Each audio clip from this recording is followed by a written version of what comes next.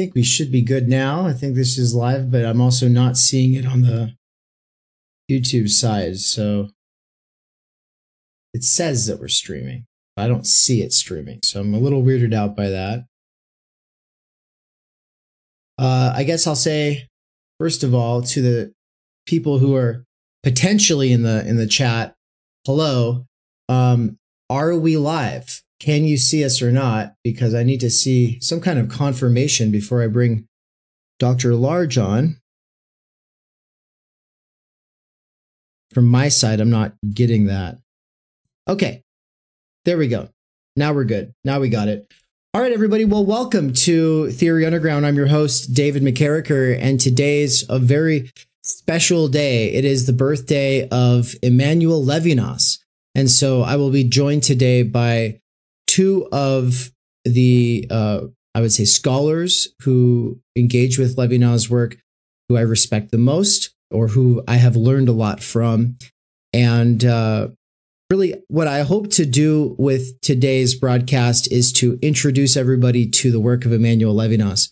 He's not that popular on the internet, and that his relevance, which I think is only growing in the age of the internet, is something that I'd like to get into with both of my guests throughout the day, but also just at a personal, individual level. Every one of you, as a thinker who's trying to free your mind while working or multitasking, going around doing things, what is the point of engaging with existentialism? Is it just to think about anxiety and freedom? Or is it also to think about moral responsibility, the ethical relationship, and perhaps that these might even be a higher priority than all of the other things being shoved at us every day in the attention economy? I think that whether you come out on the end of this agreeing or disagreeing with Levinas, my hope is that you will consider him a worthy intellectual giant for taking on at some point, if not this year, then at some point in the near future. And with that, I'm going to turn this over to the new screen, where I will be bringing on Dr. William Large. Welcome, Dr. Large. How are you doing? I'm fine, thanks. It's great to be here. Amazing. And so I guess I would like to say a couple of things in introduction about you to my audience. I'm not even sure I can pronounce your university. It's the University of Gloucestershire. Is that right? It's a good try. Gloucestershire. Gloucestershire. As you know, English place names are just made up. Yeah. So how they're written and how they're pronounced bear no resemblance. And I think the reason for this is just to embarrass our American Canadian friends. There's no other reason. Like Loughborough. I mean, how would anybody know how to pronounce Loughborough from the way it's written? It's impossible. Yeah, so Gloucestershire. Yeah, I mean, the Shire, because I think of the Shire as an actual sort of British idea from Tolkien, you know, and then, but yeah, no, I'm wrong. Lord of the Rings. You know, Right. He's a real Anglo-Saxon kind of guy. That was his thing when he was a professor at university. That's what he did. So Shire is a Anglo-Saxon word. Okay, and just means place, really. So Gloucester is the city where the cathedral is, and then Shire is the county. Awesome. Well, of which it is would have been a capital. Yeah. But a very hard word to pronounce. So you should feel no shame or embarrassment that you say, how do you pronounce this stupid word? Well, and I'm in good company. I think most people on my channel would probably also be confused by it. But, well, maybe we're not good company or not. But, you know, either way, that's the place. That is the place that you work at. How long have you been working there? I would say for probably about 15 years, something like that. Fantastic. And so then I think before in the southwest of Britain, of the UK. The southwest. Wonderful. And so before we really get into Levinas, his life and work, I kind of wanted to set the stage with you a little bit and just say that my own introduction to you is through the two introductions that you wrote. The introduction to Being in Time, Heidegger's Being in Time, and the introduction to Levinas's Totality and Infinity. Would you like to say a few things about some of the other kinds of work that you've done as well? Yeah, I mean, I suppose like most academics, I published a few books that nobody reads. Yeah. We call them research monographs, and they're usually specialized books for two or three individuals in the world, and then quickly disappear from their websites or Amazon, and you can occasionally find them. So I've done that kind of stuff, a lot of those kind of technical papers, but I became quite interested in trying to make difficult ideas easier for people to understand. So that's why I wrote those introductions.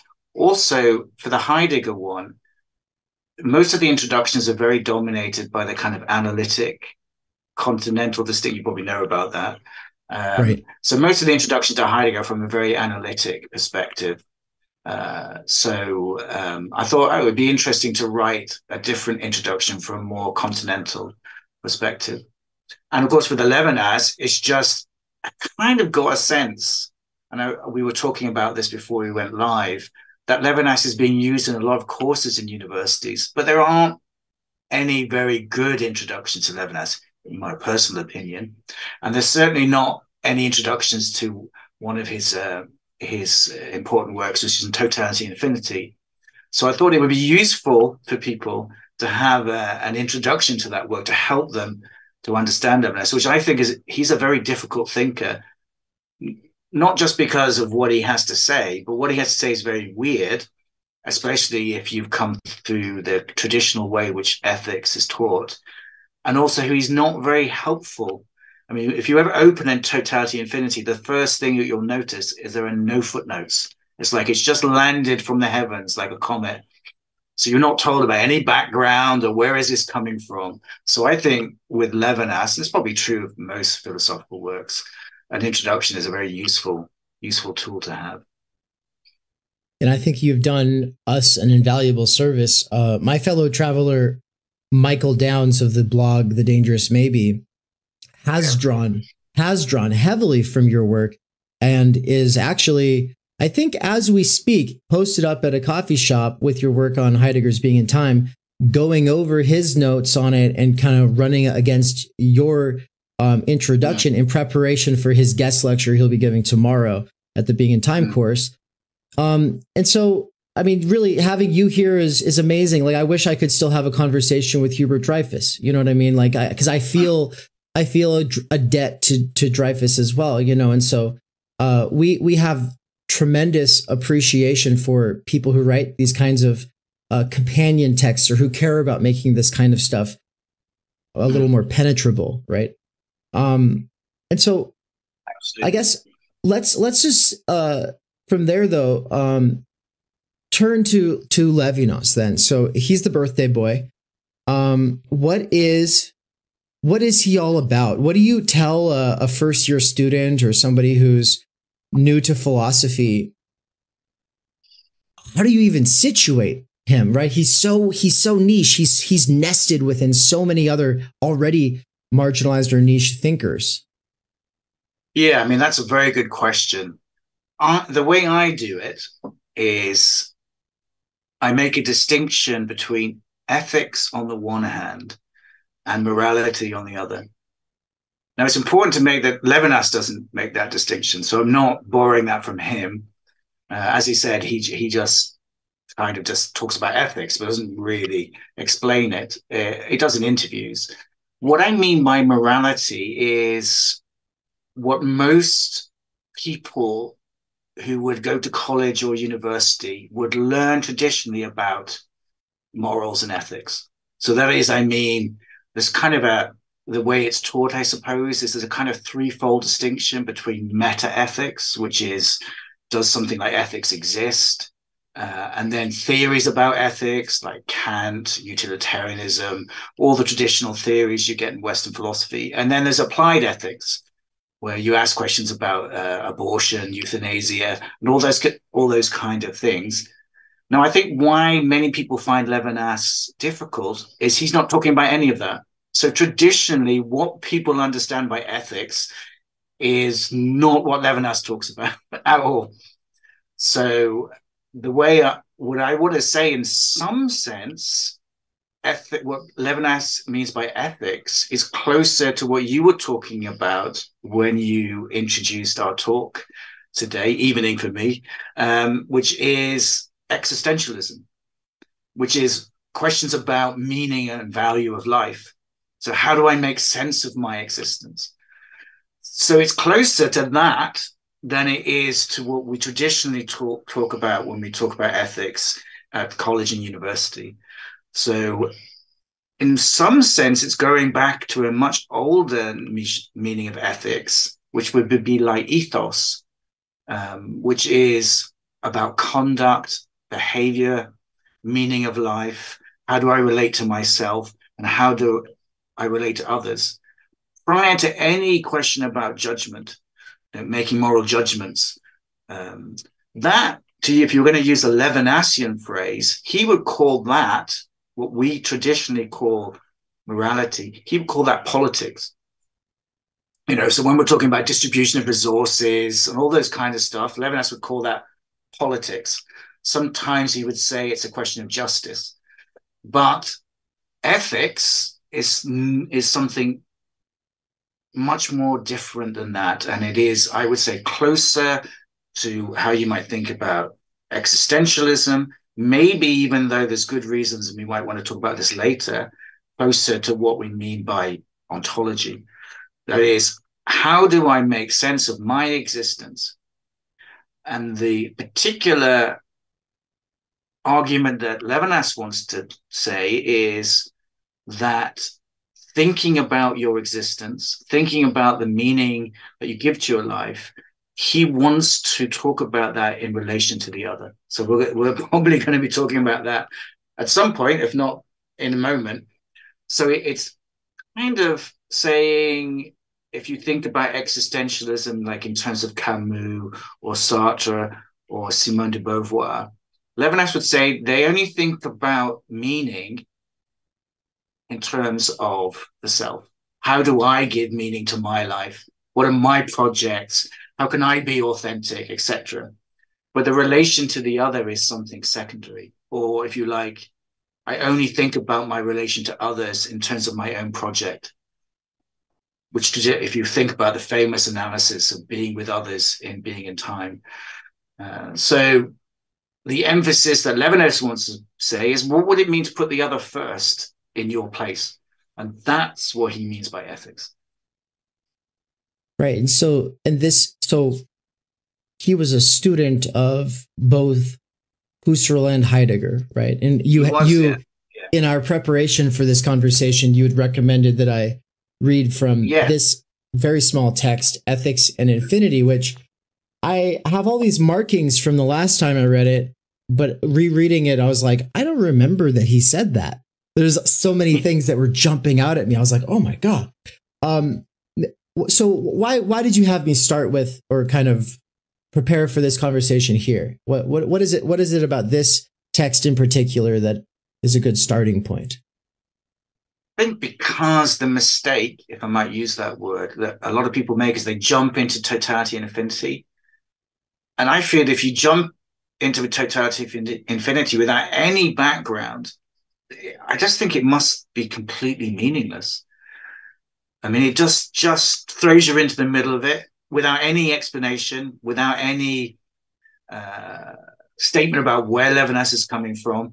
And he just throws you in the middle of it. And I just think it must just seem very peculiar, especially if you're coming from this more traditional way of thinking about morality. It must seem, what is going on here? It's just so incomprehensible. Whereas in those interviews, he does give the background because the interviewer is asking about the background. So he does explain his relation to phenomenology, where he's coming from. He explains, I think you can't really understand Levinas without knowing something about Heidegger, because he's so much in dialogue with Heidegger. And he gives you all that background. He also tells you, which is very important for Levinas, is the Jewish background, the relation to the Talmud and all those other things. You get that background, which can support you if you do wish to go on to further reading of the more difficult and perhaps without that background incomprehensible absolutely stuff. I mean, I'm not scared of incomprehensible stuff, but I mean, I can understand why other people might think, "Oh my, what's going on here?" But I think that there are definitely people who want to just have no real signposts like your book or like this, dive straight into it. And it's because they ultimately want to get frustrated and then have to go for a walk and then come back to it and eventually throw it against the wall. You know, and there is a particular kind of enjoyment that comes from that process. And then it becomes so clarifying and relieving. It's like a tension that builds up, and then you read your work and then it's like, oh, what a relief. Oh, William Large just laid it all out. And that clarifies everything, right? But there are also people who prefer to take a few baby steps before. And one of the things that I found so interesting that I did not remember biographically was the people who had this big influence on him. Of course, Husserl and Heidegger, he talks about them in 1928. He didn't know about Heidegger. He came to Freiburg to study under Husserl because that's what everyone was talking about. But once he was there on the ground, everyone's really talking about this new book, Sein und Zeit. And he goes, oh, I gotta read that. And so he starts reading it and he gets swept off his feet, so to speak. He still says all these years later that this is 1981, that this is the most important, or it's in the top 5 philosophy books of all time still. But what I didn't know about was that he goes into these 4 obscure influences that were professors of his. And then he talks about how for his professors and for his fellow students and for everybody, Durkheim and Bergson were like the 2 guys that everyone was citing and arguing against. And then he kind of shows, thanks to Nemo's amazing questioning, that Durkheim and Bergson both set up something that Husserl and Heidegger then sort of run with, right? I was wondering. Yeah, I mean, obviously, yeah, I agree. I mean, obviously, in terms of the French cultural context, Durkheim and Bergson are very important. And it's the Second World War, which you get that shift in the intellectual history of French philosophy, where Heidegger and Husserl, the 3 H's, maybe even Hegel, become the dominant voices in French philosophy. But the pre that kind of dominance, Bergson especially would have been the most important figure in French philosophy, and there are definitely influences of Bergson in Levinas. You know, the other French philosopher would be Deleuze, where Bergson is very important. Durkheim, of course, is important to understand in terms of, and we might come on to this, about the role of religion in society, because one of I think the most contentious elements within Levinas's thought is what's the relationship between religion and ethics? Do you have to be religious to be a Levinasian, or can you be an atheist Levinasian, like Simon Critchley would say, which I have a lot of, openness to, because I'm not a religious person, and yet I find Levinas really inspiring. So for me, it is problematic, the relation between the confessional and the religious. So to me, when I was originally reading him, I had the impression that, yes, this is a deeply religious thinker who's refusing to argue within or make appeals to the outside of some kind of a religious revelation or transcendence. And I think he says that at the beginning of Totality and Infinity, that he's going to kind of stay within the phenomenological reduction, right? How well do you think he succeeds at doing that? I mean, it's a very, very good question. I would say, in terms of my own personal narrative, and in this sense, Simon Critchley, me and Simon Critchley are friends, and we actually went to the same university and had the same professors. So we were very much influenced by that reading, is that it would be easy to separate the religious and ethical aspects. And as you know, in terms of Levinas's own biography, he published the philosophical works and the Talmudic readings in separate publishers, and he himself in interviews wanted to keep them separate. I now, being much older, are less convinced that you can separate those two elements. Um, so, and in one sense, do you know the French philosopher Alain Badiou? Do you Yeah. know his Yeah. book on ethics? I'm trying to think of what the title is. But anyway, Is it's just a critique of Levinas, really. hmm. But what I like about that book is that he takes Levinas's religiosity seriously. And really, you know, what he wants to say is interesting about Levinas is that he is a religious thinker.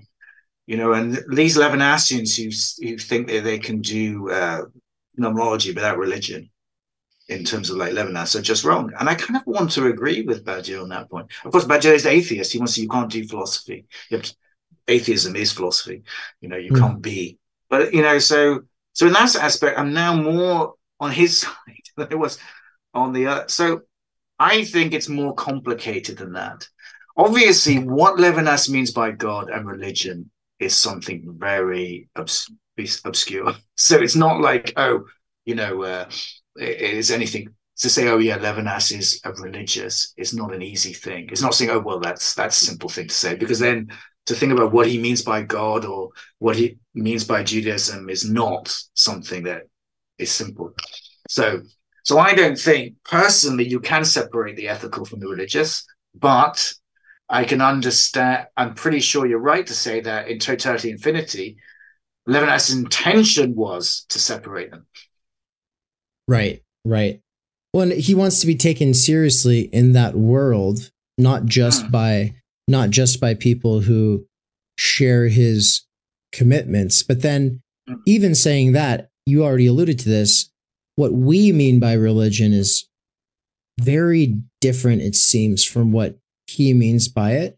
Mm. And I think that where is it? I think it's right here at the beginning when Nemo in Ethics and Infinity is at. Which, by the way, for those who don't have eyes on screen, when I was saying this book and I kept pointing at it, I forgot to say the name of it. But the small book, which is an interview with Philippe Nemo, it's called Ethics and Infinity. All right. But he had said that he was first impacted by scripture, and then in college is when he got into philosophy. Maybe he was introduced to a little bit of philosophy earlier on in psychology and stuff like that, but it was really in his college years.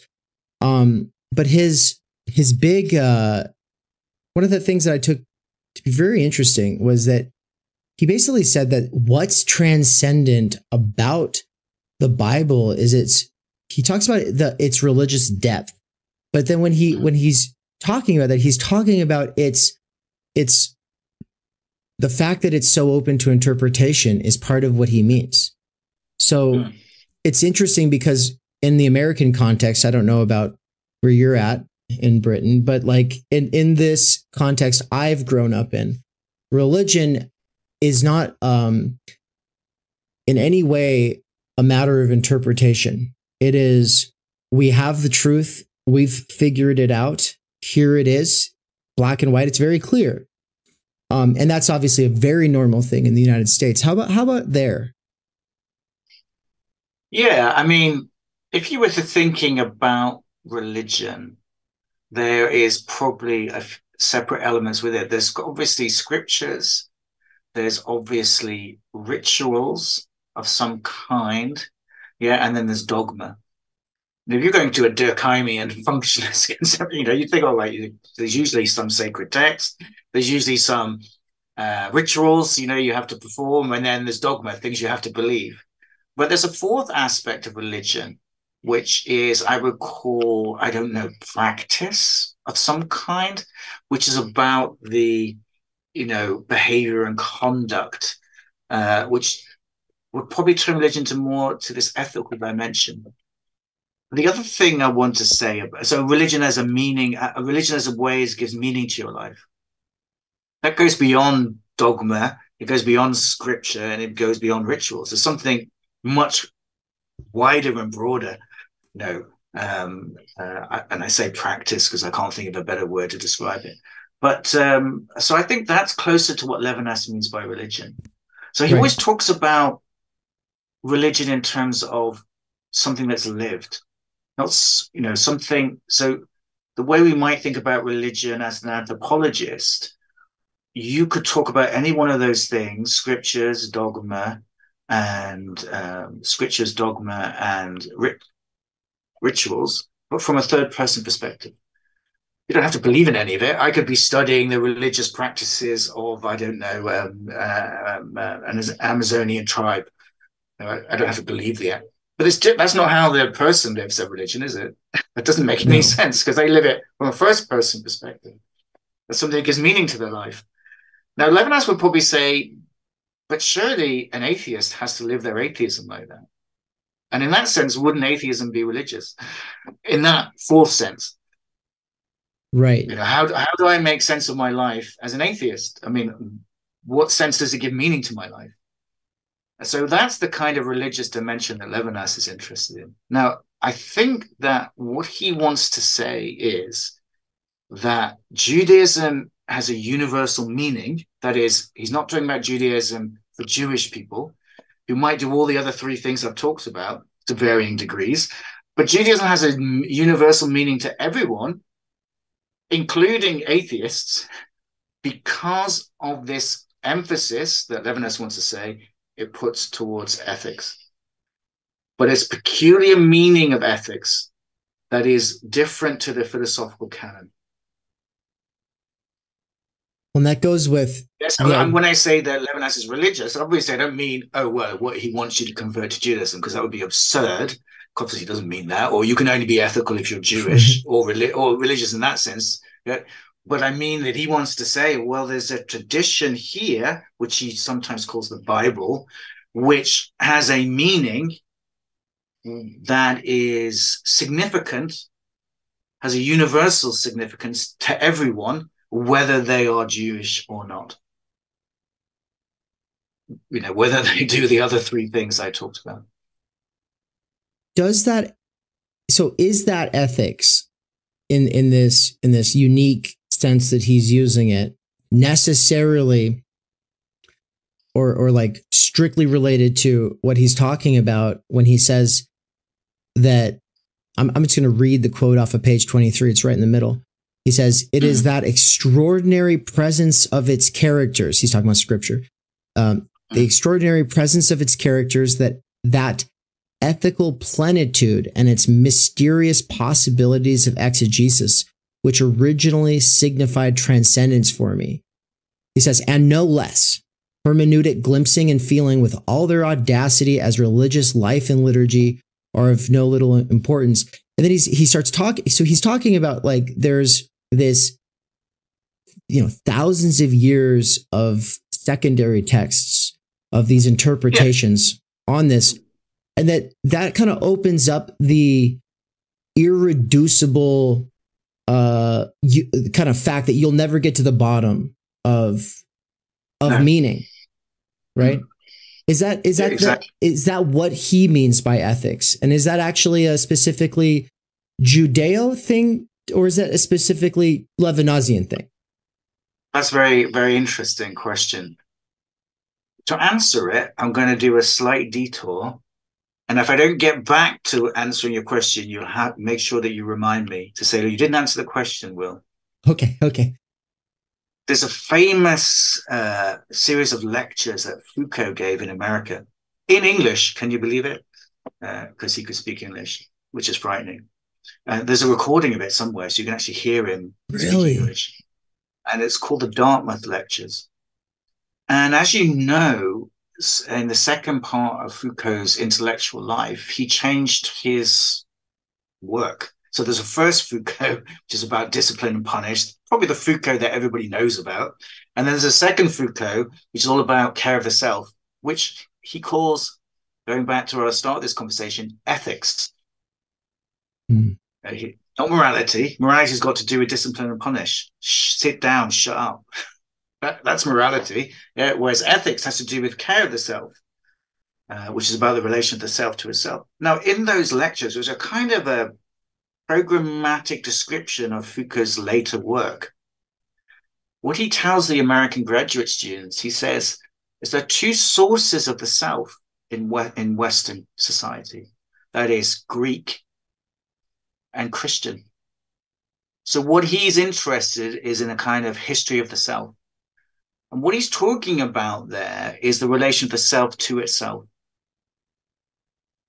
So he's saying there's two discourses in Western culture. He's talking about Western Europe. He's not making some universal claim because he's a historian. He's saying in the way that we talk about ourselves comes from a history, which in a very Heideggerian way, he's saying we have repressed. We think it's natural the way we talk about ourselves, but he wants to say, no, it has a history. And the two mighty rivers of this history, to mix my metaphors, are Greek and Christian.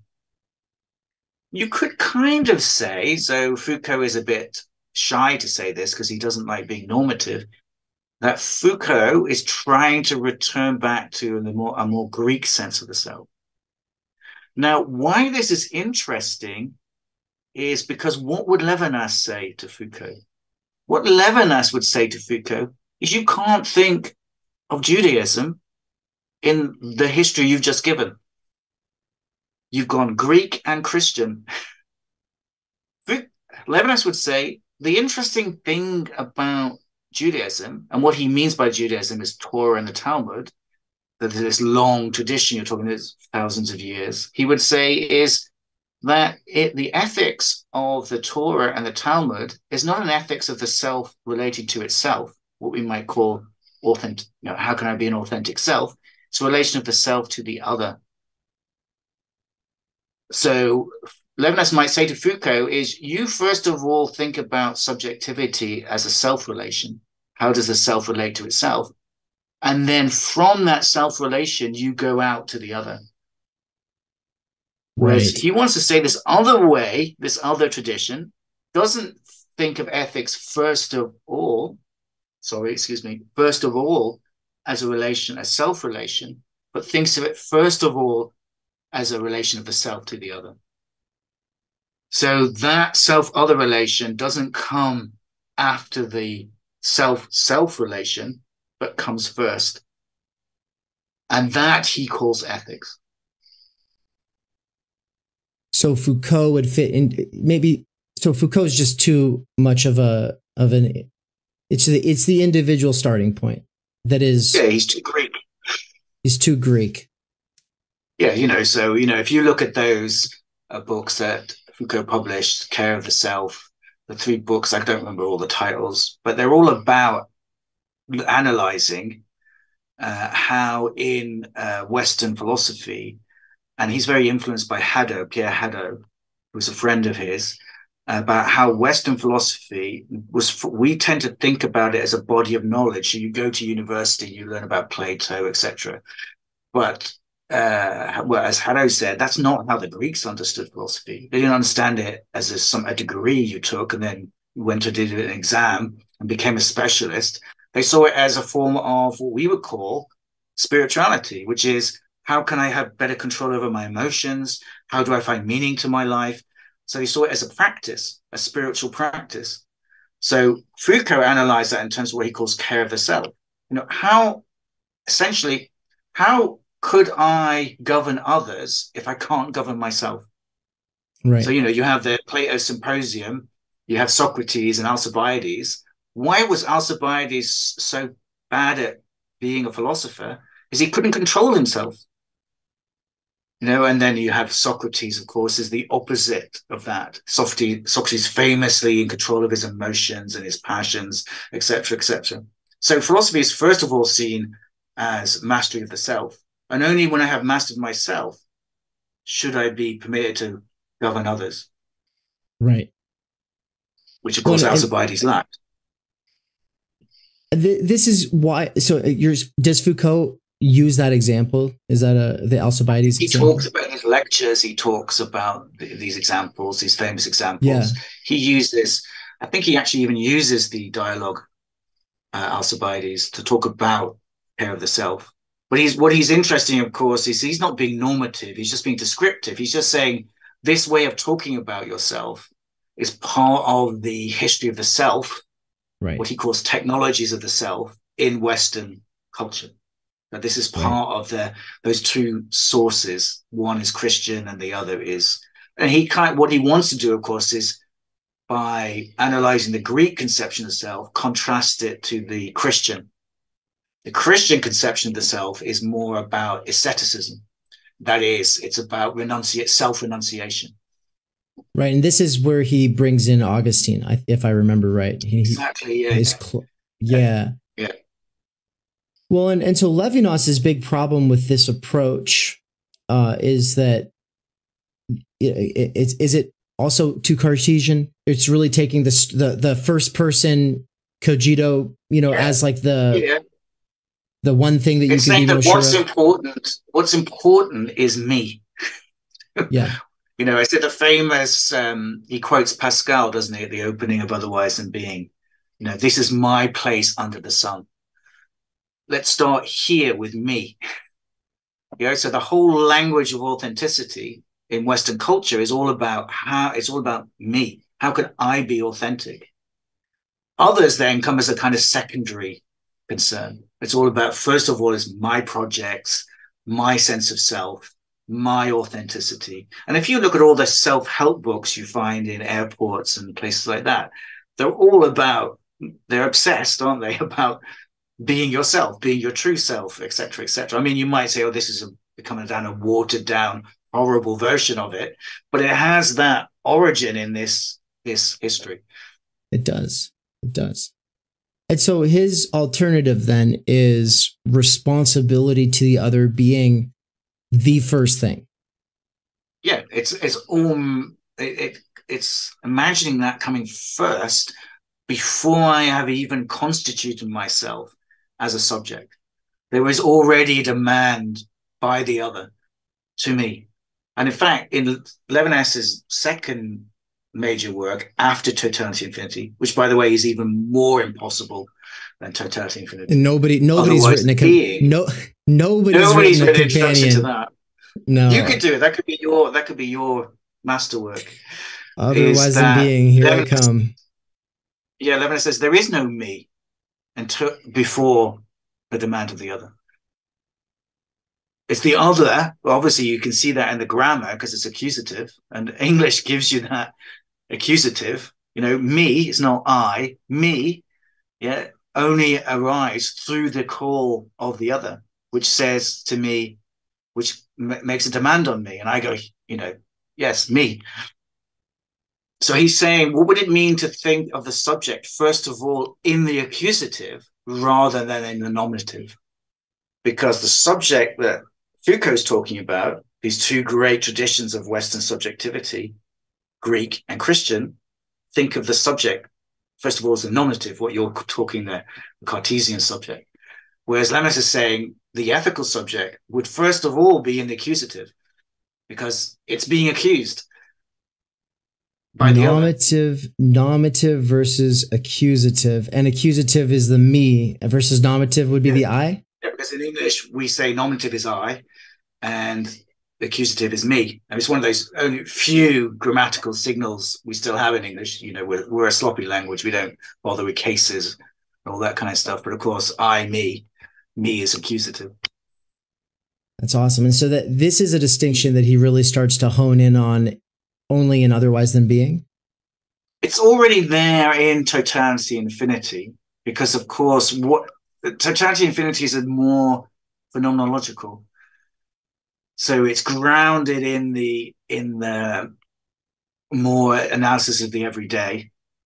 So you can, once you get past the impenetrable introduction, it's just like, what the hell is going on? So once you get in more of the phenomenological analysis, it's more grounded. So in that sense, it's like Heidegger's analysis of the everyday in Being and Time. And in some sense, Totality Infinity is in dialogue with that and offers an alternative to it, which is interesting in itself.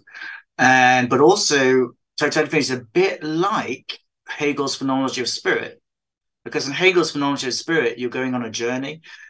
It's kind of like a Bildungsroman. You're kind of going through a journey, exploration of self-understanding. And you have a kind of narrative journey in Totality Infinity, because it starts with the self, closed in on itself. And the question is, why should I care about the other? So that's kind of the question of totality infinity.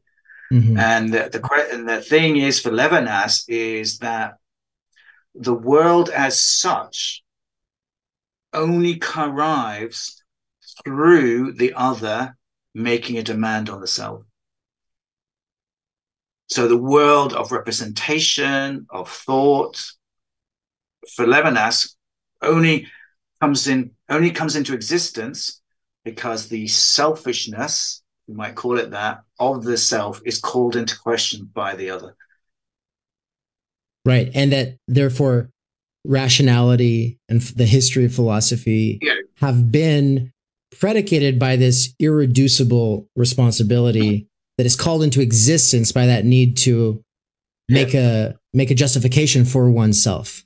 Right. Yeah. Because the beginning of totality infinity, which is very relevant today in the terrible situations that are going on in Gaza, the whole opening of totality infinity is to question whether war and violence is first. Right. Because as you know, if you think about the justification of war, the justification is always based on reality, isn't it?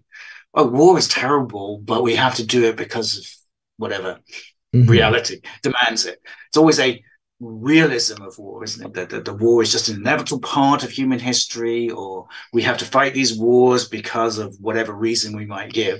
So we rationalize and naturalize war. So the whole thing about totality infinity is to try and say that what if what he calls messianic peace, well, what if messianic peace was first, not something idealistic that would never be able to counter the universality of war, and not just thinking about peace as something that is secured by war. It's right, like the exactly. War, that's war a very good point.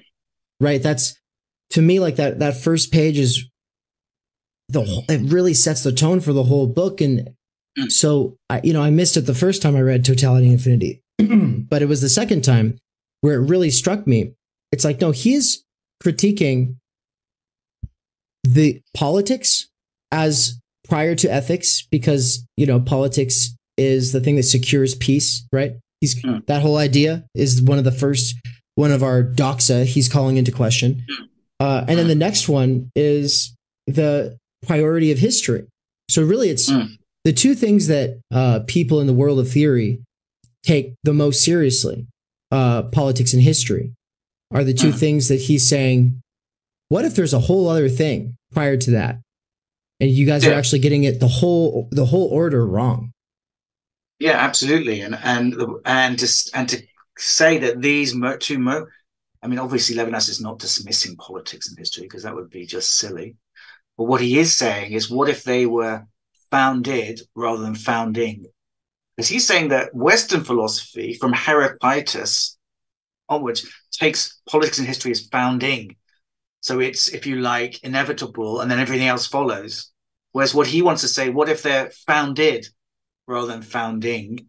And what his argument in Totality Infinity is to say that the possibility of politics and history, it has its source or origin in ethics, and not the other way around. That ethics is not a negotiation with politics and history. There was no negotiation to be had for Levinas. So, and if you want to put that in a more prosaic way, is that, and here it's very similar to Walter Benjamin, is that history can only be judged outside of history, because history is the history of the victors. Right. History is the history of those who have succeeded through violence. So history can only be judged by an infinite demand that makes a demand on history and goes, this isn't right. Well, I don't care what history says, this isn't right. Exactly. And so this has been one of my big questions going back to him, is the way that he has been received, at least in the American continental philosophy scene has been largely led by Simon Critchley and Judith Butler. And there's a host of others as well. And all of them are taking Levinas into their social justice projects that are political first. And it's almost as if they think that because scholarship, starting in the 1960s mostly, started doing this people's history approach, kind of a Howard Zinn approach, that now we have history that's not just history of the victors, and therefore we can bring politics and history right back into the thing, and Levinas can just be fit right back into this more political historical project. Do you think that there's anything to that? And then I'm curious about your thoughts about this sort of political appropriation of his work. Yeah, I mean, again, another brilliant question. These are all very difficult problems, obviously. And as you know, what makes a problem interesting is it has no solution. Because if it did, then we could all go home. We wouldn't be sitting here talking and debating at it. So there are 2 points, I call them 2 points of translation. One is obviously the religious bit we were talking about. So we could talk about what's the relation between religion and ethics. But the other interesting one is what's the relation, the other point of translation is what is the relation between ethics and politics. Now, there are both of these. It would be wrong to say that what Levinas means by ethics doesn't relate to either of those two terms.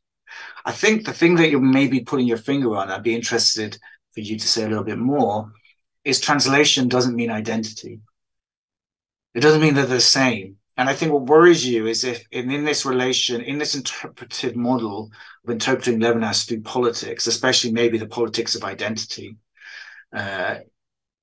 just simply subsumes ethics within politics. So just simply makes them the same. Whereas I think you want to say is, obviously there must be a relation between ethics and politics, but surely that can't be a relation of identity, that ethics is just politics. And I would agree with you. I would say they don't. If you read Levinas, clearly he doesn't want them to be the same. I don't know. What do you think? Well, I think you said it more clearly than I can, because for me right now, it's mostly just, I guess, part of my issue has been that ever since I got sold on Levinas, and by the way, I really owe that to Dr. Leswin Laubscher from Duquesne University when I saw him give a keynote talk at a conference I was at, but also to Michael Downs from the Dangerous Maybe blog, who was studying him at that time. So it was like this convergence of forces. And Mikey is in the chat right now, by the way, saying to let you know that he said thank you for those 2 books and that they're helping him still to this day, and that you really helped him unlock those things. But okay, so when I saw this keynote presentation and I was like, oh my God, because I was already really into Heidegger, and I was like, I'd already been wondering, well, where does morality, ethics, politics, where do these things kind of come in now that I'm kind of into this Dasein idea, like where to go? And so I suddenly saw Levinas as the expansion pack for bringing in these other components. And it was a lot more simple from that standpoint at the time, because for me, it really was just kind of like, it was politics and morality. To me, as a sort of younger, I would have probably identified as some kind of a leftist. I was thinking they're just the same thing, right? Like, and so then I read him that way. Oh, it's just when he says morality, he's also talking about justice. When he has a problem with history, he really just has a problem with this kind of history. And so I was reading him that way. But then it was when I came back to him after being a little more skeptical of a lot of the forms of activism in the United States, that I was like, whoa, how crazy is it that Judith Butler, like the high priestess of gender activism today, is like a Levinasian, but she never really sits with that as a problem. That she never, because there's 2 very different positions in the field of queer studies that can be oversimplified as one is queering things means to loosen up and say that we're all infinitely interpretable and that there is no fixing us down. And that I've always been on that side.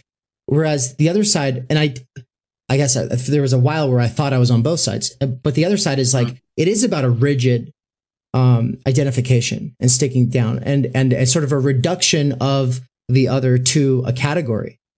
And I don't see Butler struggling with that contradiction, like taking it seriously.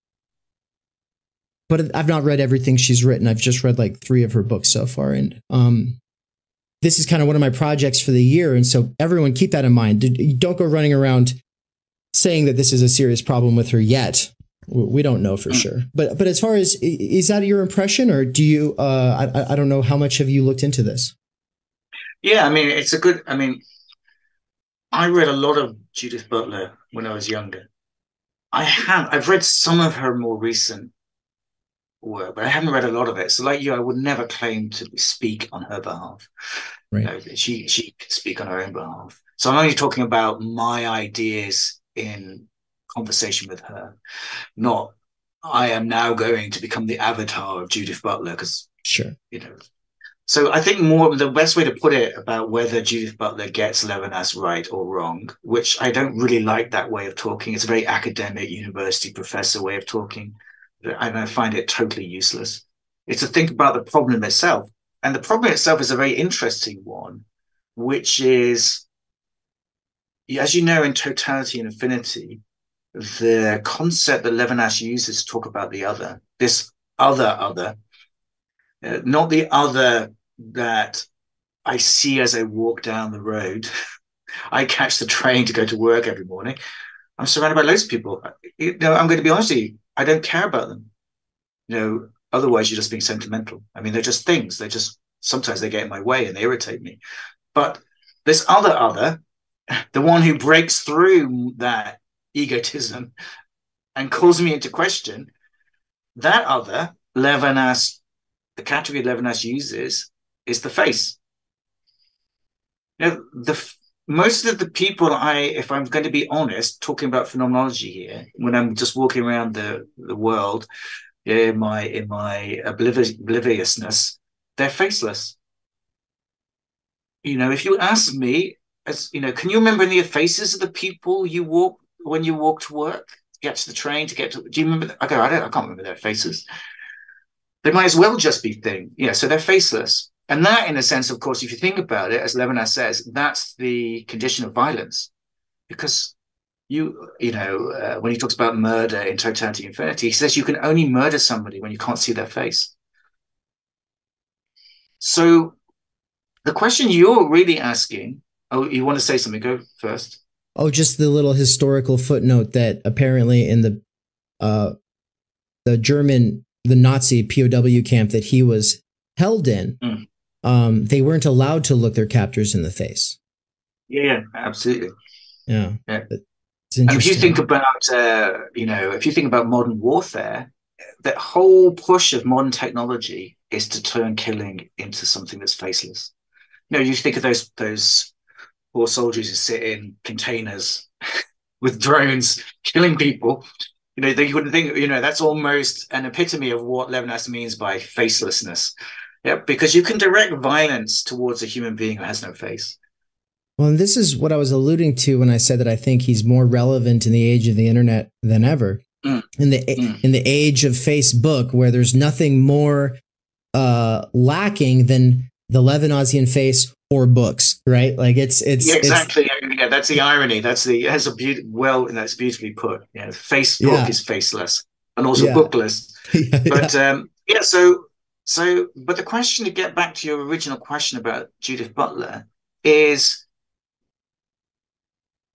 does the face of the other, which is the face that breaks through what I'm calling anonymous existence, does it itself have an identity?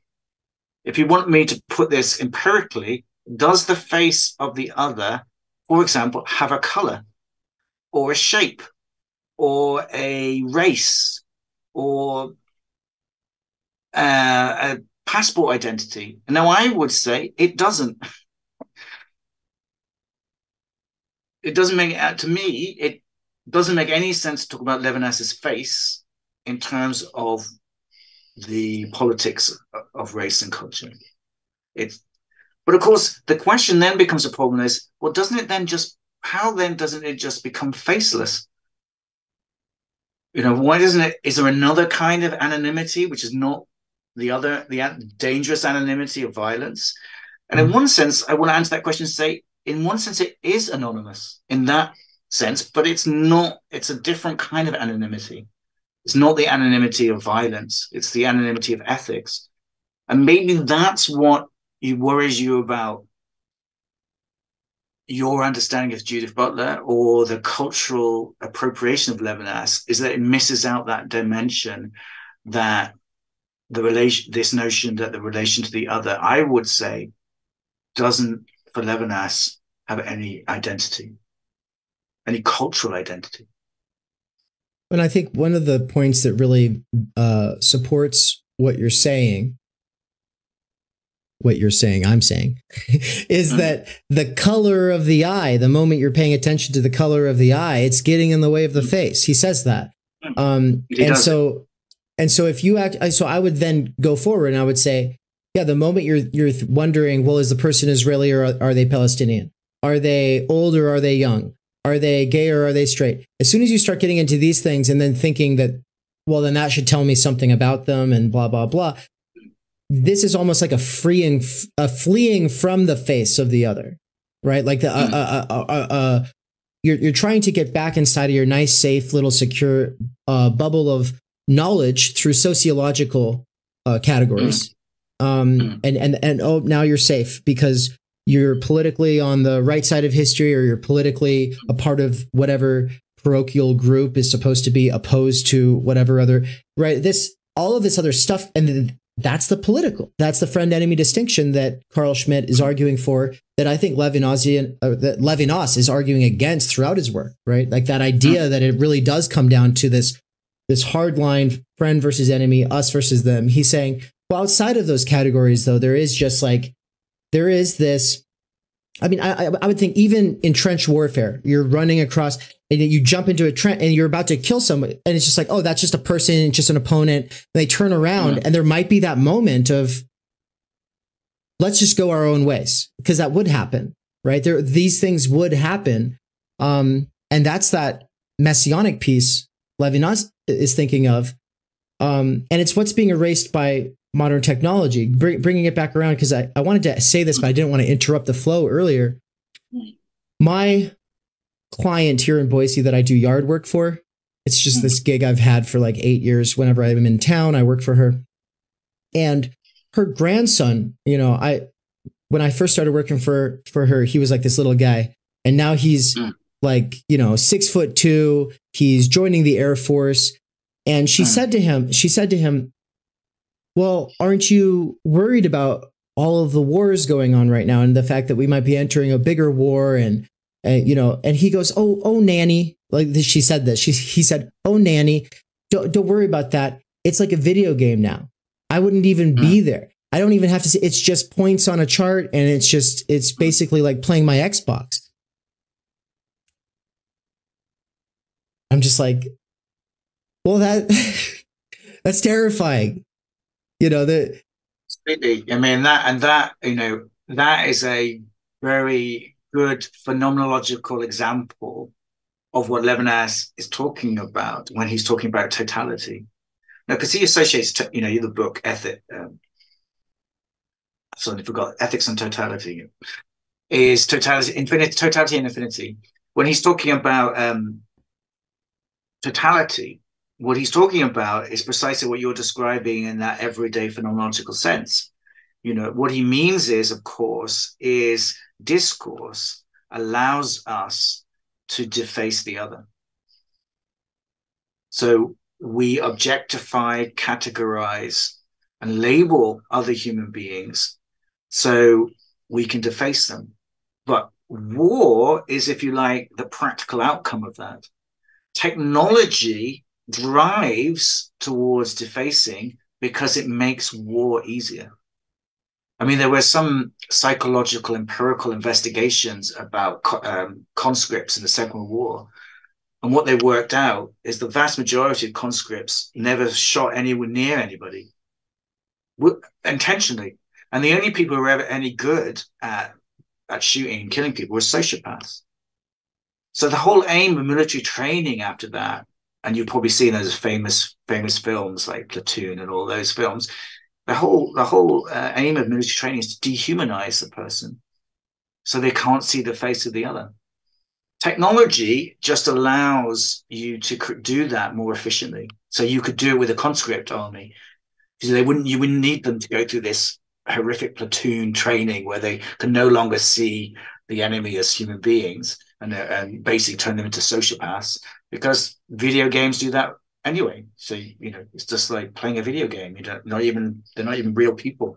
So you don't need to go through that kind of time-consuming military training. You just need to use technology. And you know, that is the future of war, I believe. You know, the whole future of war in terms of drones, et cetera, et cetera. But I think that what I would like to say is that I don't want to say there's no relation in Levinas between ethics and politics.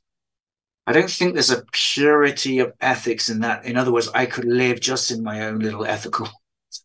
I don't think that's what Levinas is saying. There has to be at some point a translation between ethics and politics. And the way that I see it is, for me, that ethics continually returns or haunts politics as a continual reminder that we don't end up justifying violence, or we don't easily end up justifying violence. So it's not about purifying ourselves of politics, but it's keeping this, if you like, ethical supplement. So, you know, if you're going to put this in a very practical way that's understandable to people, I would say it'd be a bit like, you know, when the second Iraq war, how did we justify that war? How do we justify killing all those people, hundreds and thousands of people, hundreds of thousands of civilians? I mean, we're not talking about military people, just ordinary men, women, and children. Well, we justified it through the ideals of Western democracy, truth, democracy, etc. You remember that crazy speech by George Bush on that aircraft or battleship or whatever, you know, freedom and democracy. You know, the ethical moment is to remember the faces of those people. I think, really? What? Really? Was it really about freedom? And that's not just the political thing about people say, well, it was really about oil. There's an ethical dimension which really is to remember the singularity of the faces of the people who died. You know, there's a book by Herman Cohen, who's a Jewish philosopher who influenced Rosenzweig, who influenced Levinas. That's the second major source of Totality and Infinity, where, you know, Herman Cohen says the problem with Kantian ethics is it destroys the individual through the universal. And he says the thing that Jewish thought can bring to this is to continually remind us of the singularity of the individual, so they're not crushed by the universal. And that's what I see as this ethical supplement. That's a perfect way of bringing it back around to that question that you told me to remind you if you didn't answer it. The question of, is Judaism this position of the infinite interpretation possibilities, or is that just a Levinasian thing? So with our last, well, at this point, I think we're a little over time on your side. I could just let you go, or we could take another 15 minutes to run through a couple other questions I've got here. How are you feeling? I'm very happy for another 15 minutes if it's not Perfect. Too bad for you. No, that's wonderful. No, it's great. So what I would like to focus then in on is Derrida, Butler, Marx. I don't want to exhaust the point with Butler, but she is also at the same time the most prominent Levinasian. She's also the most responsible for this idea that not only was Levinas some kind of Zionist, but that he said the Palestinian has no face. A very strong point for her to be putting out. that apparently has no real textual basis. And so I was curious about your take on that, and if you think that's influenced how Levinas has been received. Yeah, I mean, clearly, to be very pedantic, and sometimes you have to be pedantic, clearly Levinas never said, there's nowhere he ever said that. He never said Palestinians had no face. And if you think about it, it doesn't make any sense. And the reason why it doesn't make any sense is because it doesn't make any sense to categorize the face in its ethical significance in terms of a culture, a race, or a political identity. So it's not just that the face isn't Palestinian, isn't not Palestinian either. It doesn't make any sense for Levinas to talk about the face in those terms. So it's just simply, I would say, from a Levinasian perspective, an error on Judith Butler's part. It's an error in attribution because there is no evidence. There's no way he never said that. But I think there are good reasons why he wouldn't have said that, because it doesn't make any sense to talk about the face being Palestinian, Jewish, or any other cultural or racial identity in the way that we've been talking about. That the face, in some sense, paradoxically, the face has no face. And it doesn't make any sense. If you're thinking about the face empirically, then that's not what Levinas means by the face. The face is this moment, this ethical moment, which interrupts my complacent subjectivity. And think about George Bush standing on that battleship saying, look how amazing we are. The face would be what interrupts that. Any face, not a particular face, that has to have certain character. So I don't think that makes any sense. But what she's alluding to, which is possibly more interesting than a mere matter of scholarly interpretation, is an infamous interview that Levinas gave about the 1980s Lebanon War. And many people might not know about that war, but it does kind of prefigure what's going on in Gaza at the moment, which is that Israel wanted to crush the PLO. The PLO were forced to Lebanon by the Jordanians, and Israel invaded Lebanon. And it led to large-scale deaths of civilians. And one of the infamous moments is when allegedly the Israeli army, the IDF, allowed the Christian militia into Palestinian refugee camps to massacre Palestinians in Shabra and Shatila. So this is a very infamous moment in the history of the ongoing Palestinian struggle. So kind of Levinas was, if you might say, ambushed to make a pronouncement about this. And people's disquiet is that he didn't vocally express his outrage. It's a bit like similar, when people, sometimes you see them go on TV and they go, before the interview will go, before we start, can you please express your outrage to Hamas or something? It's a similar kind of thing. You're supposed to say, isn't that terrible? They're Hamas, they massacred people, they're terrible, they're terrorists, blah, blah, blah. It's the same kind of thing, but the other way around. Now, my view is there are probably good personal and autobiographical reasons why Levinas couldn't do that. Because Levinas was a religious Zionist. Although his Zionism, and it will probably take us me an hour to explain it, it's religious Zionism. So it's not political Zionism. So it's a very peculiar kind of Zionism. And in terms of the Holocaust, in terms of his whole family being wiped out in the Holocaust, I think it would have been difficult for Levinas to, in that moment, to have been a vocal critic of Israel and Israel's action. That doesn't mean that, of course, we couldn't be. Because I'd like to be really honest. I don't think that my political judgments, I don't think Levinas has to make my political judgments for me.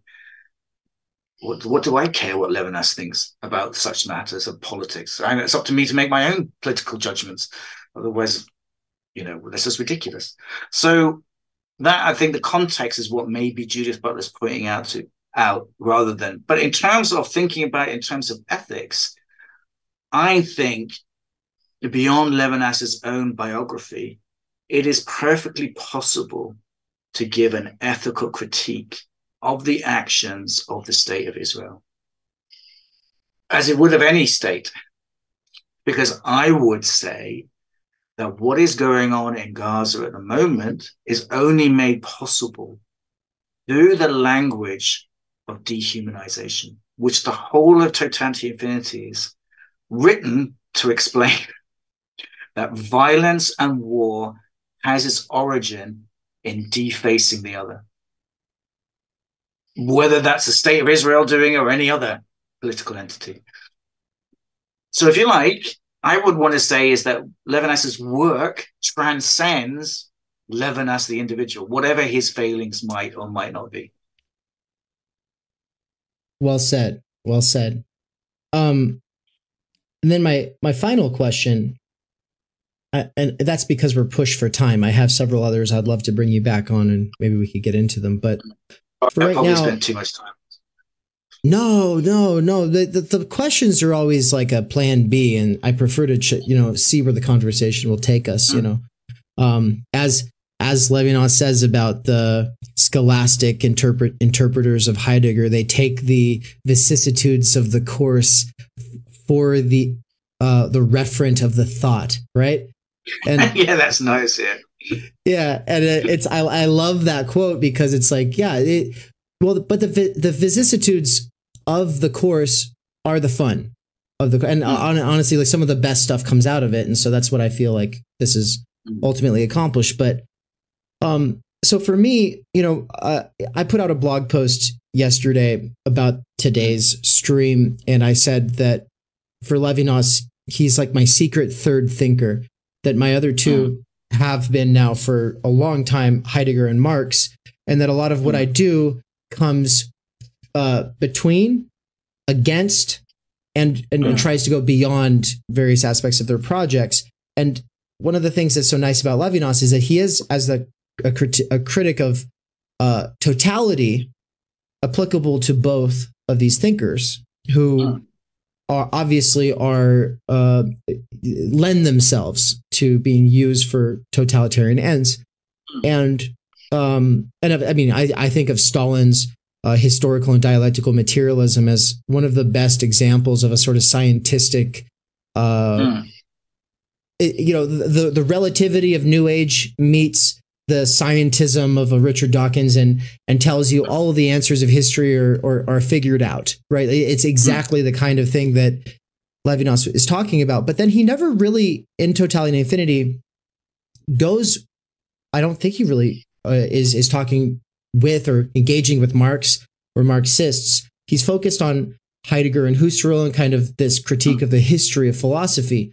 Okay, but with all of that said, on I think page 42, let me see, 43 of this Ethics and Infinity, he says, in response to Nemo saying, would you say of Heidegger, all things being equal otherwise, what Sartre said of Marxism, that it is the unsurpassable horizon of our time? Now, all that Levinas had to do here was say, yeah, I do think Heidegger is the unsurpassable horizon of our time in this way or that way. But instead, he makes this little aside where he says, there are many things for which I can still not pardon Marx, ... In what concerns Heidegger, one cannot, in fact, ignore fundamental ontology, and it's problematic.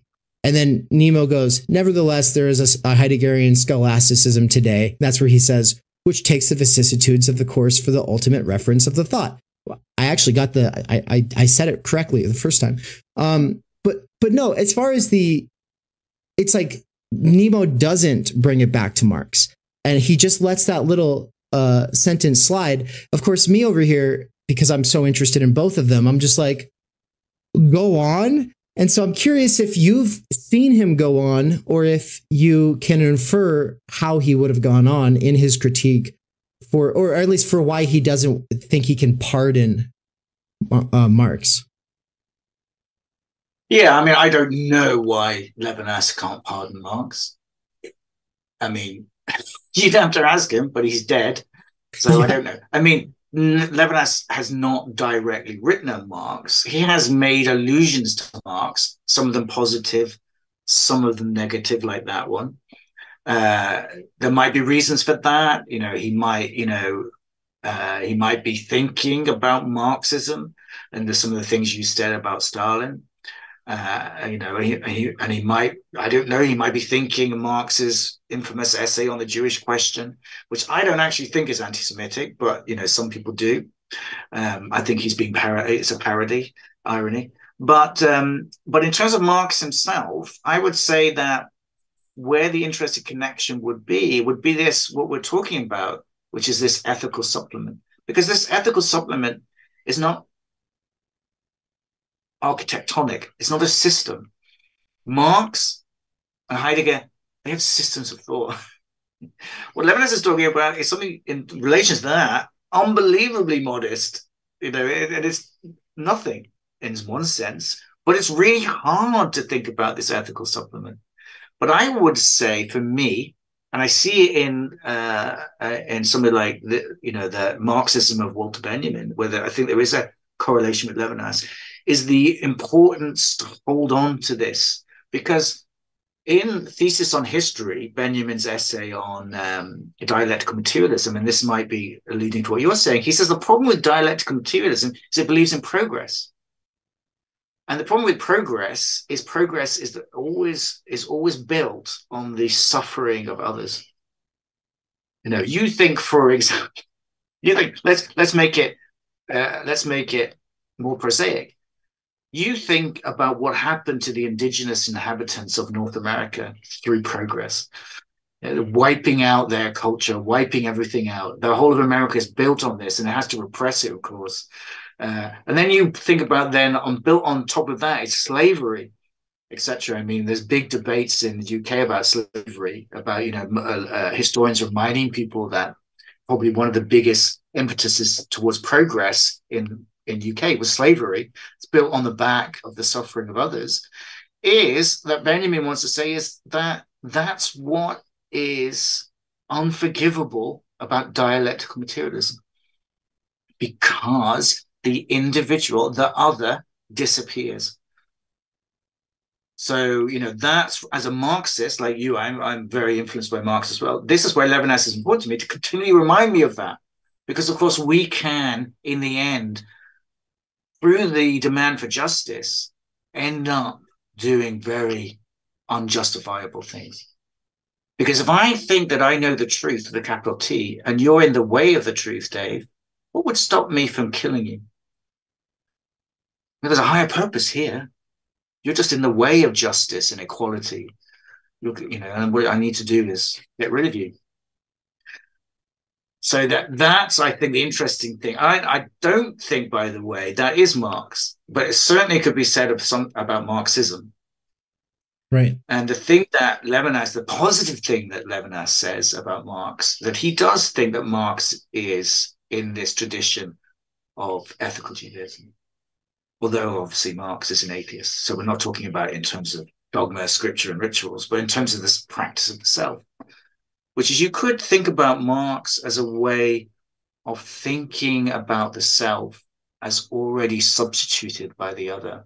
And this might be where we should end. Otherwise, I could do this all day, all night, by the way. So I think we should end here. There's a beautiful thing in Deleuze's Abécédaire, which only could happen in France, where you'd have philosopher coming on TV and talking about it. And he's talking about government or governmentality. And he says, and I love this about philosophers when they do this, he says two kinds of people, as if there were two kinds of people, but he's laughing when he's saying it, so I don't mind it. Yeah. He says, there are people who start with themselves and work out to the world. So they start from their house, their street, their town, their nation, etc., etc. And that's very close to Levinas's, though he doesn't allude to Levinas's phenomenology and totality infinity. Because Levinas's critique of Heidegger really is to say that his notion of the self is still not concrete enough. So the concrete self is the house. So, if you think about it if you want an image of it, it's like people peeking behind their curtains. What does this do to me? What is that person? Why are these refugees coming over here? Why are they taking my jobs? This is my place under the sun. This is mine. So that's one type of person, Deleuze says. But there's another type of person, Deleuze says, who starts the other way, works from outwards to in. Somebody who might, like you, think, I wonder who made my shoes. How do they live? And so Deleuze says that subject is already decentered by its relations to others. It's not starting from itself and working out to others. This subject already feels othered. And Deleuze says that is ethics. And he says this is more important than the distinction between left and right. That, for me, is what I think, for me, is what this supplement is. As a person like you who is interested in politics. I was, when you started out by saying that you wanted to be able to finish on this, I was like, oh, yep, I'm definitely not going to ask that other question Mikey's asking in the chat. But you brought in Deleuze, and now I have to ask Mikey's question. And we've got 2 more minutes. Mikey says, are D&G and Levinas compatible on the question of the face versus faciality? Yeah, I mean, obviously not at the level of scholarship. And in fact, you could claim that that chapter is written against Levinas. But when I said, oh, there is another way of thinking about anonymity, and I said, there's an ethical anonymity, which is not the same as the objective anonymity, which is the cause of violence. When we're talking about this, the face doesn't have a face in some sense. It's anonymous. I would want to link it to deterritorialization. So when they talk about faciality in the Thousand Plateaus, when they talk about absolute deterritorialization, I would think that is close to what I understand the ethical meaning of the face in totality. I'm not saying that's what Levinas, because I know, but what I try and understand it as. Don't collapse the face down to an identity. It's already deterritorialized. And it's this absolute deterritorialization that decenters me.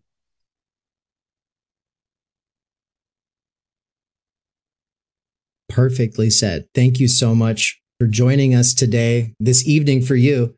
We really appreciate it. Hope to have you back in the near future, and I hope you have a great night. Sure. Always glad to talk philosophy with you.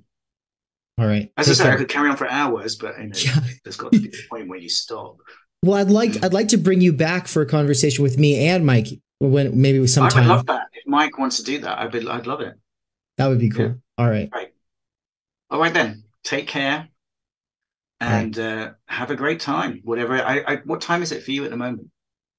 It's 11:54 a.m. In Boise, Idaho. We're in the Denver time zone, and Dr. Leswin Laubscher will be joining us from Duquesne University. He is the chair of the psychology department and also a big-time Levinasian who just put out a book called Levinas for Psychologists. So. That sounds fantastic. Well, enjoy that conversation as well. All right. Well, thank you so much. Take care. Thinking is super uncool, and that's why you should do it. It's just like almost anything that's like cool anymore. Yeah, it just sucks. And I think that's like what the underground movement has always been about, is just like seeing what's in the mainstream, being like, it ain't there, and kind of like cobbling something together. And yeah, it's a little mismatched, but that's like its beauty. We cannot do direct revolution, but the only way to lay the foundation for it is to do what you are doing to move the underground. It's a theoretically correct title. Welcome to Theory Underground, where workers with earbuds can find genuine liberation from necessity. Research at Theory Underground focuses on what is most important for understanding our current situation: theory of the subject, capital, time-energy theory, critical media theory, CMT, and the most essential critiques necessary for understanding why the theory, ideology, and common sense of influencers left to right misses the mark. We bring primary texts from leading lights of diverse fields to bear on topical issues and works popular in our current world. Theory Underground is a publishing house as well as lecture course and social media platform. You've been reading Underground Theory. Yes. And amazing book. I'm a publisher and an editor. I run a review of books. Literally, it's my living. This is the best edited collection I've ever read. Jesus Christ. Seriously. This is a little experiment in what I, David McKerracher, can pull off without relying on the academy or the algorithmic dictates of the attention economy. Usually a good edited collection has good essays, but you only want to read a few. Every essay makes me want to read the other essays because you have a vision. Everyone that you invited for a reason. You weren't some fake publicist who's like, oh, so-and-so's a new book, have them on your show. No, you only talk to people because you've read shit by them, that you've thought about, that you think has value, even if you disagree. So I think that's what's amazing. I believe that I am, like so many others, pioneering a future in which educators can form learning webs that will make learning as a way of life enjoyable and emancipatory. However, before these tools become accessible, they have to be experimented with. That's why I built my own website and app using nothing more than my own saved wages, 5 patrons, and some small classes of students over the last year. Of course, I also have had my wife Anne's moral support and help with accounting so that I don't get in trouble with the IRS or whatever. In less than a year, Theory Underground has already put out 8 courses, 2 books, one, my book, Time Energy, and the other, Underground Theory, which has over 30 contributors, including works written by students at Theory Underground, some of my fellow travelers, and colleagues in the broader universe of Underground Theory. Beyond the books and courses, though, you will also find interviews, reading exegetical reaction sessions, and live weekly events for working class autodidacts, independent researchers, and renegade academics. These include a variety of clubs and cohorts that meet on a weekly or monthly basis. If you want to get involved, there are 4 main subscription levels.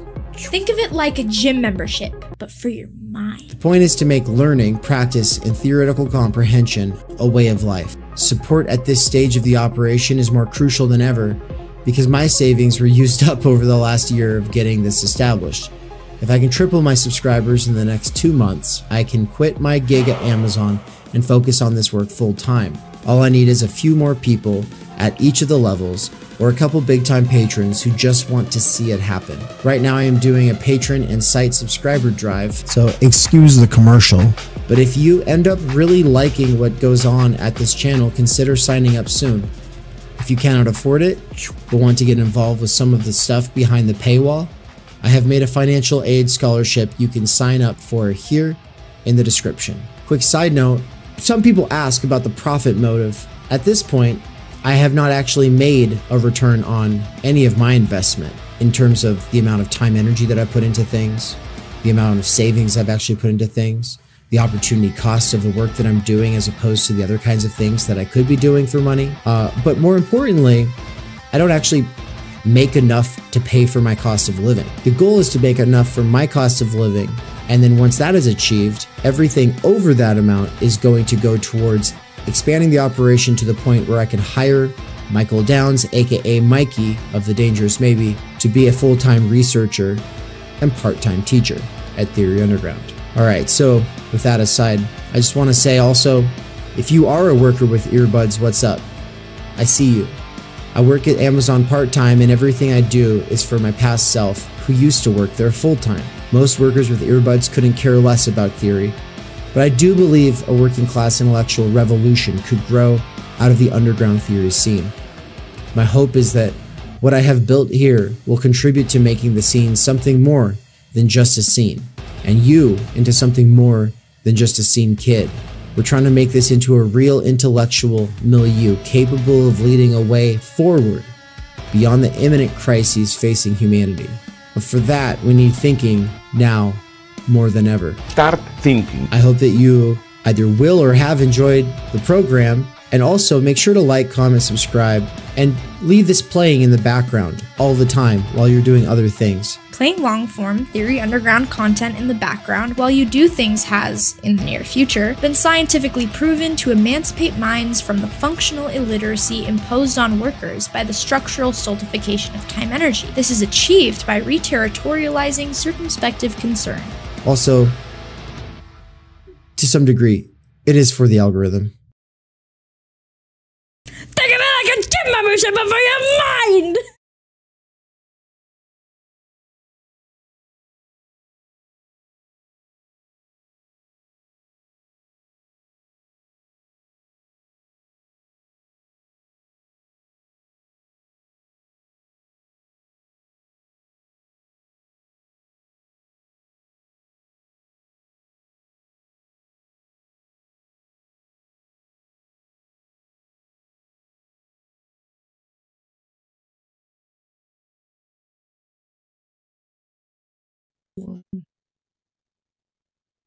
All right, everybody, welcome back to Theory Underground.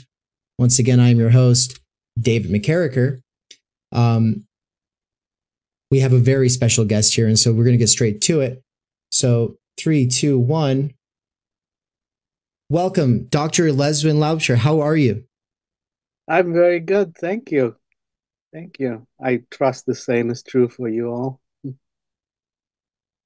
Yeah, this has been a really good day so far. I started it off with a couple hours of Levinas, and I got a couple hours of Heidegger because I'm teaching a course on being in time, and then that like leads into stuff I'm doing on totality and infinity, and so it's kind of good to kind of get that grounding again. And now we get to have this conversation with you, and so I'll just say a couple of opening remarks about you. Folks, I first learned of Dr. Laubscher and his work when I went to a conference at Duquesne University. I think it was back in 2016, and it was called something public philosophy. I remember the Partially Examined Life podcast guys were the keynote. I can't say speakers because it was more of they did a live podcast recording of the Partially Examined Life. But I believe it was the next night, or maybe you were the night before them, you were the keynote speaker. And so this was when I'd first started hearing about Levinas from my friend Michael Downs, who had been posting a lot about him online. Mm-hmm. And then to really see you bring him to life in this sort of moral, ethical, political framework, and talking about the work that you do, it really blew me away. And so I'll just say that what I know of you is that you are the chair of the psychology department at Duquesne, that you wrote a book called Psychology as a Human Introduction to Psychology as a Human Science, as well as a new book that just came out, which is Levinas for Psychologists. Is that all correct so far? Yeah, that's part of the part of what I've been doing. Thank you, and I appreciate the kind words very much. Wonderful. And so then maybe before we get into Levinas, we could talk a little bit more about you, if that's okay. I'm curious, what are the other kinds of things that you have been up to? And how did you first come to this work? Good. Okay, my goodness, where to start? Well, there is, I should first say, though, that I am no longer chair of the department after 9 years, and I'm very happy to say that. It gives me an opportunity to do other things and publish, and a little more time away from the administrative. So I'm happier. I smile more, and I don't have administrative fingers in the dike to prevent it from bursting, and that makes me feel very happy. In as much as I can go back to think a little more deliberately about these very important questions. But I must admit that I got to Levinas via an intermediary through Derrida. There was, I read Derrida in the 90s, early 90s, and anyone who's read Derrida, especially the later work, well, the early work too, 1967, Writing Indifference, article of Derrida's on Levinas' Violence and Metaphysics still remains to this day one of the most incisive and insightful commentaries on Levinas. What is it now? over 40, 50 years later, still, I think, one of the best commentaries on Levinas. So it was through Derrida that I discovered I just couldn't avoid Levinas, you know, and the intrigue of this ethics or this ethical kind of appellation that's attached to Levinas, you know. And then I started to see Levinas pop up in different people's articles, especially with respect to speaking about ethics, which was always a concern and an interest of mine. So I felt I had to explore this guy a little more, you know. I had to read a little more initially just to get a sense of what Derrida was referring to, you know, and in the sense it was to understand Derrida better. And it is kind of ironic that, you know, at the time that I read Derrida, he was quite, you know, he was in vogue. He was the guy. He was the philosopher of the moment. And over this, what is it now, 30 years, it was this trajectory where I could almost see Derrida falling off the cliff, and fewer people reading Derrida and more people reading Levinas. So there is a question too as to what is it about this moment, a question maybe for later, what is it about this moment and this time that Levinas comes to the forefront, and that people start to take him up, and that he becomes more prevalent and prominent in the discourse and in scholarship. But that's how I kind of got to Levinas. And then, of course, as you read Levinas, you kind of get entranced and kind of just, you know, you can't leave it alone. And you kind of get just wrapped up in its secrets and its mysteries and its profundities and its challenges. And I've kind of stayed there. And being in a psychology department, however, our department being unique as it is, one of only two APA, American Psychological Association, accredited human science departments in the country, it still remains, you know, we train clinical psychologists, people who are in a room with other people's pain, you know, people who have to do something, who have to respond, you know.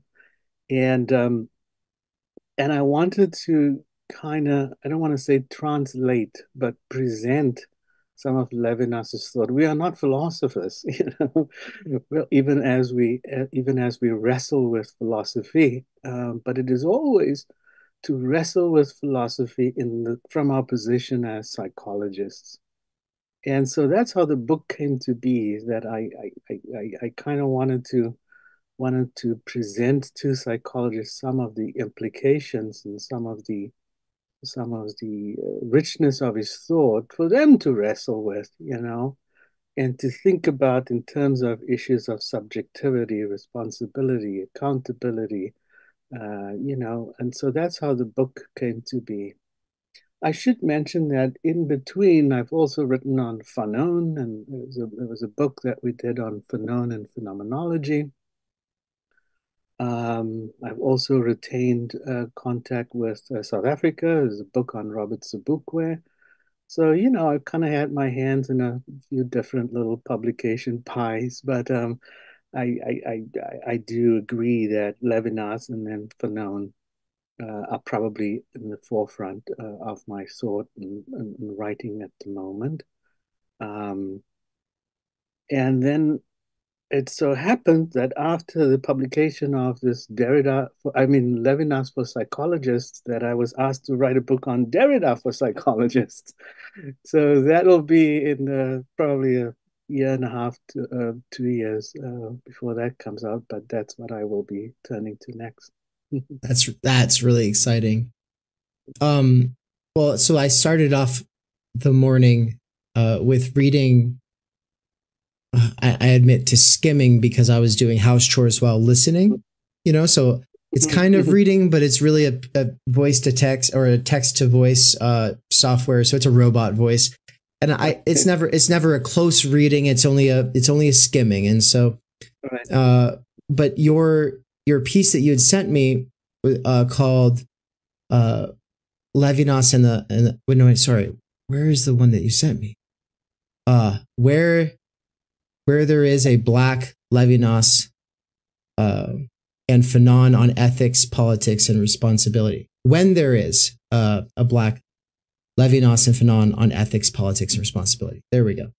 And so I want to return to the work you do with South Africa and apartheid and bringing together this critique from Fanon to Levinas, and I don't know if I can say vice versa or not, but first I want to set the stage a little bit more with this idea of psychology as a human science, because on this channel for the last year, human has become increasingly interesting a word, because of course everyone has these concerns about artificial intelligence, and the very, very most extreme side of the equation is good riddance. The human needs to be, we need to go beyond the human. We need to perhaps eradicate or let it rot. There's a new future opening up through the potential for singularity, for post-humanism, et cetera, et cetera. But of course, that brings the question of what is the human, and how is this term being understood? And I think I can think of nobody better to ask than you, because you do this work on human science, and psychology as a human science. And so really, what is that? Oh my goodness. One always finds, and I think this is going to be the case for me too, that after this is all over, you realize, oh my goodness, I should have said that. So with that caveat in place, I should probably backtrack a little bit to the word science before we even get to human, in as much as psychology is haunted by or plagued by this notion of science and this desire to be a science. It fashions itself as a science. You can open up any psychology, introductory psychology textbook. It's right there, right at the beginning. Psychology is a science, and then the APA as well goes even further in terms of professing, advocating for, and arguing for psychology as a natural science. That is to say, that it follows the model of the natural sciences, which includes all of these notions of prediction, controlled experimentation, observation. That's just the gold standard. One could say the scientific method, quote unquote, as such. The science of explanation. Of having a cold and then looking for its cause in this or that virus that does that or that thing, from A to B to C to D, diagnosis and symptomatology. And so right from the beginning of our department's history, we are 60 years old this year, there was this unease, disease, with this notion of psychology as a natural science. Of course, this dis-ease is not new. Freud already kind of inspired this kind of a sense of an unknown, if you will. Most powerfully put in the sense of an unconscious, something that's not available to consciousness for us in the sense of an observation. I mean, how do you take the superego or the ego to a lab, or devise a controlled experiment for ego defense mechanisms? So Freud already kind of posed some challenges to this notion of psychology as a human science, as did some of the putative patriarchs. William James, for example, you know, the varieties of religious experience is a prototypical phenomenological exercise, you know, of something richer, something that's more. And that's how or where the notion, an early notion of human and human science came to be. A very early notion that there is something rather particular about human being, that there is something very human about human being, in as much as human being has the ability to recognize its mortality, has language, and all of those kind of things that Heidegger, for example, talks about, you know. And so for psychology then to be a science, the question becomes, shouldn't there be a science then? Shouldn't we fashion a science? Shouldn't we think about a way of learning about human being, of researching human being that that is as respectful of this complex qualitative understanding of human being, because human being lives in the realm of meaning and history and context and a past, you know. And that's how human science, in terms of a formal study at Duquesne, came into being as an existential phenomenology, as a way to take lived experience as its departure point, as a way to take phenomenological and existential phenomenological insights and craft a certain psychology around that, where the focus is on understanding as opposed to explanation. The old Wilhelm Dilthey philosophers' notion of verstehen as opposed to erklaren, you know.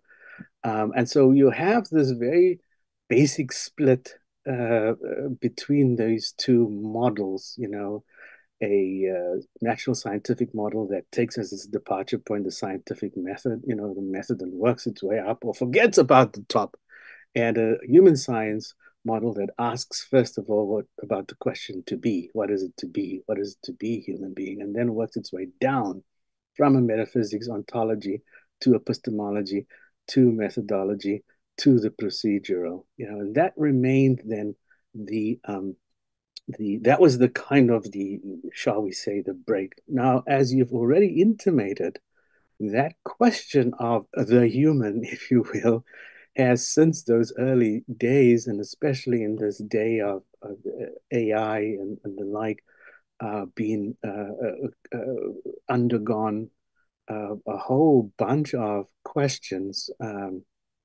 But even long before that, in terms of who is human, you know, the black person, for example, you know, a woman, a queer, all of these kinds of issues in terms of who claims, who can claim humanity and who does the claiming, the speaking for. And that is just even ramped up even more in this age of artificial intelligence and the like. But the question about the human doesn't go away, you know. So in as much as I cannot give you a direct answer in the sense of this is what it is, you know, I would much rather stay with the question. And that is what we continue to do, you know, the question of the human. And as long as we keep the question alive, I think that's what we try to do, at least, you know. And I think that my impression of Duquesne University is that it's one of these remaining strongholds that is keeping the human alive, and or at least that I hope is, you know, from my impression of what it is, then it seems to be doing that. And but maybe a couple more. I want to really paint this picture for everybody, because I don't talk about Duquesne University much on this channel, but of course it's foundational in a lot of ways. I mean, the book I'm holding in my hand here was Totality and Infinity, was printed by Duquesne University Press. And so you have had this, as an institution, this tremendous role in bringing this perspective or keeping it alive, at least. And am I correct then also in, I don't know where I heard this, but I believe that even nursing students at Duquesne have to take a course or on Levinas. Is that right? Yeah, the College of Liberal Arts at Duquesne has this peculiar history of this. Well, let me backtrack. So Duquesne is a Catholic university, at least I don't want to say nominally so, um, but to all, to all intents and purposes, you don't really. It's not as Catholic, if you will, as other places because you kind of see a secular kind of approach in as much as you serve the Catholic mission by serving students. You serve God by serving students. So it's not, you don't really see a lot of there's no religious demand at all. But the consequence was after World War II, there were all these Puritan priests in Europe, many of whom were brought over to teach, at the universities, at Catholic universities, and Duquesne in particular brought over Catholic priests from places that were well steeped in continental philosophy. The founder of our program, Adrian van Kaam, for example, knew Husserl, and came from Leuven, and so that was also true for philosophy. And so you had this kind of this group of people whose influence spread to psychology, to philosophy, to communication and rhetorical studies, which has a strong phenomenological and Levinas base. Eric Garrett is there, for example, in communication, and even nursing.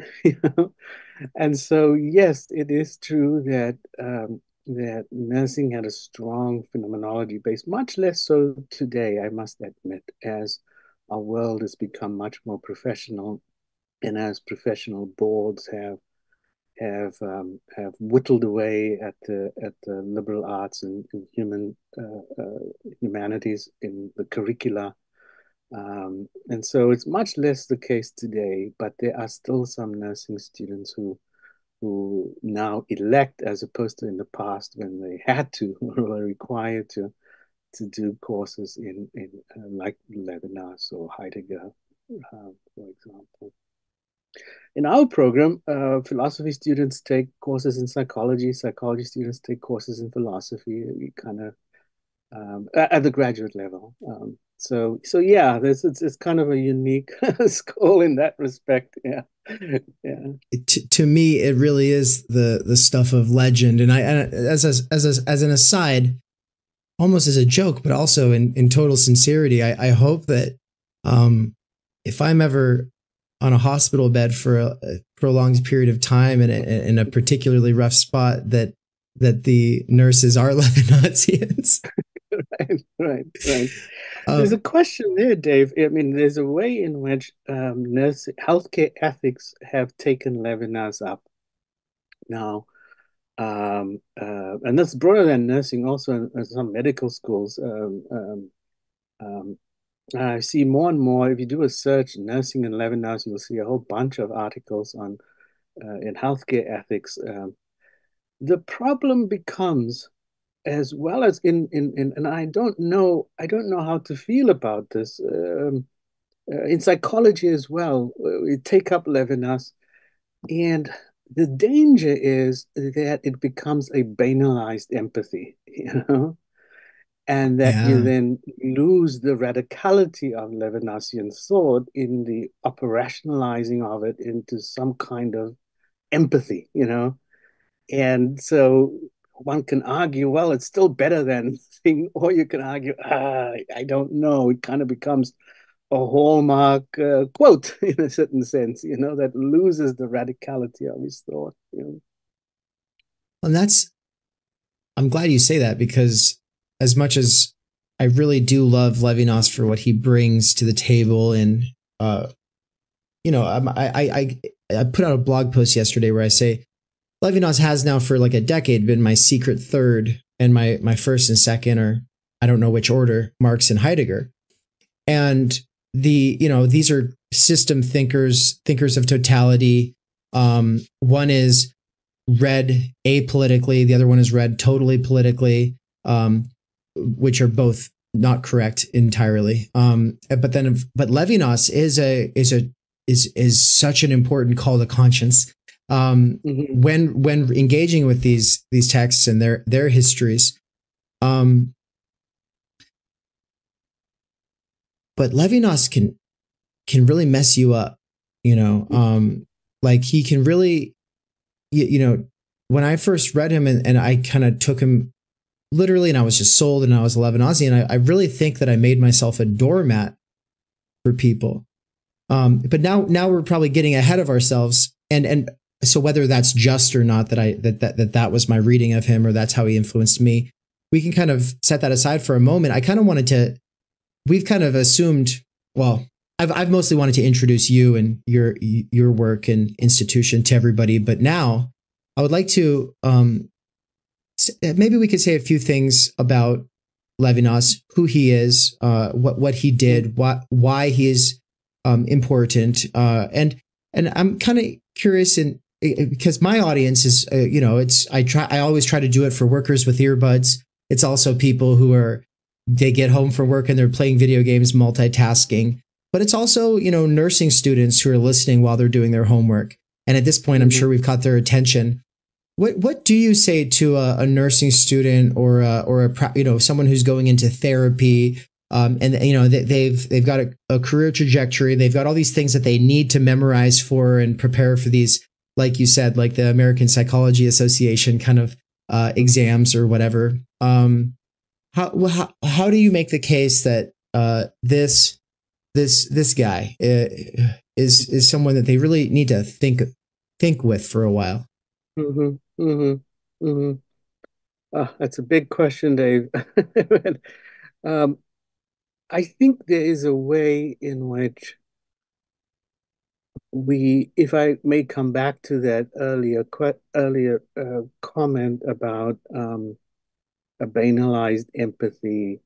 It comes from our wanting to think of ourselves as good people and doing good things, And there's a way in which we often ask people, well, why do you become a nurse? Or why do you want to be a psychologist? And the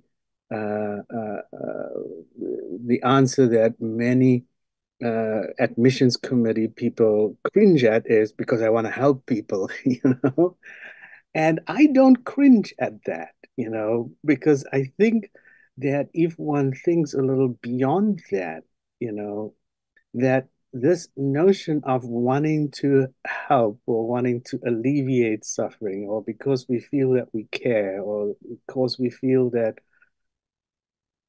is the front end for Levinas of something that came long before. And if we rephrase it as, what am I called to do? Or how am I called to serve? Or how am I called to respond?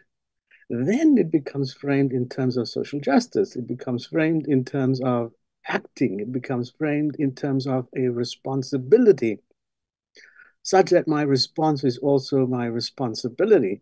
And now it becomes less about me wanting to help, because of my goodness or whatever the case may be, and more about the suffering other to whom I must respond, And in that sense, Levinas moves the accent, shifts the emphasis from me to the other, that I open the New York Times and I see a child with blood streaming down her face, for example, and it calls to me in a way now that I cannot ignore, that there's a way in which my response is my responsibility. There's a way in which, to use some of Levinas' words, I am hostage to the other by my hosting the other, There is a way in which then I am unsettled from the security of a good egoic I, putting $1 in a panhandler's cup, to something that's much more radical, And I think if we reframe it and shift it a little bit for the nurse, for the doctor, for the psychologist, for the researcher, for whomever, for crying out loud, that we cannot shirk responsibility. We cannot be blameless. Even as there's going to be a betrayal, we can't save all the cats in the world, but that we recognize the call to act, and I think that's where it becomes. I think that's part of what I would say to answer your question much more directly. So Levinas then is so important for switching the emphasis. Mm-hmm. I would say so. From me, I want to do good things, I want to help people, to instead of, no, I'm responsible. I have to respond. Right. And that responsibility was there before I came on the scene, Yeah. If I may, I can tell you a little story to illustrate that this even more. I don't know if I have time. Just tell me if you don't have time. So I did, and I know you said that you wanted to also speak about some of the apartheid work, and I may have told this story at the conference as well. But we were collecting stories for the apartheid archive. That was part of the research that I was involved in some years ago, where we'd speak to ordinary people and collect stories about apartheid. Not the heroes, not the Mandelas or the Tutus, ordinary people who lived through apartheid. And so I went with this one guy who was doing his doctoral dissertation, and we were going to interview this person on a farm, collecting stories for the archive, but also data for his dissertation. And as we were driving there, he was talking about how he was going to approach this, very excitedly about thinking of trauma in terms of Heidegger and Stollerow, and he very excitedly talked about it. And we got to the farmhouse, and there was this 2-bedroom house, dilapidated almost, and this old man, 70 some odd years, whom he interviewed in this living room, which was also the bedroom, which was also everything else. It was the room that everyone lived in. And this man tells the story of how he was a bright kid. He was a wonderfully bright kid, and everyone had high hopes for him in the little farm school that he was at. And he wanted to be a doctor, and he was smart, and he studied by the light of a candle, and he was smart. And then he turned 13. And that January, the white farmer, apartheid farmer, came and took all of the kids out of the school to harvest the grapes. This was on a vineyard, to harvest the grapes, big export grapes, juicy export grapes that some of our parents, your parents, maybe bought at Giant Eagle or Kruger or whatever, And that would mean taking him out of the school. And the father said, can't he just stay in school? Can't he stay in school? And the white farmer said, well, then you have to move because this is not a charity, 70 years later, almost 70 years later, here is this man, on the same farm, a farm laborer, plucking grapes still. So this is this terrible story. And this guy who writes this dissertation, he walks out after a while and he goes and he stands under a tree, and I follow him, and he lights a cigarette and tears in his eye, looks out over this beautiful, beautiful valley, this Franschhoek Valley in South Africa. And he turns to me and he says, how do I write this?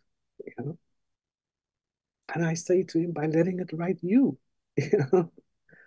And that is the sense, I think that's a Levinasian moment.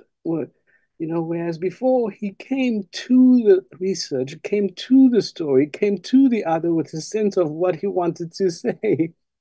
And then he was completely unmoored, unsettled by the other. He was completely surprised in the sense of being seized, super prehenderia, being taken by surprise, And that is, I think, the moment where we are open to the demand of the other before us. It was there already, waiting almost just for him, just for that guy, for no one else but for him, So that is the sense in which I kind of think of a Levinasian moment in terms of research, for example, or in terms of therapy, that it is me, only me, that has to respond to this thing. You know, it's incumbent only on me or on this kid. You know, I'm sorry, I kind of went a little No, far that afield, that but you makes the did tell. point. I was hoping you would tell that story, because I had some hazy memory of it, and this really helps, you know, well, refresh it. And you know, it's one that I find really moving. You know, I didn't grow up under apartheid, and so that was not a factor. But I did come from I was the first to go to college, and my whole family is in farming, and you know, came from farming and everything. And it's just like people don't expect much of you, you know. And then to be the first to go to college does bring a tremendous amount of pride to even my parents, who you know, they were never really pro college in the first place, right? They did not encourage us to do that. But then once I obstinately pursued that, there was a point when they really, like, now they're proud of it. And to think about, instead, like, no, parents who see that that's the only way out, and then really see that this kid has an opportunity there, you know, and then just to see that crushed.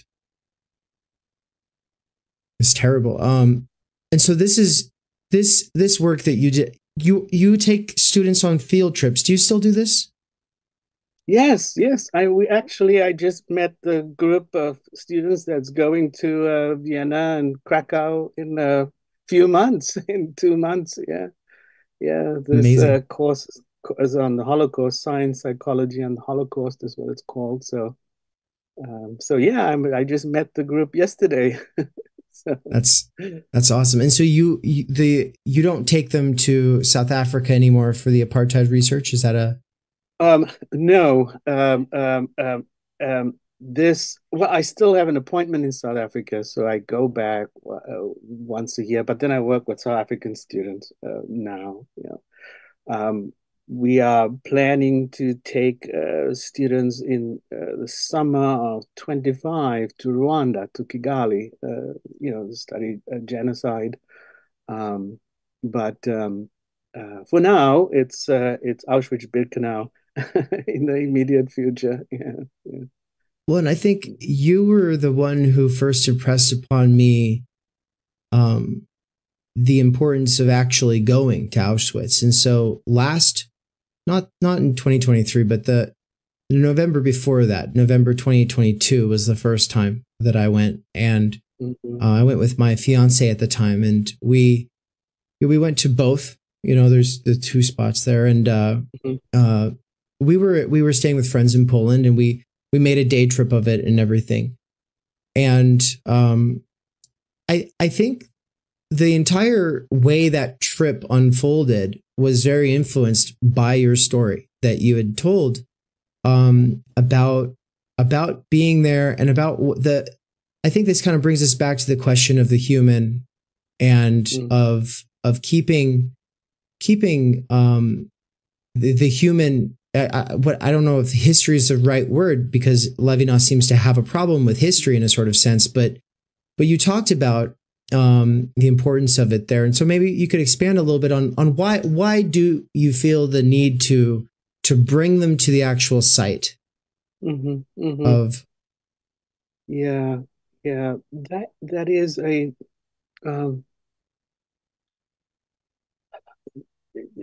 it again, all of these wonderfully complex questions Dave asks for really complex answers, and my apologies if I kind of summarize them into bullet points of sorts, but hopefully you and your listeners will appreciate that there's much more to those bullet points. But there is, of course, this rather simplistic sense of learning that happens by virtue of being in the place that you learn about.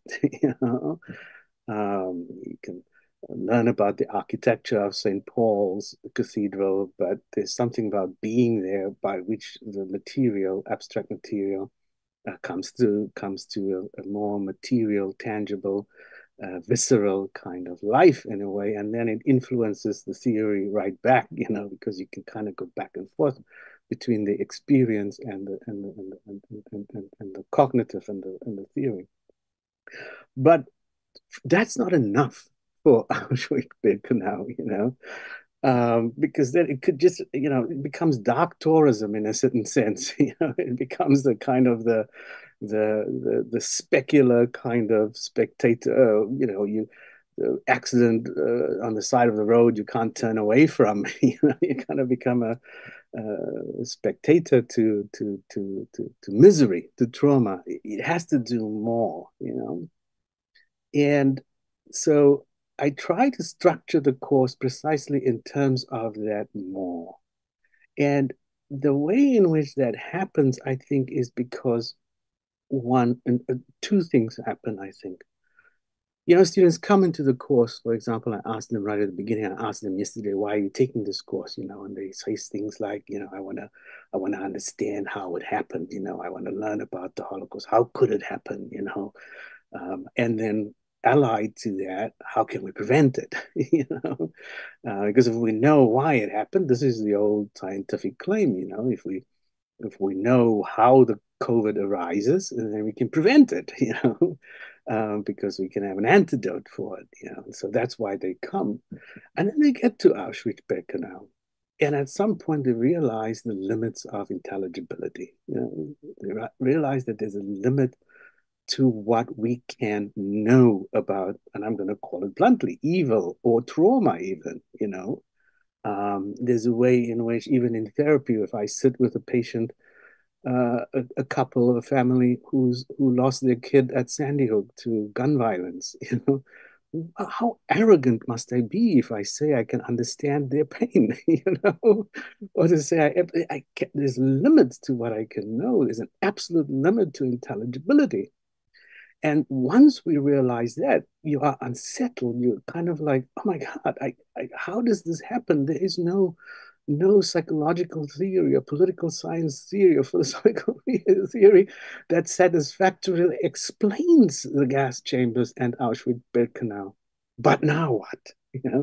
Because I'm a scholar, I must still speak, I must still write, I must still act, I must still do things, And it is at that point, I think, because if it is just overwhelming, then it's paralyzing. It doesn't mean much, because then, it's too big for us to do anything. Or it happened in the past. I wasn't there. So, it's sad, it's distressing, it's terrible. But, what can you do? It's past, And this, again, is where I think Levinas comes in, and even Fanon, that there is then an injunction because we understand and feel that we are haunted, We feel a haunting. And this is the thing about Birkenau too. You walk through that place, especially on a quiet day or a summer's day or even a winter's day.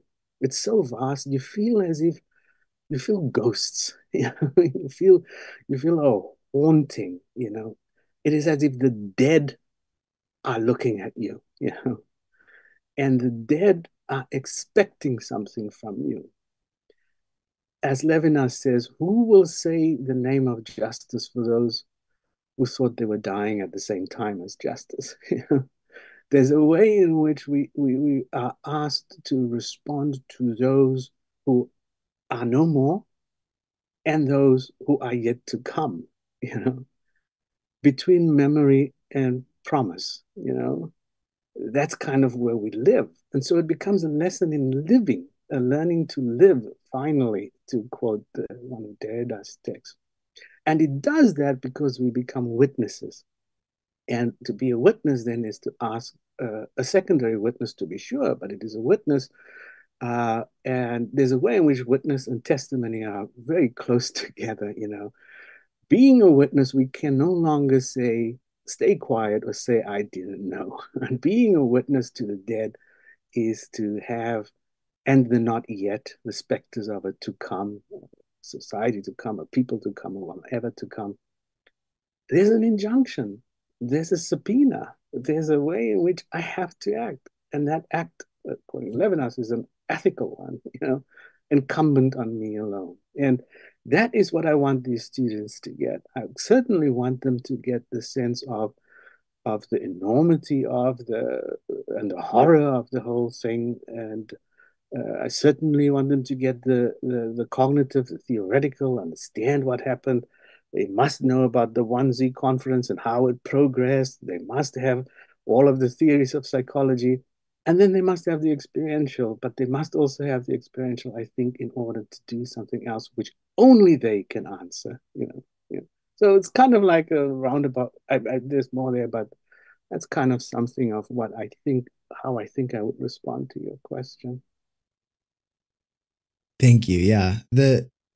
It is also, living between, what did you say? Promise and memory. Is that memory and promise? Yeah. Memory and promise. Yeah.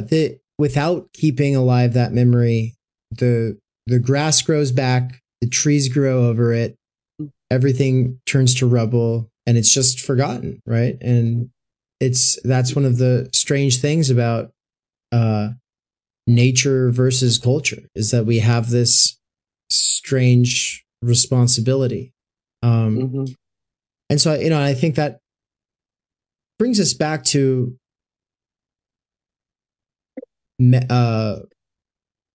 really the idea of humanity. And so I was thinking, well, I really want you to have an opportunity here to talk about your book. And, I'll probably take a couple clips of this and clips of you talking about this, clips of you talking about that. And like one of the ones I definitely want to make sure people have access to is you talking about your new work. And so, what is, I guess, here's the thing. I don't want to be taken as especially in the presence of someone who's so heavily influenced by Derrida. I understand how silly it is to be the interviewer who's like, okay, here, let's push the button here to get you to say the elevator pitch on this, the elevator pitch on that, the soundbite on this, because at this point, hopefully everybody has seen that clip of that interview on YouTube where Derrida is saying, he's like, you fucking Americans, man. He doesn't say it this way, but he's just like, you guys are always like, tell me this, tell me that, tell me this. It's never a conversation. But I do want to give you an opportunity to at least to talk a little about what Levinas for psychology or psychologists. Right. So I have the book right next to me. Oops, I hope you can see. Is it clear? It's only the picture. It's blurring out the rest. I can send you a link. While you talk, I will put a picture up on the screen for everyone else to be able to see. I think there are probably two things, Dave, that I wanted to do that I haven't seen done before in texts on Levinas or psychological texts on Levinas, of which there aren't many. It's like psychology, mainstream psychology doesn't really do Levinas. It's the usual suspects, the Duquesne and Seattle and Dallas and Pacifica psychology departments that do Levinas. Seattle especially. I must shout out to Seattle University, that the psychology department there that has always pioneered this wrestling with Levinas in psychology. As a matter of fact, the very first article that attempts to bring Levinas to psychology in English was by Steen Halling in 1974, who was, of course, in the psych department at one of the founding members of the phenomenology department at Seattle. And here's the thing, that article appeared a full year before anything in philosophy was written about Levinas in the English-speaking world, by Edith Wishegorod, who was a wonderful commentator on Levinas from philosophy. So Levinas was taken up in psychology in some strange way, even before English-speaking philosophy did, But I'm getting adrift I'm digressing, but I wanted to do. But as you know, Levinas is difficult. He's damn hard, you know. And psychologists don't often have the philosophical grammar and history and language, you know. So I wanted to, first of all, bring it to psychology or psychologists outside of Duquesne. At Duquesne, they might get it, you know, but outside of Duquesne, present Levinas's thought without diluting it, without dumbing it down, without it being Levinas for dummies, you know. I wanted to retain some of the richness and radicality of his thought, but make it, quote unquote, accessible, firstly, to psychologists. Secondly, to pull out from the text those issues that are of interest to psychologists in as much as what they do. You know, so I don't really go into Levinas and Bergson or Levinas and time, you know, but I do struggle with issues of subjectivity, issues of the self, issues of responsibility, issues of justice, you know, because those are the things that psychologists work with when they sit in a room, you know, or think about or want to do research. So that's the second thing I do. I kind of narrowed it down to, from my position as a psychologist reading Levinas. And thirdly, I wanted to provide an overview of the whole oeuvre. Most people, especially in psychology, go to totality and infinity, you know. In nursing, we go to totality and infinity. And I can see why, because that's where he most particularly talks of ethics and the demand of the other. But they miss out on the early work, existence and existence, and time in the other.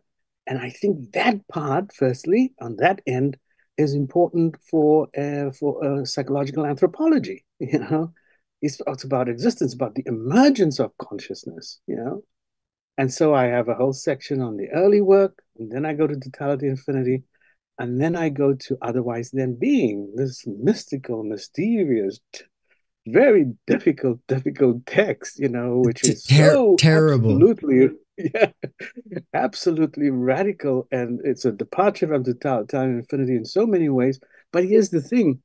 I actually have a table that charts the difference between totality and infinity and otherwise than being. Don't crucify me. But, you know, I think I can still do it and be respectful. And then I have a section on challenges. You know, Levinas, what does this mean for ecopsychology, for example, for nature? Does the snake have a face, you know, or a bat, you know? What is our ethical responsibility towards the non-human world, you know, for example, beyond the anodyne of Enlightenment caretaking, for example, you know? And to women, there are some instances, for example, where Levinas made some rather strange, some people might even say disparaging remarks about, or the concepts in and of itself associated with femininity and the like, which a lot of people, Judith Butler, Simone de Beauvoir, have taken issue with, and I examined some of that. And then with respect to race and culture, there's been, I think, rightful claims of Levinas as being Eurocentric and having made some rather strange and disparaging remarks about Asian others, for example, and there are valid questions about that. And then there's a section, or rather throughout the book, are his confessional writings, his Judaic writings, for example, which he tried to keep separate from his philosophical writings. But I make the argument that, especially where justice is concerned, it helps us to read the confessional writings, the Judaic writings, when he was and so I do a little bit of that. And then I do something on just thoughts on Levinas for research, for therapy, and the like. So it's an ambitious project that's packed into a very thin little book, actually, which is hopefully accessible enough for people to enjoy. You know. I hope it's okay that I would order it just for the table. Otherwise than being is this monstrosity. I really want to engage with it, but it really nothing throws. It's like reading Hegel's the Science of Logic. You know, it's that level of difficulty for me. Right. where Totality, Infinity, Phenomenology of Spirit, Being in Time, these books, they do use recourse to our lived experience in a way that feels more relatable. Right. And so, No, no, go ahead. Please. Are you sure? Okay. Well, I think we still have time here for a couple of things. One is that I would definitely like to get into your work on Levinas and Fanon. And I think that naturally comes from a question that Butler raises about Levinas's having apparently said that the Palestinian has no face. And that kind of relates to the other things that you were just saying. But while we're on this earlier part, the otherwise than being part, I was wondering if you could say a few things about that, and how it relates to Derrida's Violence and Metaphysics, his critique of totality and infinity. Because I understand, or someone told me, or I read somewhere, I don't know how this got in my head, but the idea is that Totality and Infinity was Levinas's life work. It's his magnum opus. And then Derrida writes Violence and Metaphysics, and then and that in a sort of way it devastated Levinas. Like, he actually had to go back to work, go back to the drawing board for 10 years, and that otherwise than being is his response to that other. I don't know if that's true. Is this right. Yeah, I don't know. There's speculation about the back and forth. Here's my take on it, but let me backtrack a little bit to Totality and Infinity. This was his. It was rejected for publication by Gallimard, the prestigious French publisher, and Levinas was about to destroy it. He was about to burn it up. He was so devastated by it. Where is there's my copy? I forget the. And it was only then, upon the suggestion to present it as his doctorat d'état, as the kind of a doctorate to teach at a university, that he kind of followed through on it, and this was of course, in the French system, a kind of a second doctorate, that allows you to teach within the French university system. And so he kind of does that. He kind of presents it as his thesis for the second doctorate, where he would be able to teach at the university, and that's how it then becomes published afterwards and reworked.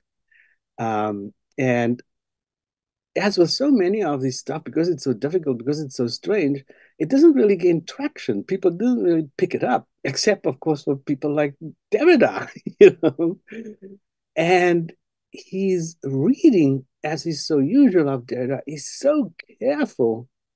And some people might say, so respectful. Some would say it's damning praise. He says, there's a certain modesty and a certain humility to him, saying it's not as if he's objecting to Levinas's work as much as he is struggling with questions that Levinas poses to us, And some people may say, well, it's damning praise, but nonetheless, the most trenchant observation is that for all Totality and Infinity's criticism of ontology, it still utilizes language of ontology. It still relies on the concepts and metaphors and the habits of thinking which Levinas decries. Is you'll remember talk of light and darkness, inside. It's still in the orbit of, in the ontological orbit, and in a sense, by presenting something that is so unthematizable, ethics, he ends up making a theme of it. That's kind of which Derrida recognizes is exacerbated because it has to be written. There's no such thing as a private language, you know. Language in and of itself already becomes a totalizing endeavor, you know. So what is he to do? He's incapable of speaking about transcendence if he writes it and if he thematizes it, as you know.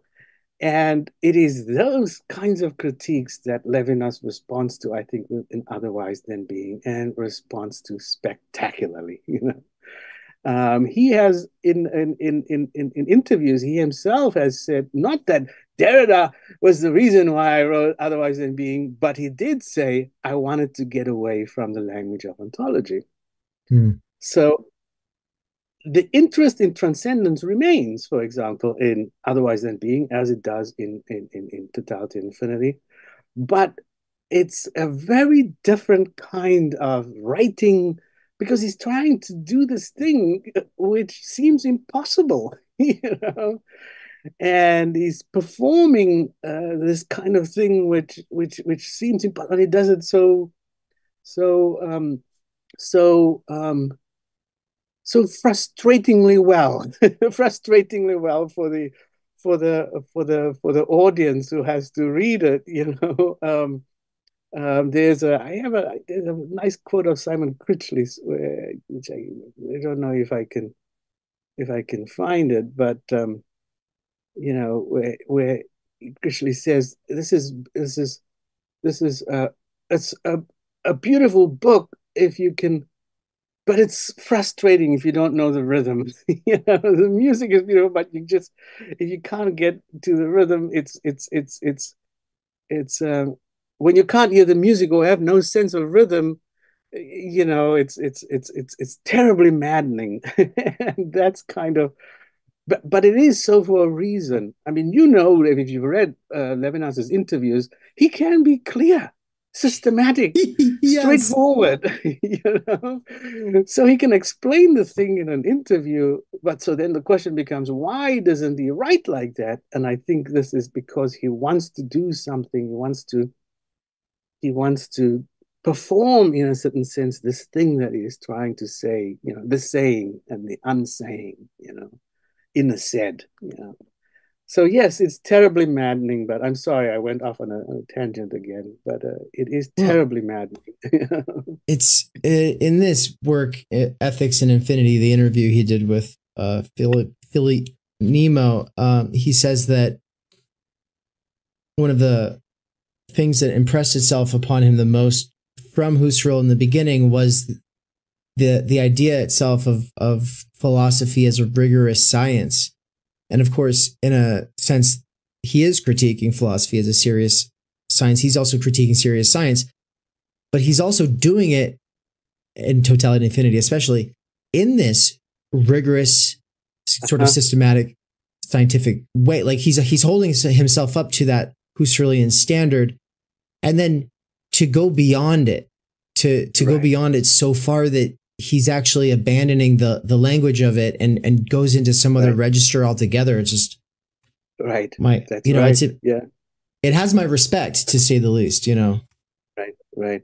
And you bring up a good point that people, especially the phenomenologists, and you know, I'm very close to that tradition, often forget. I mean, there's a way in which people think of Levinas as post-phenomenological, as having left phenomenology behind or having gone, but those phenomenological descriptions in the early work and in Totality and Infinity of enjoyment and the dwelling, oh my God, they are beautiful. And of the hand that grasps, you know, they are phenomenological descriptions that are just simply textbook. You know?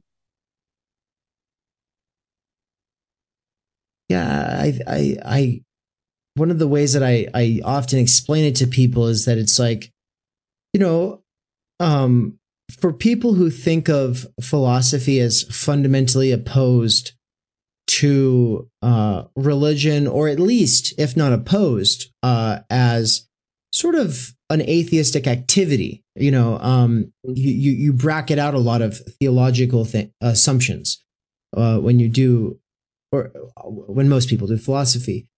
And that Levinas is interesting because he is a very devout devoutly religious man who's nonetheless wanting to argue with philosophers, and instead of appealing to the religious and his assumptions, say based on dogma or something, he instead says, "No, I'll play your game, and I will accept you. I will play within the phenomenological reduction. Well, let's start with evidence." And I'm curious about how well you think he actually succeeds. I know that this question of he tried to write these things separately, but of course there is that influence. But as far as how well do you think he succeeds, though? Yeah, I think there is, for all of his pronouncements as to keeping those two tracks separate or parallel to each other, that there has to be slippage. There is.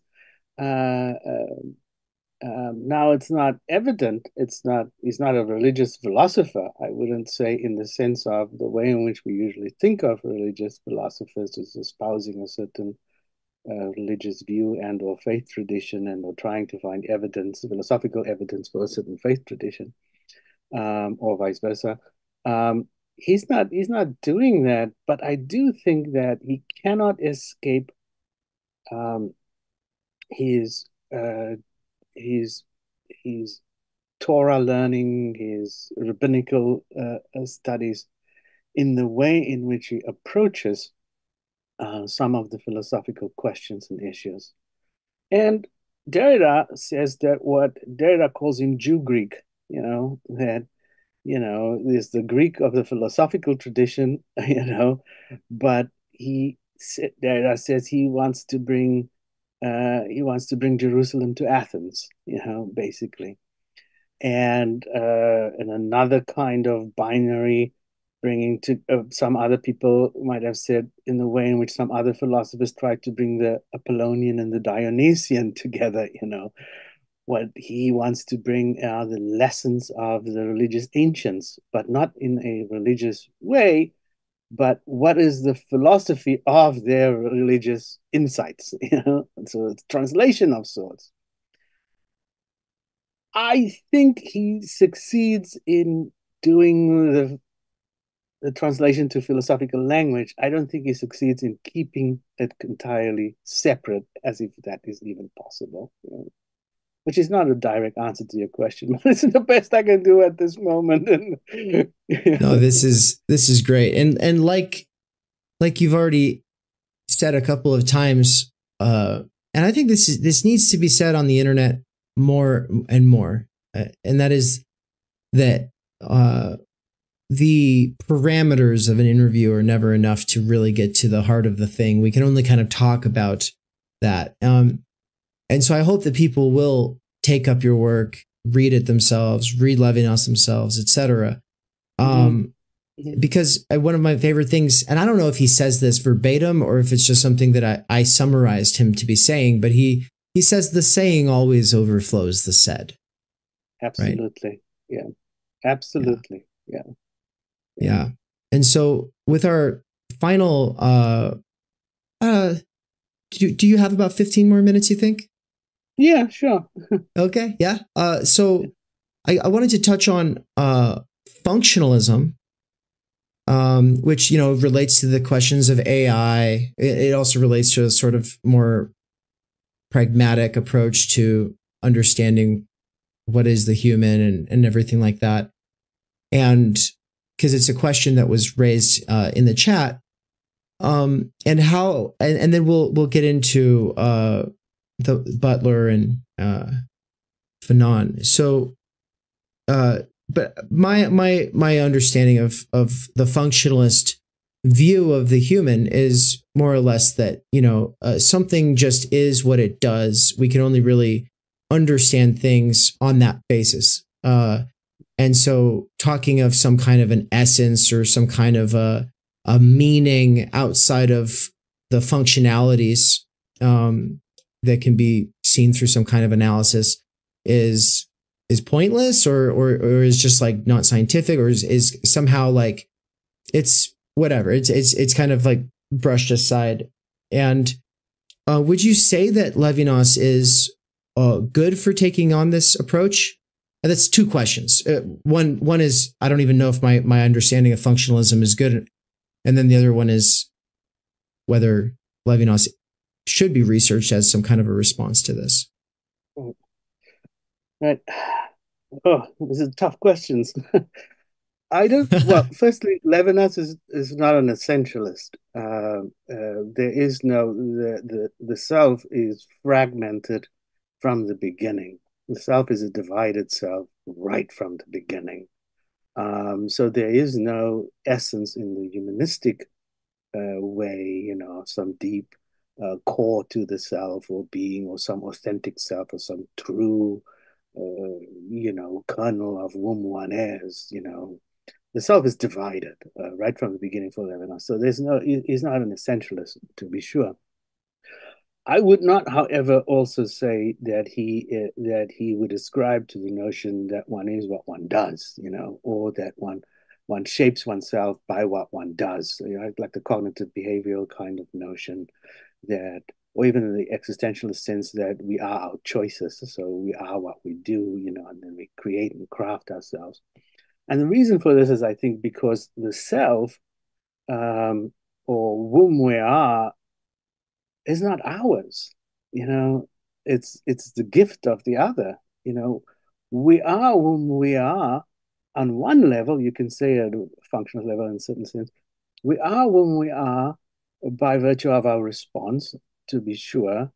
But that response is born from a responsibility that is prior to us, that is anachronous to us, that is not in time, And that is where that metaphysical transcendence comes from, And so I don't know how functionalism can make sense of that. It can't. I don't think it can, that there is this sense of a desire for transcendence, a desire for this other, in totality and infinity. It is that comes from elsewhere, and in otherwise than being, it is already there within the cells, like, this notion of maternity, this under the skin.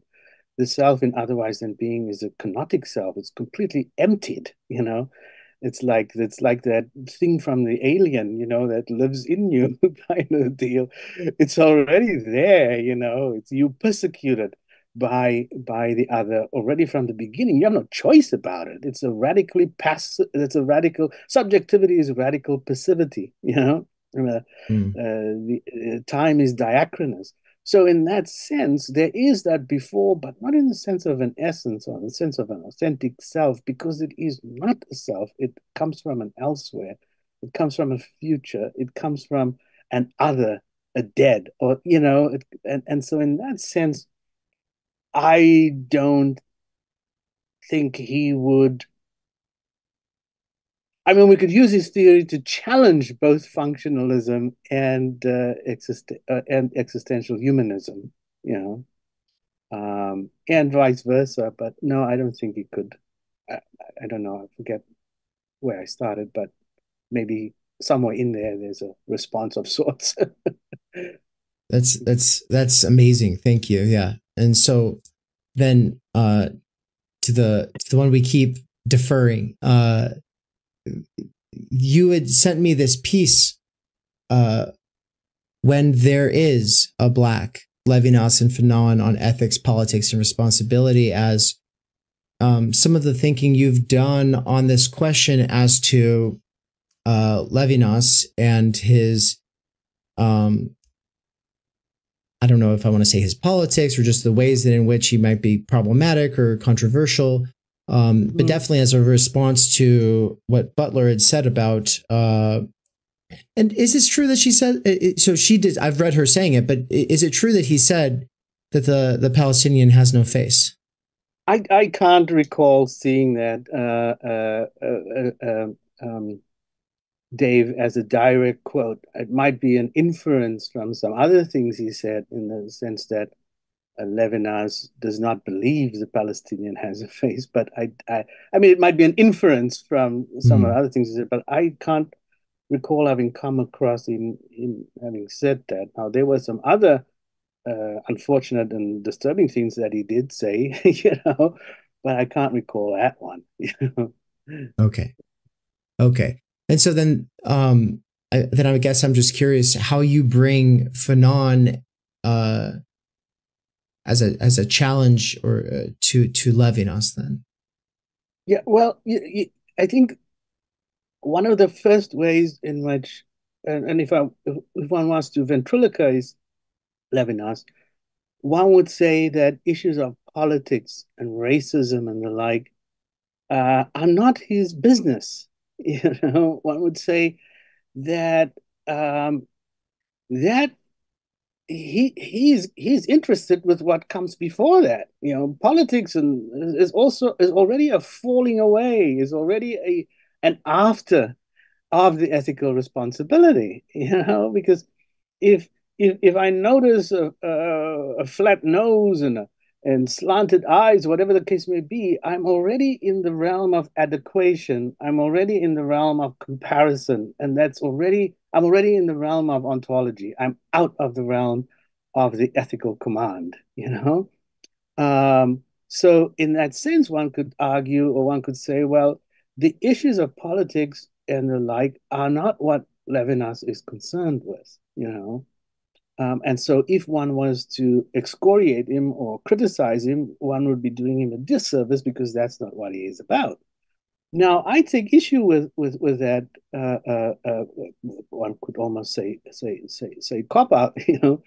The fact of the matter is that theoretically one could make that argument, or philosophically, but Levinas was not entirely silent on issues of race, culture, or politics, especially in interviews. And these interviews have opened him up to charges of Eurocentrism, especially, and at worst, perhaps racism. He's made some comments, for example, about the European gift of humanity. That.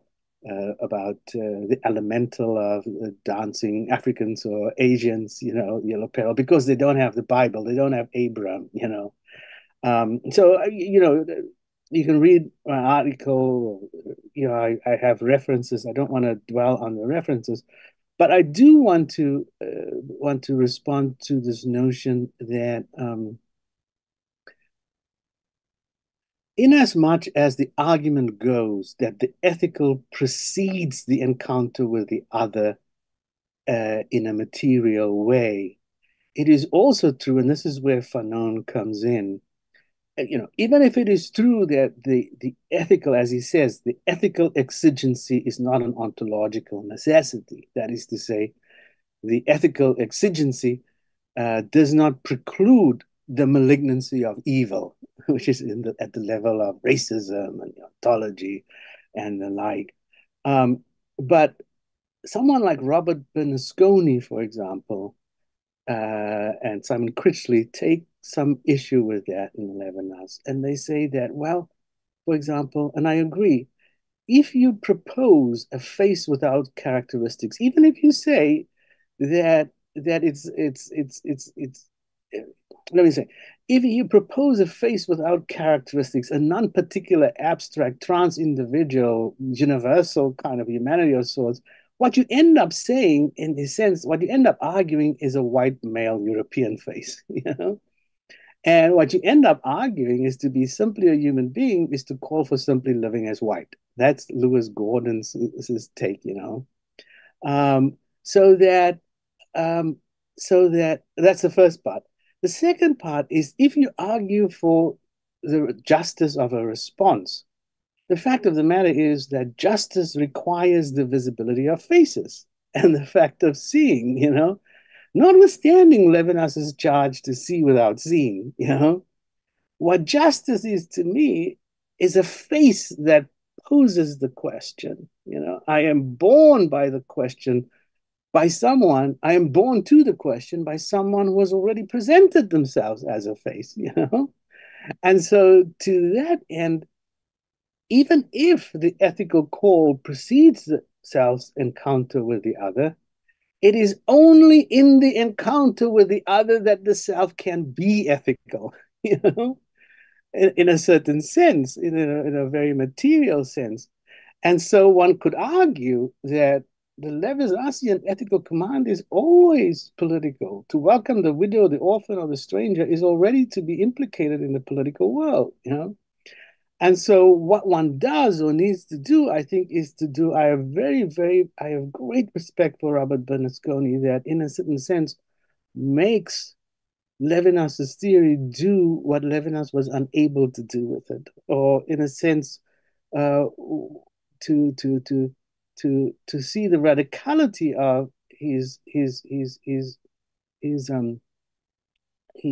pronouncements beyond what he took it to be. And I think that's important, and I think that's how one kind of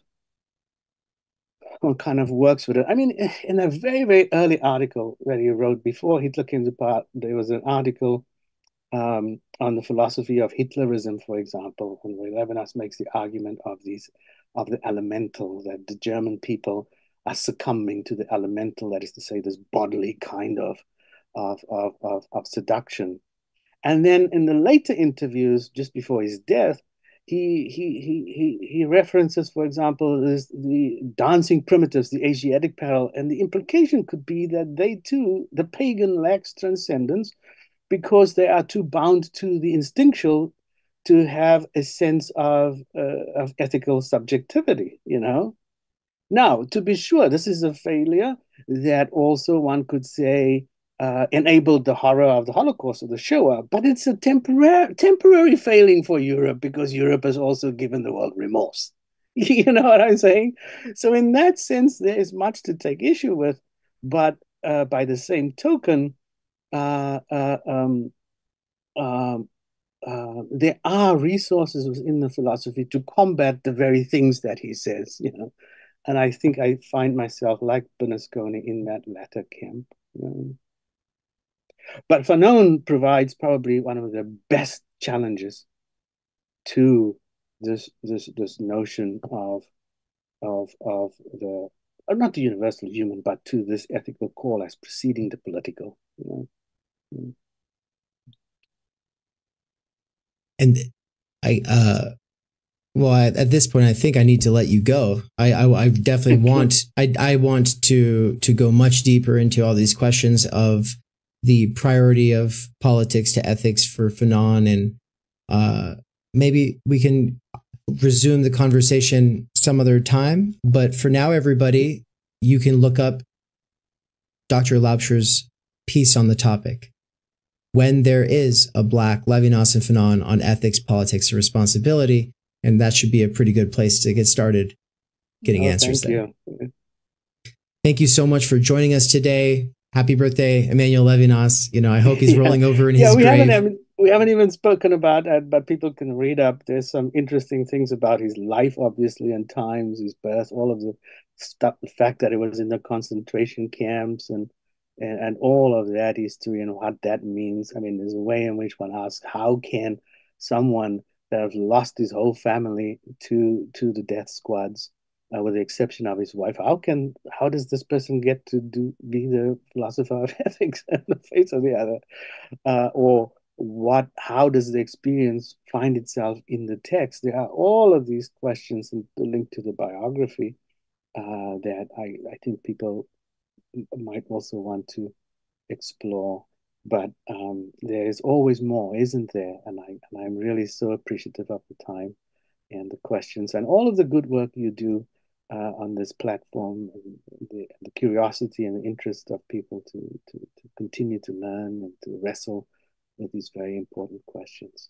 So good job. Thank you. Well, thank you for helping us keep him alive and remembering him. So take care. Take care. Thinking is super uncool, and that's why you should do it. It's just like almost anything that's like cool anymore. Yeah, it just sucks. And I think that's like what the underground movement has always been about, is just like seeing. One sec, everybody. I just want to say, don't leave. We'll be right back. There's going to be a post game with a couple of familiar faces. It's going to be a good time. What's in the mainstream, being like it ain't there, and kind of like cobbling something together, you know? And yeah, it's a little mismatched, but that's like its beauty. We cannot do direct revolution, but the only way to lay the foundation for it is to do what you are doing to move the underground. It's a theoretically correct title. Welcome to Theory Underground, where workers with earbuds can find genuine liberation from necessity. Research at Theory Underground focuses on what is most important for understanding our current situation. Theory of the subject, capital, time-energy theory, critical media theory, CMT, and the most essential critiques necessary for understanding why the theory, ideology, and common sense of influencers left to right misses the mark. We bring primary texts from leading lights of diverse fields to bear on topical issues and works popular in our current world. Theory Underground is a publishing house as well as lecture course and social media platform. You've been reading Underground Theory. Yes. And amazing book.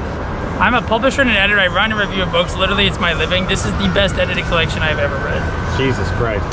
Seriously. This is a little experiment in what I, David McKerracher, can pull off without relying on the academy or the algorithmic dictates of the attention economy. Usually a good edited collection has good essays, but you only want to read a few. Every essay makes me want to read the other essays because you have a vision. Everyone that you invited for a reason. You weren't some fake publicist who's like, "How so-and-so's a new book, have them on your show." No, you only talk to people because you've read shit by them, that you've thought about, that you think has value, even if you disagree.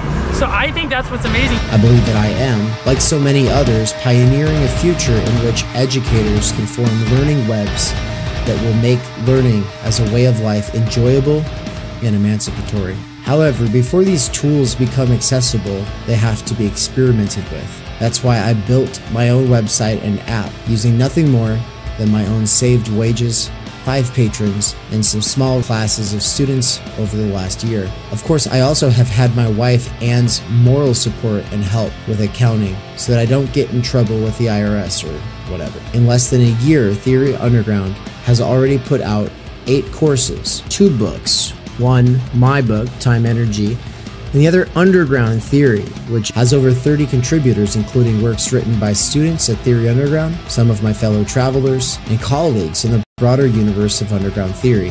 Beyond the books and courses, though, you will also find interviews, reading exegetical reaction sessions, and live weekly events for working class autodidacts, independent researchers, and renegade academics. These include a variety of clubs and cohorts that meet on a weekly or monthly basis. If you want to get involved, there are 4 main subscription levels. Think of it like a gym membership, but for your mind. The point is to make learning, practice, and theoretical comprehension a way of life. Support at this stage of the operation is more crucial than ever because my savings were used up over the last year of getting this established. If I can triple my subscribers in the next 2 months, I can quit my gig at Amazon and focus on this work full time. All I need is a few more people at each of the levels or a couple big time patrons who just want to see it happen. Right now I am doing a patron and site subscriber drive, so excuse the commercial.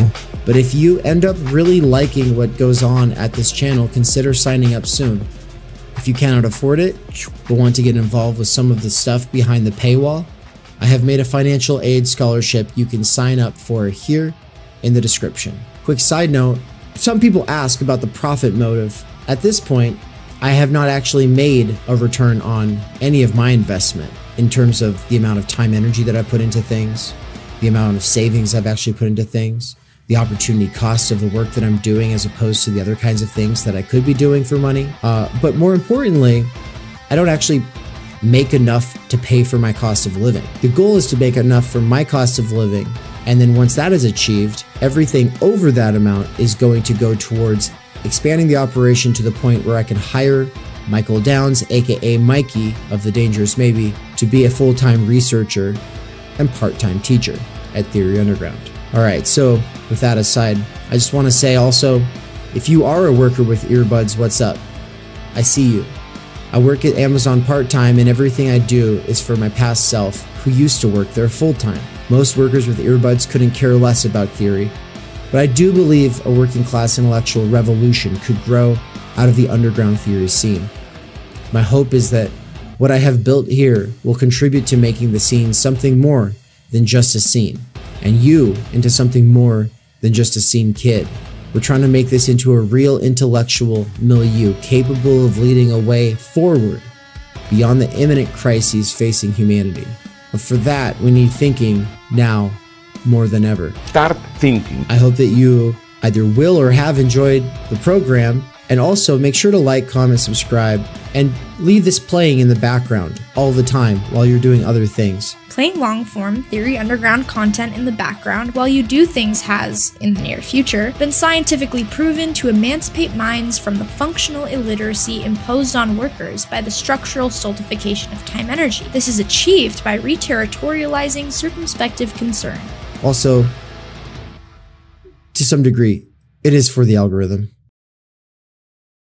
Think of it like a gym membership, but for your mind! I love you so much. I love you too.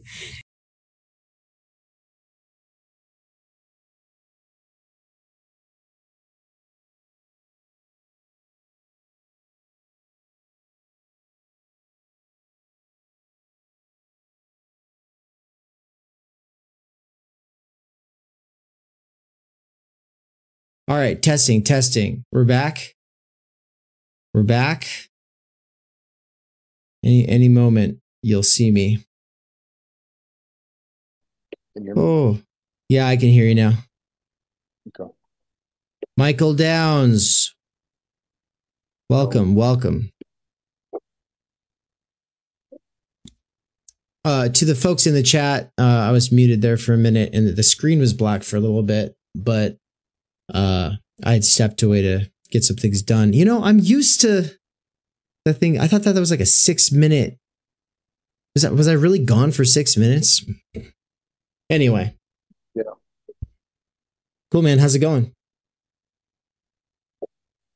Kind of finished doing that outline for most guests. I worked on it like that morning, but kind of talking stuff now. I was listening to the stream the whole time, and it was really great. I mean, for me, Levinas is just, I mean, I don't know if you like being referred to this, but he's a great palate cleanser, philosophically speaking, for me. And yeah, I mean, reading Totality and Infinity, that was one of those books I devoted 3 or 4 months of my life to.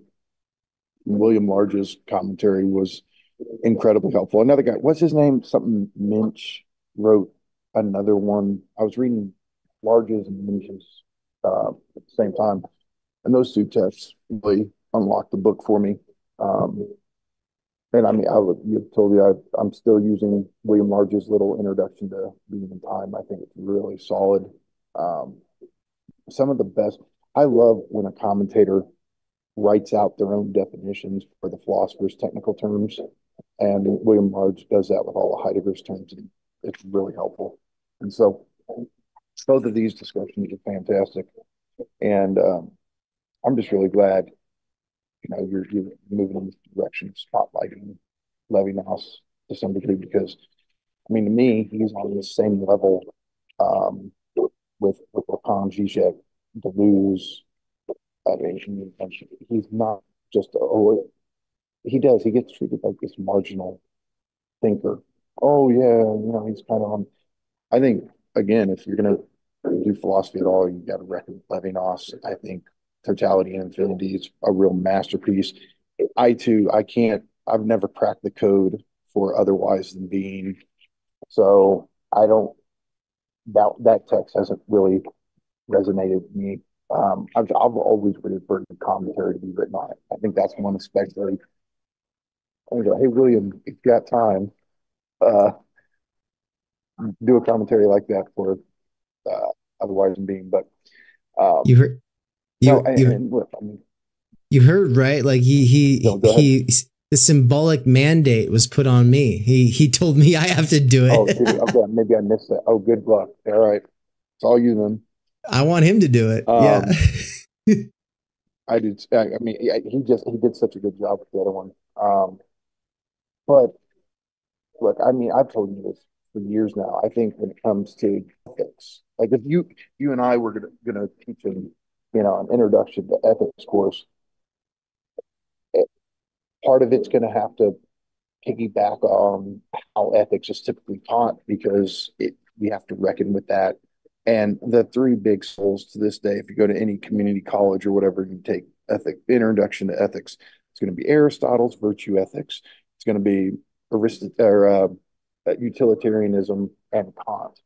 And I mean, look, there's so much more to ethics than that. So many philosophers have had so many great insights, challenges, contribute to it. But sorry, Levinas is the fourth one. And as far as broad scale ethical theories, and I think as the years go by, he'll that's going to take hold. Where, like, if you're going to do ethics seriously, you have to reckon with Levinas, like you would Kant or Mill or Aristotle. Yeah, that is like I was gonna say that. Yeah, it is like we think of virtue ethics, utilitarianism, deontology. These are the three big positions, and then of course where the debater sphere likes to go is some kind of more pragmatic utilitarianism. It's less or I mean, they find that one that's, I forget the name of it, but it's the sweet spot between utilitarianism and deontology. I think that destiny is like that. Compatibilism between the two of them somehow. It's not called that. It's not called that, but it is one. Yeah, it's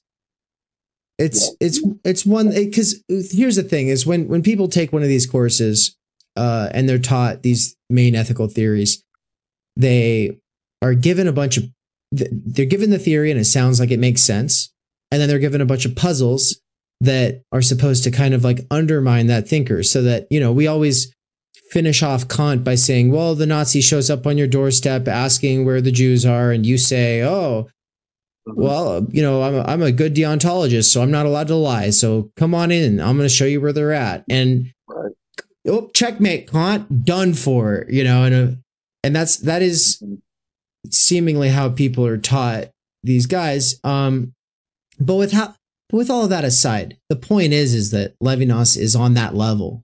He should be taught alongside them. Absolutely. In these courses. Absolutely. Yeah.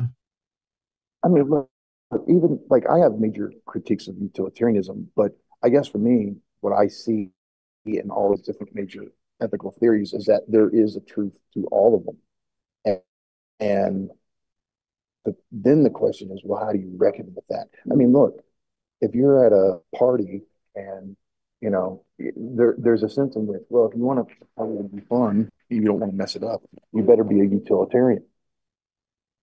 Like, there's moments where you kick into these different modes, because almost to have, look, I'm in Heidegger mode, but to kind of do something with that, like if you're going to have a kind of, an authentic attunement to the situation, sometimes coping with that situation or taking action in that situation requires you to be more of utilitarian, sometimes more of a Kantian. Like, it's bizarre how I've seen this work in concrete situations where if you really try to hold a hard, strict Kantian line, you're going to do some damage in the situation. And if you're not willing to be flexible on more utilitarian grounds, things can go wrong in other situations. And so I guess that's where I've always been with these ethical theories, is that it's hard for me to say one's right and the others are wrong. I understand, for the sake of philosophical argumentation, that's kind of the point. Like, you want to establish your position, you want to argue against conflicting positions, but as far as lived worldly experience, you find that each one of them can help you navigate different circumstances to get to a certain state of affairs. And so the thing that I loved that they, both of them in their own way today, got back to is, like, Levinas in particular is always a check, and he's not a check on politics. He's a check on your own sense of ethics, right? He's a check on your morality, right? And so like the Levinasian thing will be, if you're acting on utilitarian grounds, Levinas is the check on those very grounds. He's the check on your Kantian grounds. He's the check on your Aristotelian grounds. And he's always bringing it back to this sense of duty to the other. And if you have a pre-programmed response on how you do justice to the other, that very sense of a pre-programmed response could inadvertently be how you do an injustice to the other. And so Levinas is always there to have you checking your own sense. It's almost like a buffer, like it's a protection of just relying on your ethical moral default settings and realizing that those themselves can actually get you into trouble. Can you move your microphone cord like around your beard to kind of in front of it? Because I think when you're moving around, like sometimes it's... Is that better? That's so much better. Yeah. Because... Is it? Okay. It was very... Sorry, I just... No, having the two in, I can't hear well. Well, it was very muffled at parts, but I expect everybody was able to hear you okay. If not, folks, do ask him about whatever you might be confused about. But from my standpoint, I followed just fine, and he's a check. That's what we really come back to. You switch him. Hold on. There you go. There we go. This much better. A mic on it. Okay. Much better. Yeah, and so for me, I don't have a ethical theory that I've fleshed out. Like I'm a time energy reductionist in my book, and that's an ethics, that's a politics, that's my ontology, that's my phenomenology, it's my structuralism, it's my existential, it's all my things. And it's like, well, that's not sufficient. In the longer run, I actually have to figure this out. And I have at a sort of base level figured out how to argue for time energy on the basis of all of those main ethical theories, right? I can do it from any of them. But Levinas is interesting because I could do what Butler does, which is basically say like, yeah, so if we have this infinite debt to the other, and of course it's irreducible and it's, can't be, we can never really satisfy it, blah, blah, blah. Well, we can still say that our politics should somehow reflect this obligation and this call. And then you proceed with some kind of for her, it's kind of a recognition, representation, redistribution approach. It's never the kind that actually would get us all our time energy, right?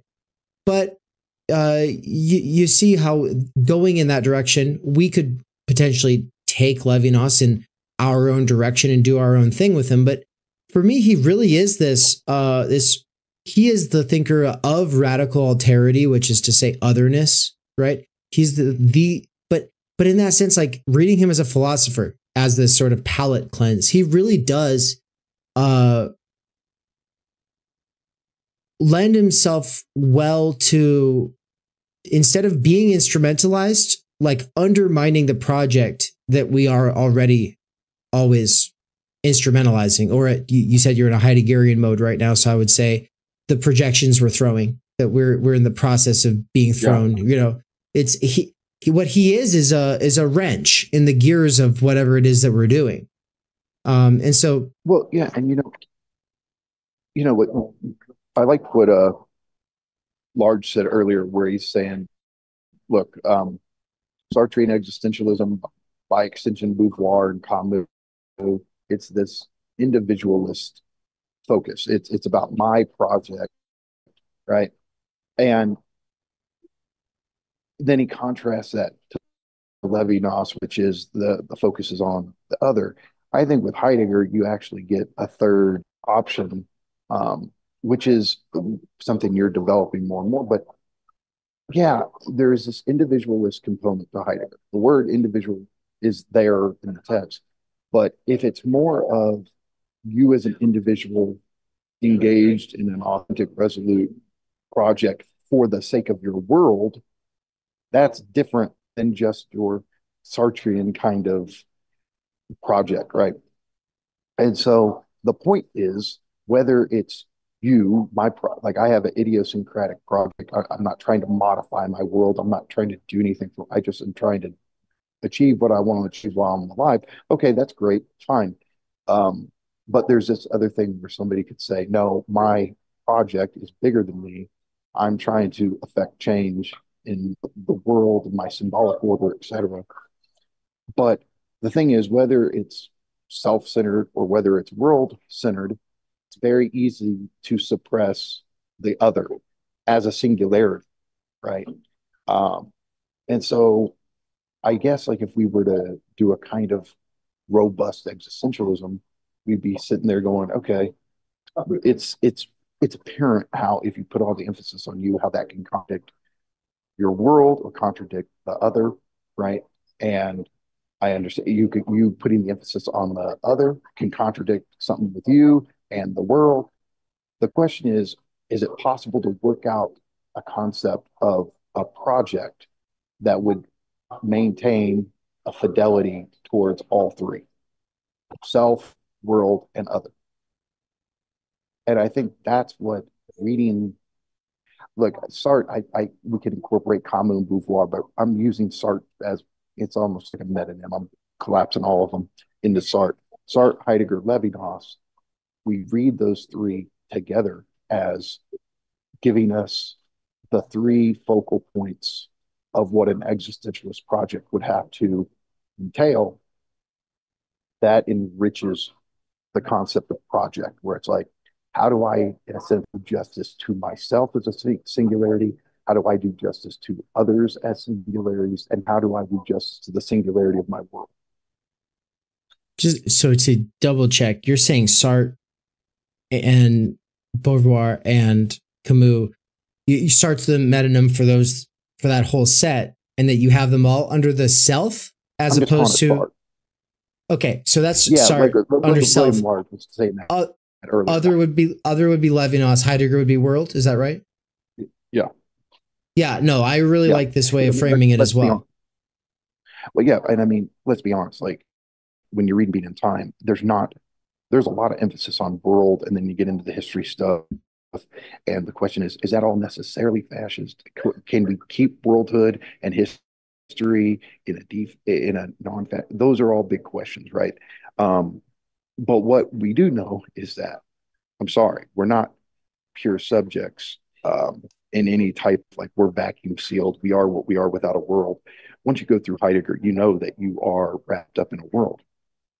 Right. And you can only be an individual on the basis of being in a world. But there is a sense where if somebody just loses themselves and they just want to be a total, a tool of the world, it's almost in the Lacanian sense, the pervert dynamic. I'm just the instrument of the big other. There seems to be a kind of violence, and I'm using that term broadly, but a kind of injustice you're doing to yourself by just being the servant of the world, right? But you're also doing an injustice to the world if everything's just about you, and the same goes in the relation to the other. And so that's I mean, if somebody who's just the servant of the world, that's what the Lacanian pervert does. They can do these atrocious acts to other people because it's not me. I'm not doing it. I'm just serving the big other. I'm just doing what needs to be done for my world. They wouldn't talk like that, but that's what we're getting at. And so if we're asking the question of, look, and let's put it in very naive terms. What is it to be a good person, right? In the existential sense of that, it would be, I have a fidelity to myself as a singularity. I have a fidelity to the world I'm born into as a singularity, and I have a fidelity to others as singularities, not as, oh, they're alter egos, they're like me. No, in their radical singularity too. And so it's a question of how do we do justice to the singularity of all three: subject, other, and world. And then I would go one step further and say that now this is really like, it only really came together thanks to this conversation. But I've been thinking a lot about this Mineshaft versus Gesellschaft, and Gesellschaft is actually a word that Marx is using in his 1844 manuscripts. It's also a word that Heidegger uses, and the basic idea is Gesellschaft is society. and it's opposed to, or at least it's distinctly different from the concept of Gemeinschaft, which is a community of trust, right? And so, you know, like at a certain level, you probably there's probably situations in which you would group yourself with someone who's born and raised in Raytown over someone else who's just like, you don't know. You just don't know. And there's just certain situations where you're going to gravitate that way, right? It's happening to my throat. I don't like this. But obviously the reactionary thing goes really far with that. Like Gemeinschaft can be it could be a Volksgemeinschaft, which is like it's a specific people qualified in some specific way. This would be the Zionist position. This would be the Nazi position. This would be the Black nationalist position. This would be but it doesn't have to be. It doesn't have to be. It could also be like, if the shit hit the fan, like as an American, like I have much more trust with, you know, a group consisting of all Black guys from America than I would with white guys from France. Like I'm choosing the Black guys from America 10 times out of 10, opposed to white guys from some foreign country that I don't. And that's the thing, right? When Heidegger's doing that, like when we talk about these communities of trust, like for him, after World War I, the shit had hit the fan. So, but what you're talking about is the threatening potential that this type of dynamic can put people in, where they form these identities based around some kind of default trust. And for me, it would always, in that situation, be like, no, you do that on the basis of familiarity. And to be honest, this is one of the things that I would give America props for, is we don't, despite all of our problems, we're much more of a melting pot than it's hard to find any country that can. I mean, that's part of the issue with people moving to Europe, which is still a big issue over there, is that trying to get assimilated is much harder in Europe for people from Asia or the Middle East than it is in America. And America has, despite all of its problems, we all know them all too well, it's still a culture which is a culture of non-culture. And a lot of traditionalists would say that's the problem. No, I think that's the advantage. I want more of that, where it's a culture of non-culture. And so that's how you can, you know, I don't care about an American's ethnicity. If it comes down to it, if they're an American, the identification is with that sense of trust to an American, regardless of ethnicity or whatever. And I think that's a unique thing that the American symbolic order has been able to establish. Exactly. Yeah. The culture of non-culture idea is something I've thought a lot about. It's like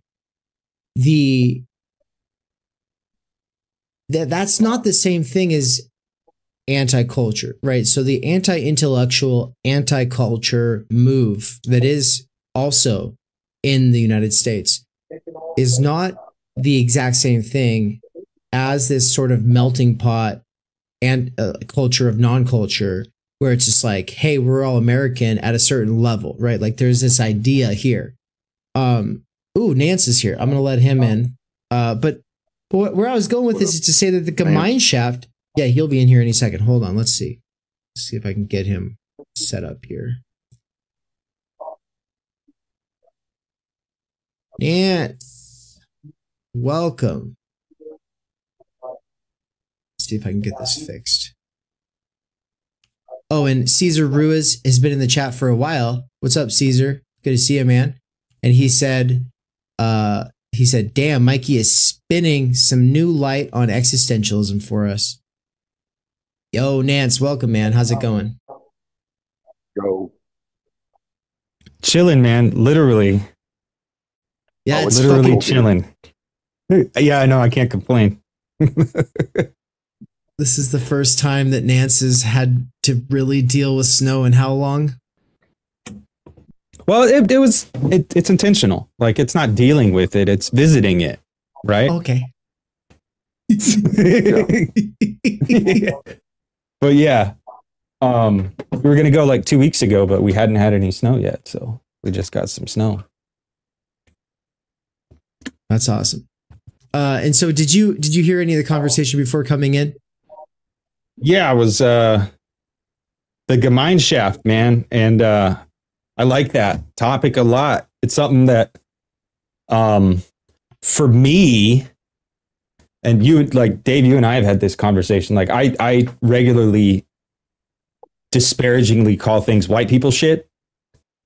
Because like my Gemeinschaft is like an urban, predominantly Hispanic culture, similar to how Mikey's would be urban, predominantly Afro-American. These like I've always said, Raytown is what you get if you mix Compton with Twin Peaks. So, yeah. No, I've always said that. I've always said you guys are my favorite Latino and Black friends. Absolutely. No, I'm just kidding. But it's a joke. But no, it is true that that you guys that is what you kind of grew up in, and that is, you know, that is meaningful. And that, you know, for Mikey to say that he would go with 20 black guys over the 20 French guys if shit hit the fan any day, that's what it really boils down to. It's like who you group with when shit hits the fan. That's what it boils down to. Now, the thing about Gemeinschaft is that today, fewer and fewer people even know who they would group with if shit hit the fan, right? Like, they don't even know. And so there is, I want us to all be able to say a few things about Gemeinschaft a little bit further, but really quick, I just wanted to finish the circle here. I'll hold this picture up to the camera of this. I drew self-other world. I don't know if that's actually visible or not, but I drew self-other world with Sartre, Levinas, Heidegger there.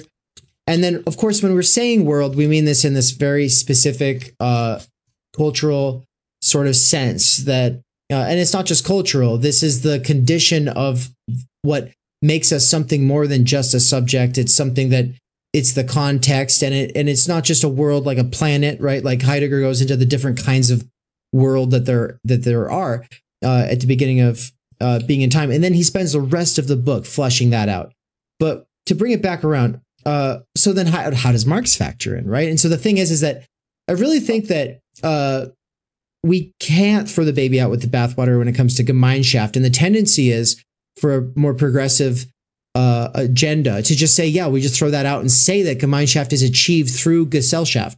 It's achieved through the social, which I think is impossible. And I think that this is where there is a baby in that bathwater with Heidegger. But then Marx would be the thinker of Gesellschaft, which is to say that the condition, if we can say that the condition of possibility for the self is the other in this sort of Levinasian sense, well, then we could also say that the condition of possibility for self and other is world through Heidegger. But then we can take another step back and go back to Marx and say, yeah, but ultimately all three are fucking undermined by capital. And that's what our Gesellschaft actually is. Yeah. No, I mean, look, just for this is where Lacan gives us tools to chart this. I mean, look, real otherness, capital O, is das Ding, or we can just we can say it's the singularity of the other. It's that aspect of the cave boy. I don't know what the other really wants from me. The other can't tell me because they don't know, because they're a split subject, right? So real otherness has always typically been basically that blank spot, that unknowability, uncertainty in regards to the other. Little otherness is where, oh, they're a different person, but they're just like me. They like philosophy and they like blah, blah, blah. And yes, there's a sense where I differentiate between me and them. But because we have so much in common, I identify with them and they identify with me, and we mirror each other, right? We validate it, we recognize each other, blah, blah, blah. And then the other type of big otherness is the symbolic, where the world, or the symbolic order, is this other form of alterity. So Lacan gives us these three ways of charting or mapping these different terrains of alterity. And it's weird. Like I don't, as far as I can tell, it's not like he subscribes to, oh, there's a particular otherness in relation to us, which it would be our unconscious, right? But part of why that is like, okay, if our unconscious for Lacan, at least at one point, is made up of the symbolic or signifiers, etc., then it would be the big other, and that's the unconscious is the other's discourse. These signifiers that I don't directly identify with and I don't have control of, speaking through me, etc. Right, and so we could talk about that. So the point is, for Lacan, we are other to ourselves because we have an unconscious, whether that be signifiers that are beyond my control or whether that be jouissance, right? We have little otherness in the imaginary, which is the ego stuff, right? We have symbolic otherness, which is the world or the symbolic order itself. And we have real otherness, which is the unknowability of the other, particularly their jouissance, right? But this is one of these moments where when you've spent enough time with these thinkers, you can bring them together in these ways where you do not feel like you're doing an injustice or disservice to any of them. But not to like give us a big pat on the back, but it takes years of refinement to be able to spin this stuff together like this, without just basically bullshitting and erasing, because there are these important differences between each of these thinkers, but they give us enough conceptual resources for us to take stuff they were saying further by connecting it to each of these thinkers in different ways.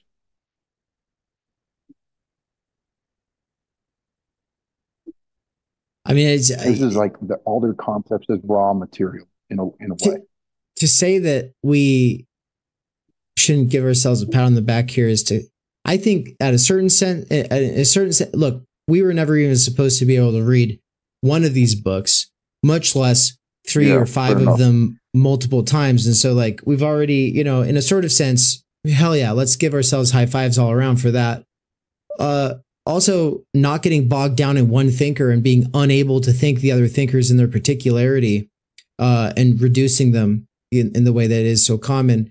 I don't even know if we would have been able to do that if we had just come to theory through Theorygram or through TheoryTube. Like it actually required like the kinds of relationships that we've built outside of the internet for the decade before we really got involved with it here. But then I just have to say, like, also, we've never said it so clearly outside of this conversation. Really, like this is just like a special occasion where we're kind of like putting some of our cards on the table, but how these thinkers all relate, like actually being able to say that, that's one huge step forward. The next step, obviously, would be to write the book that ultimately has to show how they call one another into question, how they pose, irreconcilable problems for one another. And you have to actually tarry with the negative and work through the real difference there. And then, ultimately you can say at some level how I, as a thinker, am synthesizing this stuff, because I am ultimately going to some degree, here's how we're doing it. And I think this is a basic forehaving of the kinds of projects we're working on over the next like 10, 15 years. So it's exciting. Well, no, and part of it is, I mean, look, there's a lot of people who put all the emphasis on the primary works, and that's great. I'm sorry, I'm a huge defender of the secondary material.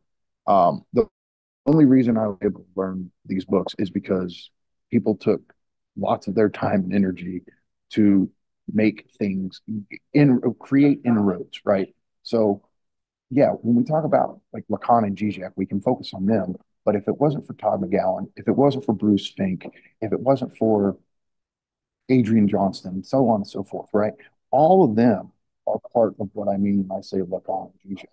With Heidegger, if it wasn't for William Large and Hubert Dreyfus and Ian Thompson and Richard Capobianco and Thomas Sheehan and Mark Rathall with Levinas. If it wasn't for Minch and Large and then Butler and Critchley and all of them, Levinas is not just a name of a person. It's not just a name of a really special book called Totality, Infinity.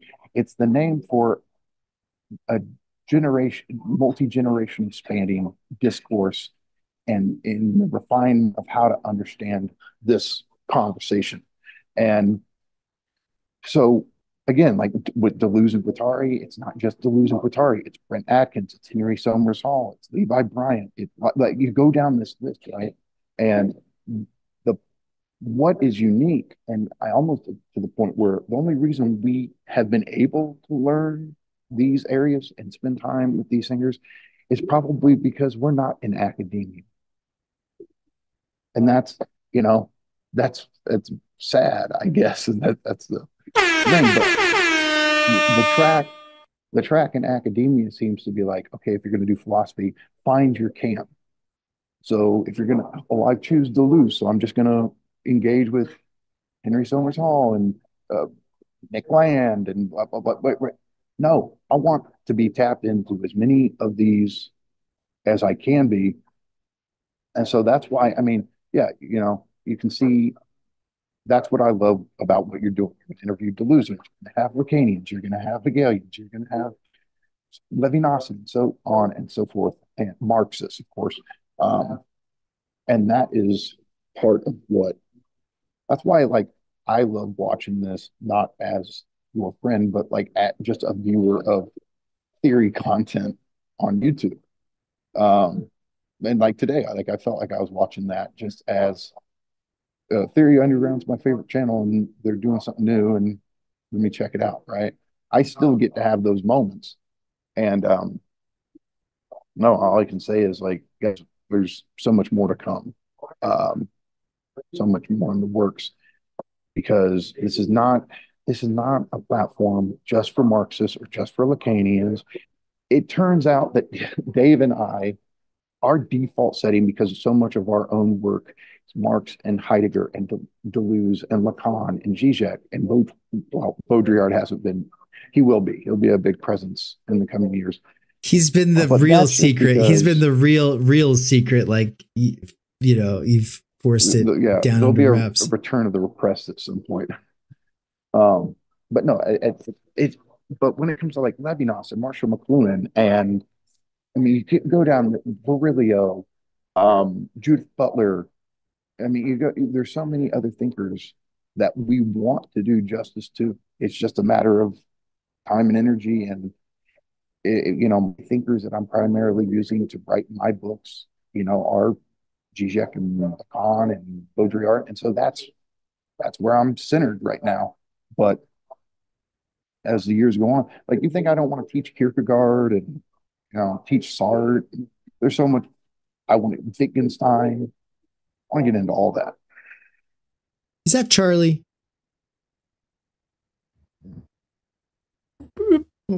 Oh, hey Charlie. I bet he can't even hear us. Oh, hi Charlie. What did Charlie think of what did Charlie think? Does he think he has a face? Yeah, very much. Very much. I liked taking it to functionalism. I think I'm trying to get into, like Mikey said, he's in a Heideggerian mood. I'm trying to get there. I can't. I've been reading a lot of Heidegger, and I don't know. I still feel like some resistance. And I don't know. I guess today I was thinking about the ineffability of the other and this and that, and Heidegger talking about the call of conscious. I don't know. I was kind of all over the place today, but listening, my mind went to functionalism. My mind went to trying to get some of that chocolate in the peanut butter, the ineffability of the other. But also like, I don't know, man. There's something there. We're already there in the first place. So I almost want to like say, well, yeah, it's ineffable, but that doesn't mean we don't have some type of relationship with it in the first place. I don't know. I've been kind of all over the place and just listening to it. Like, I really appreciated that. It's what, you know, as far as on a social level, it's what at the social level we would call dark matter, right? Dark matter is considered this fundamental constituent of the universe, and yet it seems it's always, in a sense, it's like absent from the universe, but we can deduce its effects, right? That's what, you know, it's that negativity that makes it work. It's the constitutive negativity, constitutive absence.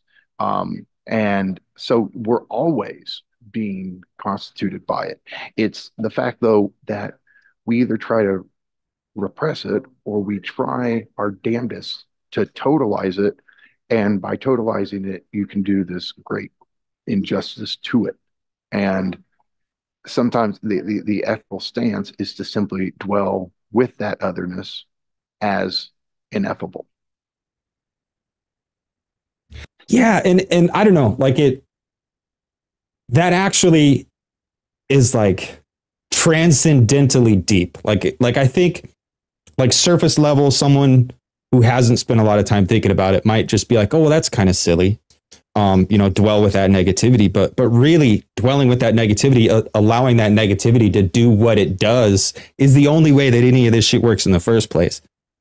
It's like an irrational number in mathematics, right? Like we don't have to do this functionalistic totalization to allow this thing that clearly operates to operate. And it's through that things really come into what they are, even though they already are what they already are. I don't know, man. It's well, and you like it kicks me into my Zizekian mode here, which is, look, when we're talking about this negativity, the way for Zizek it's often articulated is in terms of antagonism or contradiction. And so a lot of the times, and again, we're pivoting around what we're like, are we talking about, you know, the unknowability of the other as a singularity? Are we talking about some sort of traumatic conflict or antagonism at the heart of the social order, which would be in the big other? Like for Zizek, the proletariat or the wage worker, or we could even say class struggle, is this fundamental antagonism or negativity in that sense at the heart of the capitalist mode of production. What ideology does is attempt to conceal that, cover that negativity over. It provides all kinds of rationalistic justifications or simple obfuscations. Oh, you know, there's no sexual exploitation. Everybody consents to work where they work. It's not forced labor. It's contractual. Blah blah blah. So part of what ideology does is similar to what totality does for Levinas, which is to say it's attempting to obfuscate or reduce the anxiety that comes with this deadlock or radical otherness, right? It's trying to tame the alterity.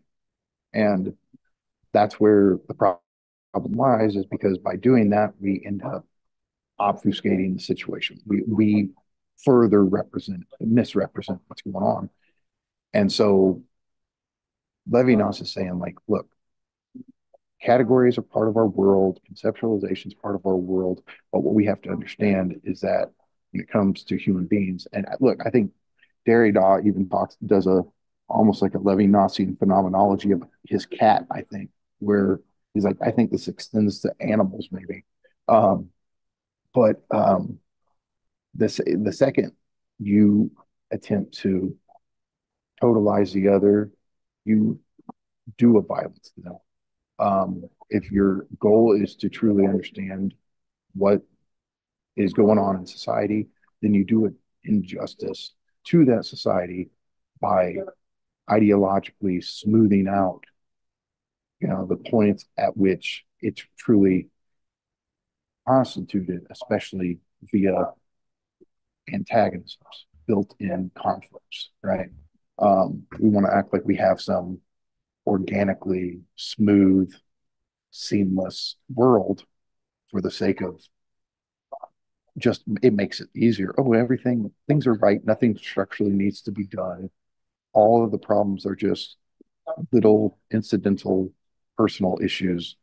That's easier to deal with than know the very structure of our world is got a problem with it, and that needs to be solved. So that's how I see both those working out. But the job of the philosopher would be, no, I'm going straight into the dead zone of this negativity. Not to say that I can master it or assimilate it, but I can reckon. This is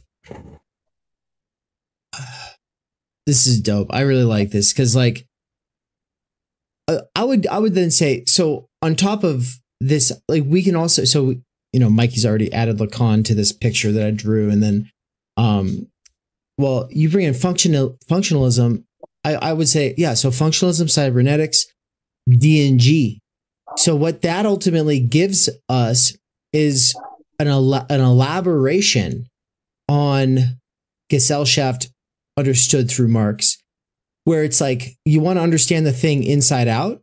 Well, if he was trying to understand the thing inside out today, would he have still started with the commodity form, or might he have started with data, or might he have started with waste, or might he have started with yeah? What are you going to say there? I just, data, like the idea of data, people talk about like simulation and people freak out about it. They're like, oh no, we're going to like create some video game and it's like simulation, blah, blah, blah, blah, blah. Like we already have simulations of ourselves that are accurate to like some freakish degree that like it really is on the servers in fucking like Uruguay and shit that no one ever thinks about. There are constructs that contain enough data about us as consumers, as members of modern society, that like they could functionally run a simulation of us as human beings. And then that brings the question, intelligence and spirit, right? And that it's just like, yeah, but the super functionalistic worldview. We are nothing but behaviors. We are nothing but input output. We're just Chinese rooms from this functionalistic perspective, and it gets a lot of things right, and it's very compelling, and it works very well for capital.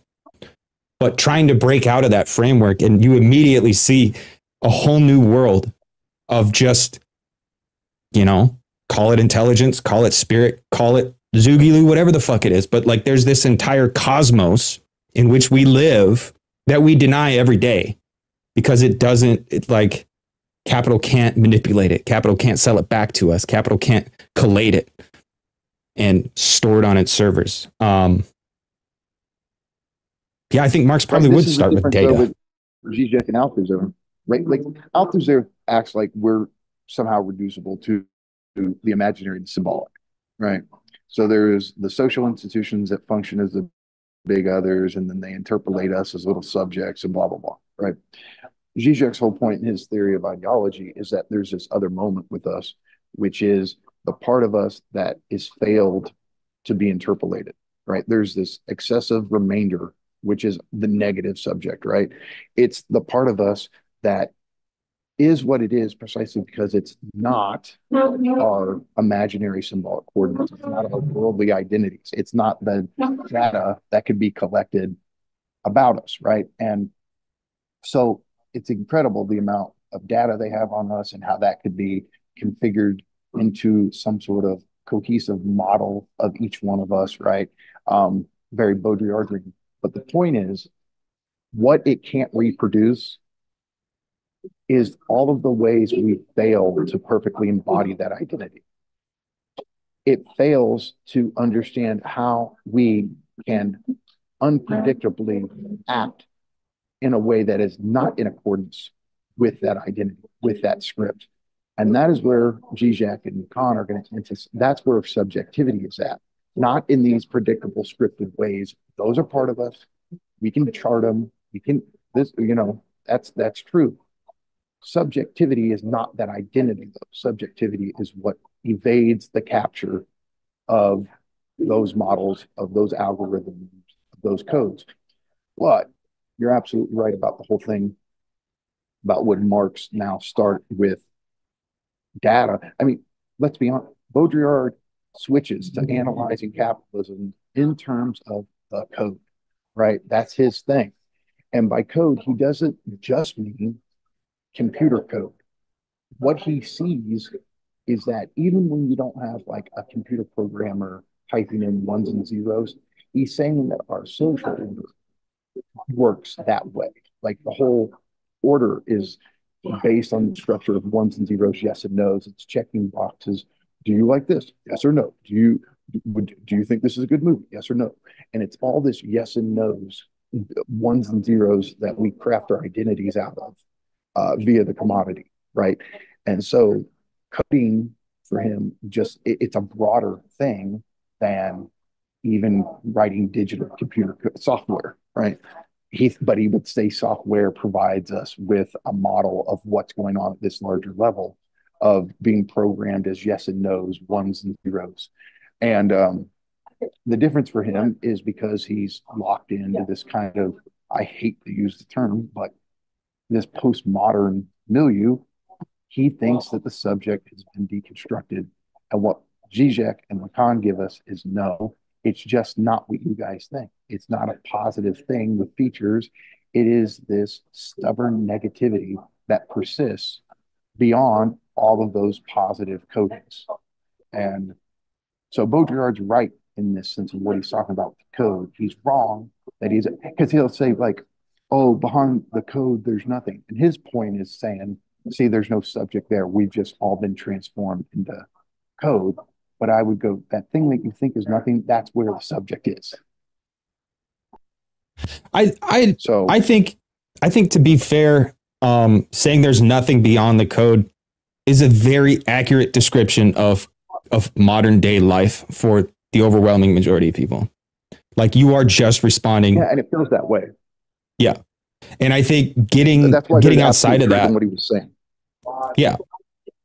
That's been why I think that your obsession with, I don't know if it counts as an obsession yet, but your strong interest in functionalism and cybernetics and systems theory ultimately is, I want to say like it works for the bigger plan. You know what I mean? Like it has its role to play because we want to understand it, how it works. And the reason I threw D&G in on that was because, like, well, first of all, they're cyberneticians at a certain level. Second of all, I think that their metaphysics is probably right? Like, this is, Mikey, we've had this position. I think you're the first to say it probably, but I've been like, yeah, I think that's basically right. Like, as far as the way the physical world works, how objects are actualized. Yes. Thanks, babe. Yeah, the way that the basic world actually works seems to be Deleuzian. Of course, I don't like them for like a theory of the human. I think that Heidegger and Levinas and Lacan where I depart from them. Much better for the human, but they're really good for thinking about how the world works. Now we're talking in the planetary sense. Well, cybernetics and functionality and behaviorism are really good for thinking about how humans reduced to labor power, how they work, and how they work from the standpoint of administrators. So, I mean, Baudrillard's whole point, though, especially in those early books, is that, I mean, I don't think he calls it functionalism, but that we can. In fact, it's hyperfunctionalism. Everything has to immediately have an accessible understanding or meaning to it, right? Which is for him turning it into information. It's what's the I'm drawing a blank. We're trying to make a movie that appeals to the largest market. Yeah, awesome. Focus like tested. The process, right? It's all of that. It's basically that writ large, right? Where our worlds end up being these hyper accessible things where everybody understands any piece of information they come across, and everything's gets boiled down to the lowest common denominator, blah blah blah blah blah. And for the sake of efficiency and functionality, because if you can make all of our interactions and you can make all of our lives hyper functionalized and radically efficient, that serves the mechanism of capital. And there's nothing that's getting in the way. We've been programmed to be coded little scripts that live out our codings and our scripted lives in a way that's amenable to the flows of capital. And nothing human is there to get in the way. And so that is why Baudrillard uses is like, we are all hyper instrumentalized. We are complete mechanisms within this system. And for him, I get it, right? Like I get it. When you're walking around the mall and you see everybody doing what they were doing, you don't see the resistance of subjectivity, right? Phenomenologically, you just see little program scripts running their programs, right? The point is, the Lacanian subject is not a subject that you see phenomenologically, right? And it's a ghost within the structure, right? But when you're doing a kind of phenomenology or you're doing a structuralism, one is you're getting caught up on the phenomena. The other one, you're doing structural analysis, and that remaining excess of subjectivity is not there. You get it in psychoanalysis. And, it was very stylish with the May 68 generation to just go, oh, psychoanalysis is just this thing that helps reproduce the system. That's D&G's critique. Baudrillard came to feel the same way, that it's just a form of integration into the code. But what Zizek in particular did was revitalize this thing called subjectivity.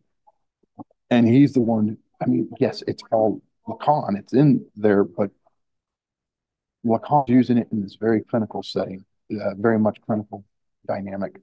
And Zizek extrapolates it and does ontology with it.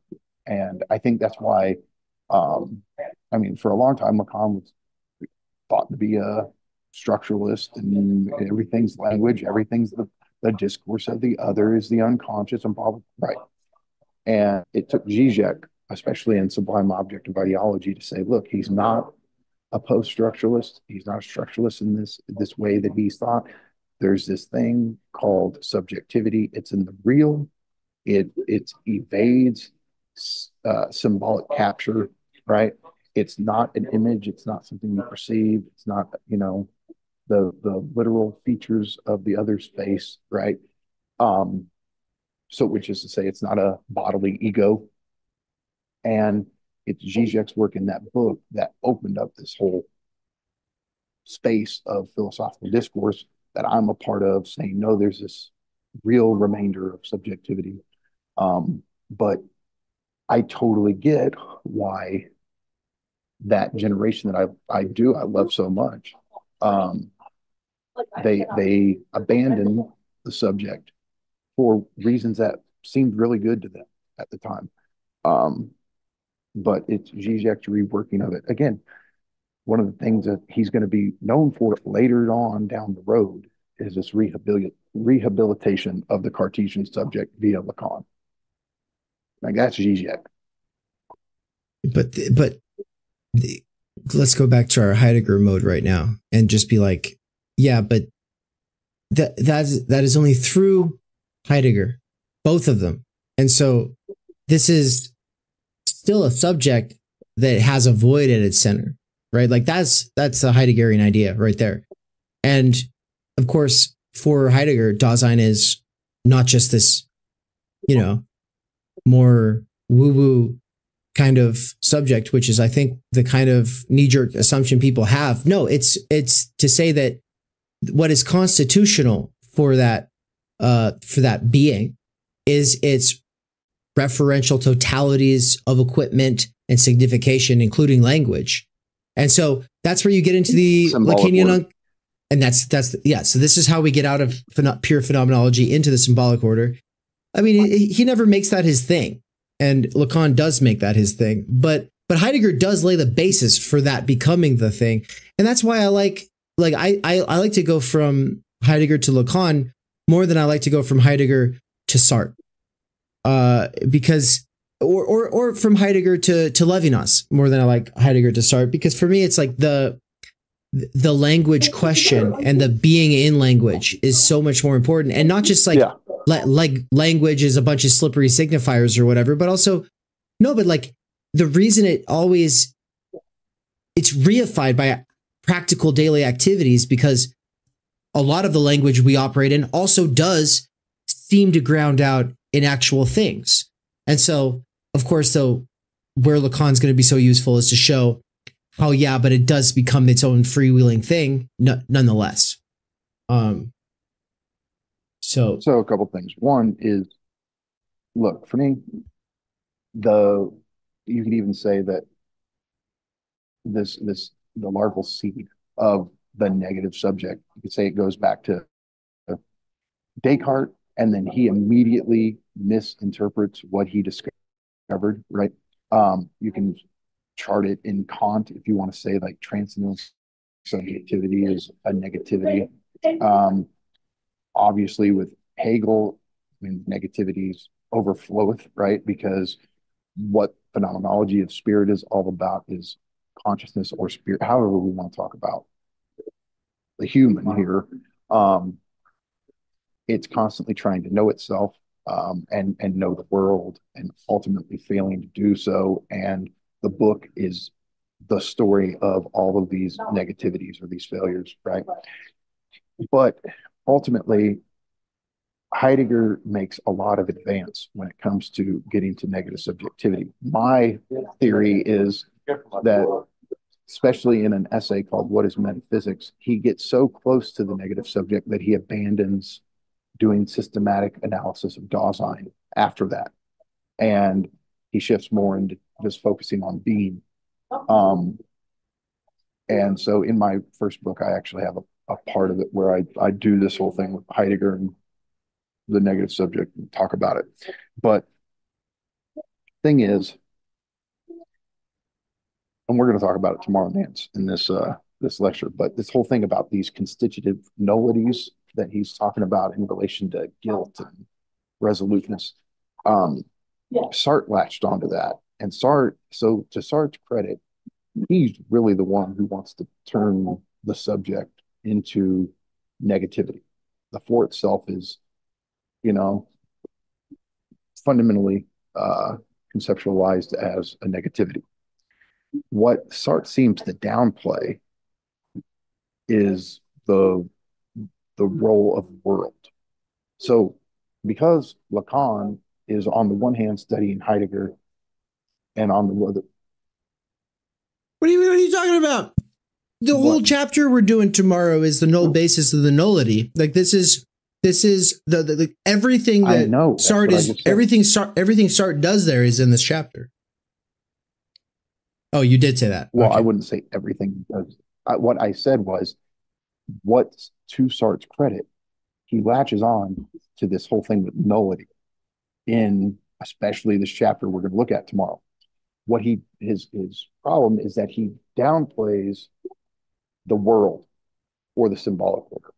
And I think the reason he does so is, you got to realize Sartre's there doing what he's doing prior to Levi-Strauss. And I think Levi-Strauss's influence on Lacan is what made Lacan understand the importance of worldhood in Heidegger. This clicked into place the importance of the symbolic order that Sartre doesn't seem to have. I mean, of course, if you asked him, he would go, "Yeah, of course, we're in a world." He would know that, but it didn't click for him the fundamental importance of symbolic order or worldhood the way it did for Lacan. And so, but Lacan, he won't give as much credit to Sartre for this whole thing with negative subjectivity. And Sartre really inspired Lacan on this, and Lacan's not going to give him the credit. But there's portions of being in nothingness where all Sartre's doing is talking about how desire is a lack and it's negativity and all this stuff. And you're sitting there going, okay, sorry, but Lacan read that and took that and made a whole career out of it. And so the point is, there's this whole trajectory of how do we arrive at this concept of the negative subject. I mean, look, this would be something I'd love to write one day. I mean, I really would. This would take, again, I can't do this working in a warehouse, but if I ever got high energy, this would be one of the projects I'd love to go at. Because I think this concept fully gets actualized. I would even probably give the credit to Zizek even more than Lacan, because again, Lacan's doing clinical practice and Zizek's doing ontology. But from Descartes all the way up this tradition to Zizek, you have the slow emergence of this concept. Beautiful. And I see that you want to do something or say something, Nance, but really quick, just interject. Ivar asked in the chat what time the lecture tomorrow is happening in Central European time, said that he couldn't find any information on the website. Ivar, are you in the Being in Time course? I don't know that actually, are you even getting the emails? Because if you are, the links in the emails have had the link for the syllabus, but if you're not, and you want to get in on it, you're super welcome. We're only one lecture in on Division 2 so far. Second lecture is tomorrow. Mikey's doing a guest lecture. But the times are actually the exact same times that I already have up on the screen for Emmanuel Levinas' Totality and Infinity, which is to say 9 a.m. LA, 12 p.m. New York City, 1800, which is to say 6 p.m. in Berlin, which is Central European time. And so that is the time that the Being in Time course is currently going on. And it's the time that the Levinas Totality and Infinity course will be going on beginning March 18th and 20th. Beginning March 18th. Full stop. So I want to say a couple things about that, because part of the idea with doing this as the sort of quilting point on Levinas's birthday is to say, this will be the first time that I have taught Levinas. This will be the third or fourth reading, depending on which section of the book I'm in, of Totality and Infinity.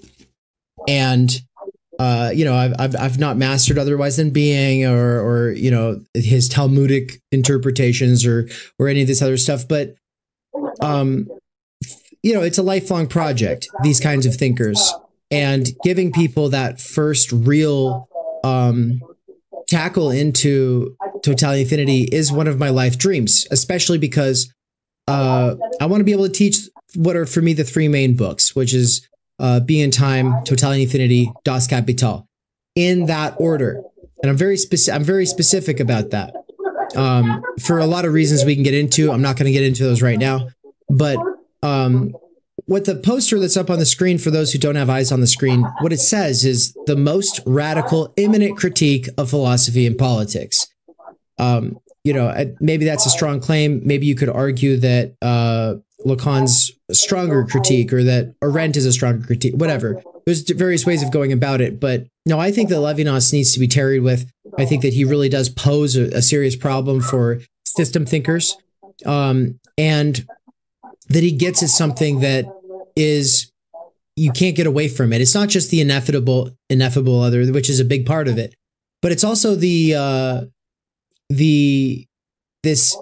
it's more like baked into our tendency to thought and language itself is the collapsing of all others and all otherness into something that is comfortable, and so like the way that we reduce the Trump supporter or the dyed haired, college campus, woke school, HR person, whatever, to some kind of like a stereotype, you know, it functions for us in a way that it props up our little ego project. And what Levinas is saying is, yeah, that makes sense. And he, in the same way that, you know, in the same way that Lacan, as a post-Heideggerian, does want to get back to formative childhood development like experiences, and Lacan's really good for that. So is Merleau-Ponty. Levinas, his whole project comes back down to the baby in the cradle screaming at the terror of the night with insomnia, because it's an experience that we've all had, is that the parents are gone, like we're supposed to be asleep, and we're terrified because we're hanging out into, not into the nothingness, right? For Heidegger, it's the hanging out into the nothingness, the possibility of no more possibilities, you know. But for Levinas, that's not it. For him, insomnia is about the hanging out into the rustling there is, like this full clanking, clattering, like engulfing, silent terror of the everything, you know. Fang Numenon. The Fang Numenon, it is, and actually, you know, you can take the Landian outside and the Levinasian. Yeah, there I think is. it works. There it is, the Iliad. Well, and I believe that Maurice Blanchot, is that how you even say his name? Blanchot, whatever. I don't Blanche. think I've never been sure. Whatever that fucker's name is. Levinas in this book, Ethics and Infinity, or I think Nemo poses the question about the connection between him and Blanchot, because he's saying that he's saying your there is sounds a lot like his like Blanchot's outside, and so apparently Blanchot actually he is a thinker of the outside. And Levinas says, yeah, it's very close. And then he goes into why it's different. So if you ever want to write that piece about Land and Levinas, like, it's right here. You want to use that quote. Yeah, well, and I mean, we get to talk to him. I want to actually ask him. I want to connect some dots and see what he thinks all about Levinas, because for me, the Iliad is very, very close to what Land seems to be getting at with the outside. And so now, and with Blanchot, whatever, I'd have to check out what was written about the outside from his perspective. But yeah, that's cool. I'm glad you let me know about that. Guys, I actually have to go. Okay, get out of here. All right, but this has been great. And kudos to you for talking to two Levinasians in one day. Yeah, man, just, you know, for some reason, Laubscher thought that, you know, that Levinas has become more popular than Derrida, but I think that's probably true in academia, but it's not true on the internet. It's not true on the internet. Maybe, yeah, in theory circles, we know. So here's the thing. What I will say is, in theory circles, Derrida has gone down in popularity, but I don't think Levinas has gone up. And so, but hopefully, you know, you and us will help change that. 100%. All right, man. Okay, guys, we'll have a good one. See you tomorrow. Take care. Bye. Peace. Wonderful. And so let me finish saying a couple of things really quick about the class. So totality. So I guess, okay, I've been teaching Being in Time to a bunch of people who've never studied it before, who don't really have the chops or background in the rest of the history of philosophy that one would suppose you actually need to be taking on Heidegger. And my sort of assumption is, and I hold to this, is that you've got to dive in the deep end somewhere. There is never a point to begin from. There's no proper point ever. But if you've got a list of 20 books that you ultimately really want to take on, but you don't know where to commit, you should probably commit with if one of those books happens to be taught by somebody who you want to learn from or with, and that person is able to make things more clear to you, go with that. So it's like, if you want to read Critique of Pure Reason, Totality, Infinity, Being in Time, Simulacra, Simulation, go down the line, Phenomenology of Spirit, whatever. But then, and you're trying to choose which one to do. Well, if you like the channel, if you think that you're already getting something from the conversations that I have with Nance and Mikey and all the others that I like to bring on the channel, then do it. Okay, so Totality Infinity begins March 18th. The first half starts March 18th. We're going to only read half of the book, then we're going to take a break for a few months, and then come back to it August 3rd. And so I really liked that taking a break thing with Being in Time. So I want to give you an opportunity to say something about what it's been like studying Being in Time for the first time, and how you're feeling about going towards Totality and Infinity. I liked studying Being in Time when we were on break. Now that we're actually like back in it, I fucking hate it. I hate this book. I truly do. Like, the last couple of days I've been, I don't know, there's so much here that I do think is essential. That I think now, kind of on the back end of really tarrying with it. There's stuff that I take for granted. Like, that's just, yeah, of course it's that way. But there's also other stuff that really pisses me off, because like, I still think there's shit that he's wrong about. And I'm kind of at a level where I have a little more confidence, where it's like, no, that is a hill I think I might want to maybe not die on, but at least fight for. Like, when I'm reading, like, it really is like struggling with Heidegger when you're reading Being in Time, when you're carefully reading it, and like, I'm trying to write about it. I haven't written shit about it because I just can't put anything together, because it is so frustrating. Like, it is difficult, but I love it.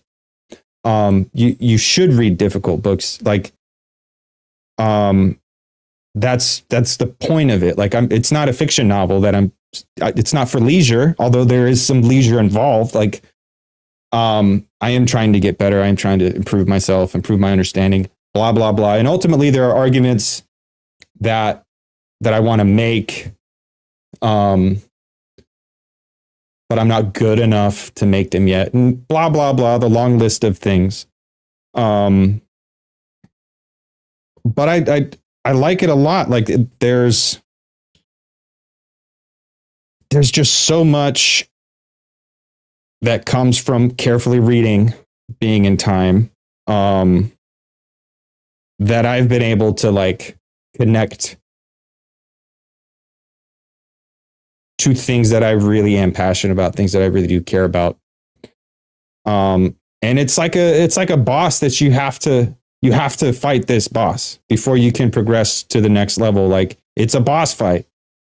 And those are supposed to be difficult, but it's very fucking difficult. And I'm back at the point where I'm like, fuck Heidegger. I hate Heidegger. He sucks. Shouldn't read him. Like, that's what I'm saying to myself as I'm reading him. When I was reading him and when we weren't in the course, I was like, yeah, this is great. I love it. But now that we're back into it, I'm like, fuck this shit, dude. I hate it. But obviously I don't hate it. Like, I'm continuing, like I'm still trying to climb up that hill. And I feel good about it. And I think if you can kind of enter that relationship with anything that you're studying, I think that's probably the best way to study stuff, is like, do it the hard way. I feel like I'm actually getting stuff out of it. And then bringing it to Levinas, and having Levinas challenge my very functionalistic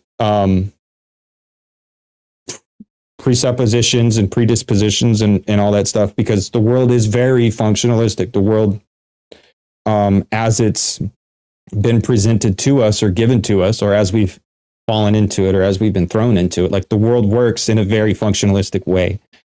And if you just take everything at face value, you take everything for granted, you will be stuck, and you will be totalized. You will be instrumentalized. You will be nothing but a shit stain. And that's not to say, Heidegger's right about everything. Of course he's not. That's not to say Levinas is right about everything. Of course he's not. But it's the path on the mountain, right? Like, so I'm fucking stoked. Like the shit I'm writing is better than the shit I was writing this time last year. I'm still not happy with what I'm writing, and that's just, I guess, the way it is, right? Like as a person who writes, you should never be fully happy with what you're writing. But I can already look back and see, like, oh, I've improved. My ability to articulate my ideas have improved. My ideas themselves have improved, like all the things. I'm looking forward to everything that comes out of just the amount of time we're all spending studying this as seriously as we've been able to do it. It's exciting. It's the shit. Oh yeah, man. The people in chat, by the way, got a couple awesome comments. I'll read just a couple of them. First of all, OG Rose in the chat. What's up, Daniel? Good to see you, man. He said, looking forward to going through this recording. He said, Levinas deserves more attention. He said, you gentlemen are doing important work. So thank you, for real. And he was saying, great to see you, sir. I was stuck in obligations. He wasn't able to join for the after party because I would like to have the rest of my day to go do other things. I'm kind of really I'm really excited to have the day to do other things right now. It's the reason, part of the reason that I've put on hold the Theory Underground Hub events is because I've really wanted to spend this month really preparing for the European tour, getting my book up on Audible, just like a bunch of things, like getting certain things in the right place, like the conference with all of the calls for proposals and the anthologies. Like, it's a lot of setting up work, and that's the thing that I'm discovering as I get older, is trying to put a little bit more thought into the setup,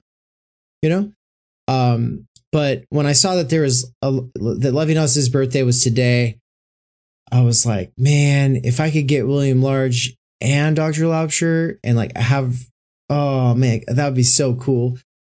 And it's, it's like 20 different birds with one stone, because it ties into so many of my research interests. There's the whole, I guess it's a shotgun into a flock of birds, but there's with Levinas, it's like, it is time to be thinking about him. It's, it's a little over 3 months out before that course will start. We got somebody in the chat saying that they are going to be taking it. So that's really exciting. I'm stoked to hear that. Who is that? Phoebe. I don't know if that's actually how you're supposed to say that, but Phoebe says that. And what is it, Nance? Are you trying to remember Phoebe? Yeah, because I've seen that name before. Yeah. They've been around. They've been around. Yeah, exactly. So anyway, stay tuned for that, everybody. If you like doing all of the courses and stuff like that, if you ultimately want to be bouncing around between different things and binging them at your own speed, you just want to become one of the tier 3 or 4 subscribers, you'll be able to access like all the past, ongoing, and upcoming courses, including Totality and Infinity and all these other ones. But all right, with that aside, bringing it back around to this idea of, because I don't want to get stuck in the marketing phase, but I am also realizing I have to talk about things a little bit. Otherwise, people don't get to sort of get excited about it. And I want people to be able to get excited about it ahead of time, so it's not so last minute. Like now's a really good time to get a copy of Ethics and Infinity, because it's such a tiny little book, and read it, because it is Levinas kind of telling you where he stands on a lot of things. Now, a lot of it won't make sense right now. You'll hear him say something and it will not register what he's actually saying. You'll take it to be something else, and then you'll like it or you won't like it on the basis of a misrecognition. But that's inevitable with this kind of thing, and that's part of what his philosophy is ultimately addressing. But start planting some seeds for Levinas and getting ready for a whole bunch of Levinas related stuff in the near future, because if he's been my secret third, he's about to become less of a secret, and I hope he'll become a little bit more of a presence on the internet, because insofar as he has been one, I haven't always loved how he is, especially in academia. I've got I just want people to take him on his own terms, or try to. Nance is reaching for a book here. I think you want to show us. Yeah, man, we're going to translate this. Little Levinas commenting on Kierkegaard and many other thinkers that's in French that we're going to bring to the English-speaking world. Yeah, I'm really looking forward to getting back into the translating work, man. That's one of the things that we've also taken a break from for the last few weeks. Also, Fontum on Twitch. I want to do a shout out to Fontum, who got into Baudrillard in high school, or was it even younger? Because they saw the book Simulacra and Simulation in the Matrix. Yeah. So tried to read it, fell off of it because it kicked their ass. Like, it couldn't make sense of it. And then came back to it a couple of years later after getting more of a philosophy background, was able to get a lot more out of it. Yeah. Being in Time was that person, Fontum's second boss in philosophy. I was skin deep reading history of philosophy, Plato and all that, and then heard of Heidegger. I didn't get a word of it in the beginning, then decided to read Hegel to fix my knowledge gap. Got 50 pages thoroughly, got used to the German writing, and then came back to Heidegger and was a huge fan of it *2. Yeah, that is how all of these guys kind of work. Is like, you get your ass kicked. And right now, Nance, what you're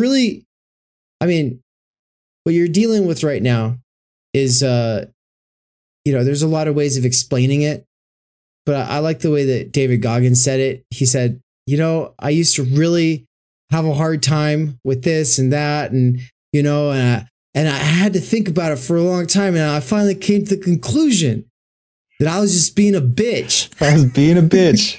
Yeah, dude. Oh, that's it. Ultimately, like, reading Heidegger brings the bitch out of you. And it's up to you to call that bitch out. And don't be the bitch. Inside you, there are two bitches. One's a down ass bitch and one's a bitch. You gotta be the down ass bitch. One gets in the pit and the other one hides. The other one hides. The bitch in the pit, and then there's the bitch, the plain bitch, in the without balcony. Qualifiers. In the balcony, yeah. Yeah, hiding in the balcony. Yeah. So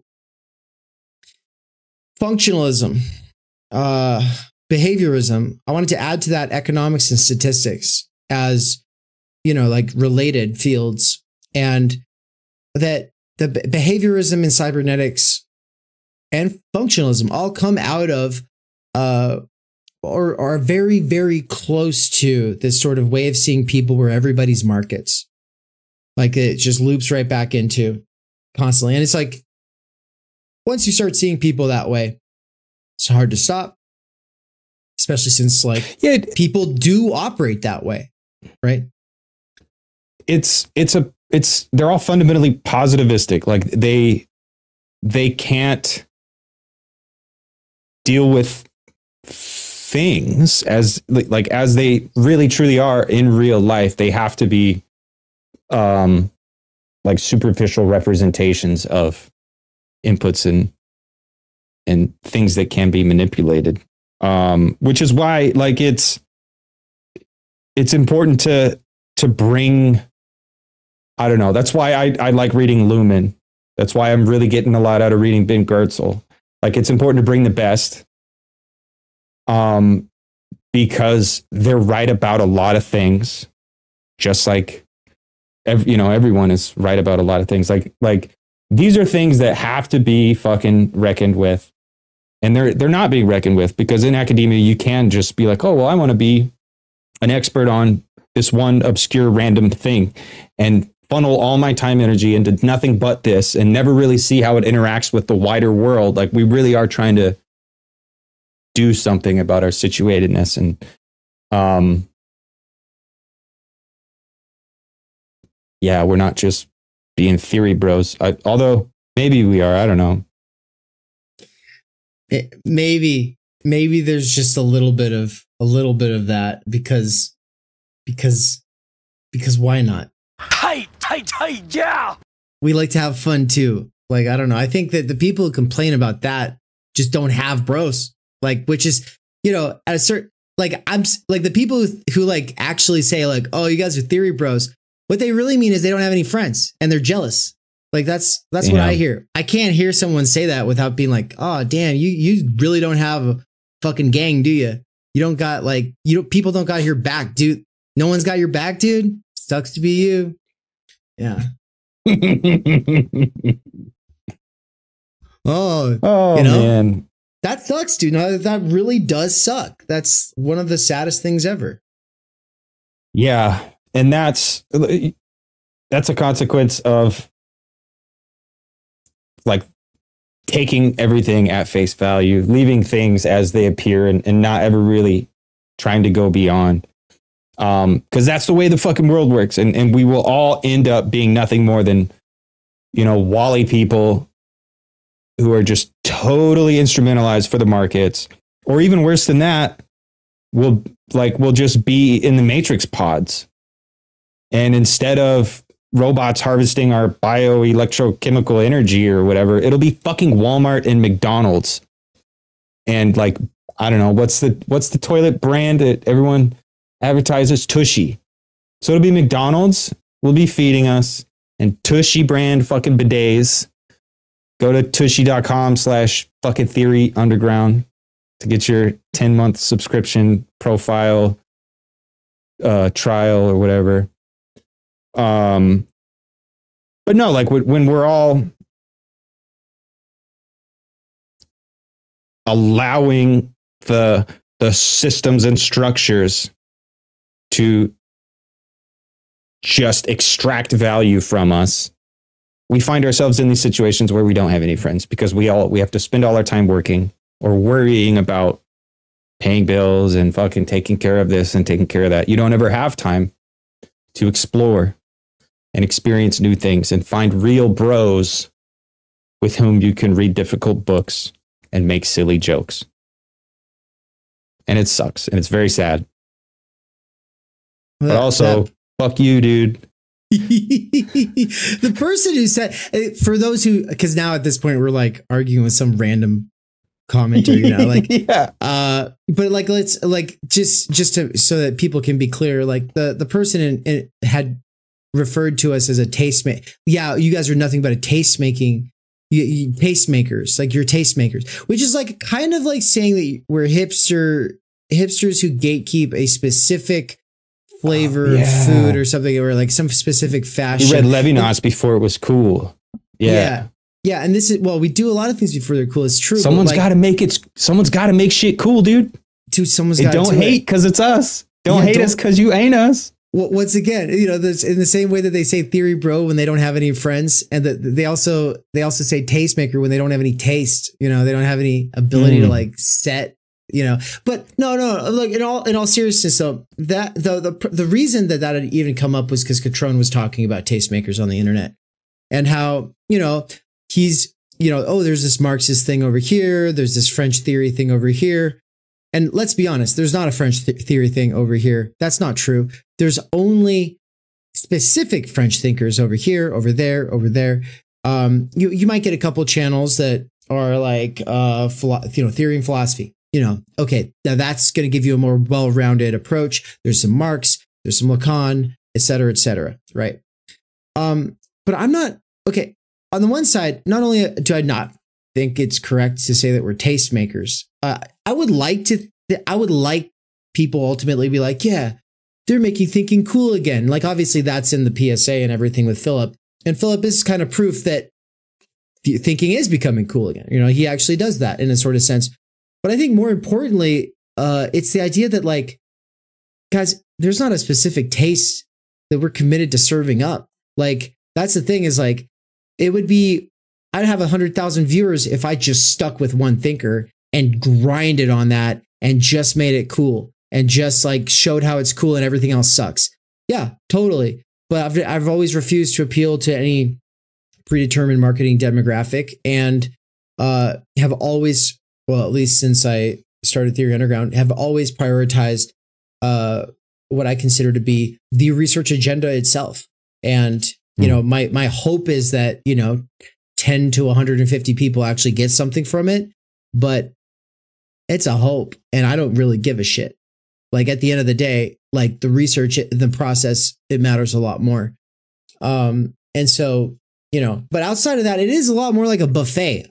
Okay. It is a lot more like a buffet than like a dish. You know, I was telling one of the people for the European tour, I was like, you know, like, do you want a dish or do you want the whole fucking buffet? You know, because like, we got the whole enchilada. Like, if you want to roll it out, like, we can come and cater the whole event. We can have CMT over here, CDT over here, CPE over here.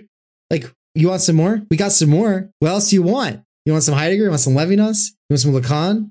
You know, how about some critique a little bit in the economy? You want some of that? Let's go. But it's not, but the point is not, just to randomly throw all that stuff together. It is time energy theory. Ultimately, it is trying to, from the working class position, from the precarious gig economy position, from the thrown out of work, unemployed, binging stuff, trying to research and understand things position, whatever it is, trying to figure out what the fuck is going on in the world, and using all these amazing thinkers and trying to think through them dialectically, which is to say, never just getting bogged down in one forever.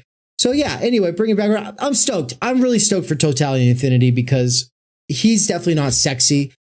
We haven't had more than 9 people watching this stream at a time the whole time. Last week or the week before that, are you kidding me? I was doing streams and we had like 40 people, 50 people.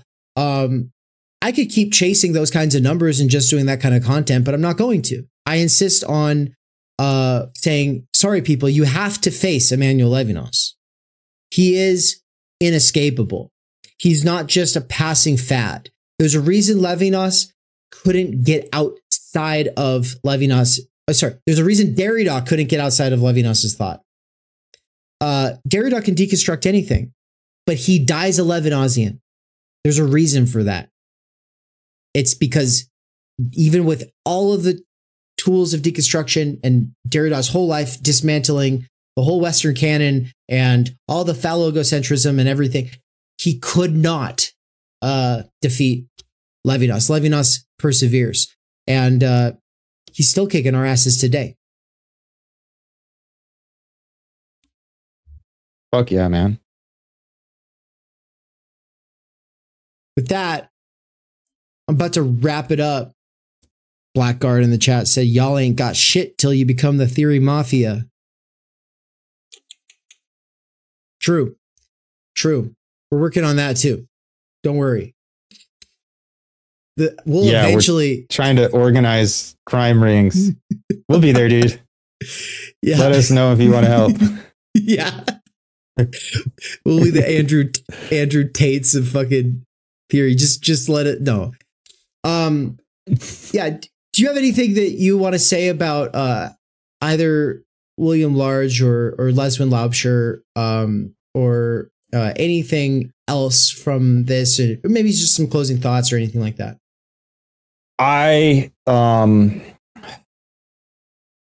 Laubscher. I can't fucking. Laubscher. Yeah. Is fucking amazing. Like, there were multiple points in time where I was just like,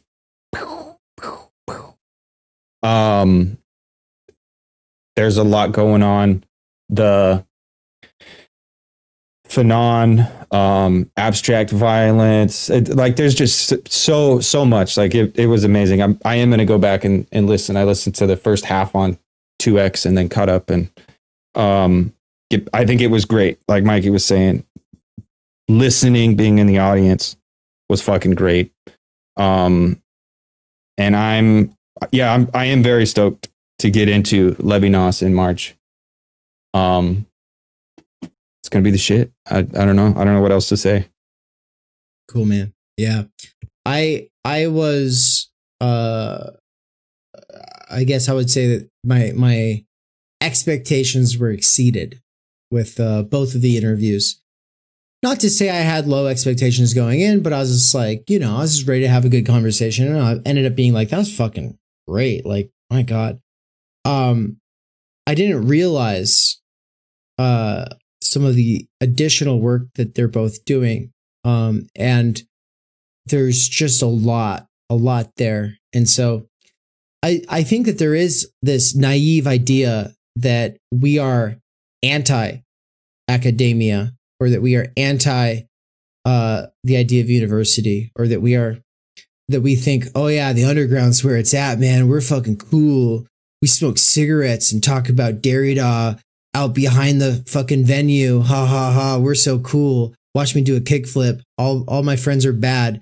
Like, that's what they think, and it's not true, guys. Like like Mikey already said it, like we would be nothing without all these secondary texts. We really do require people who've had the relative time energy to be able to commit to understanding these guys. And it's like on their shoulders that we're able to do so much stuff. And I guess I want to kind of say a couple things in close here. So Nance, if you'll hang around, we can talk for a minute after I close out, but I'm going to go ahead and switch to full screen me view for a second. And I'm going to just kind of say something in close here for young philosophers, probably younger than a lot of you. I mean, my average listener is like 30 to 40 years old. They're 100% male.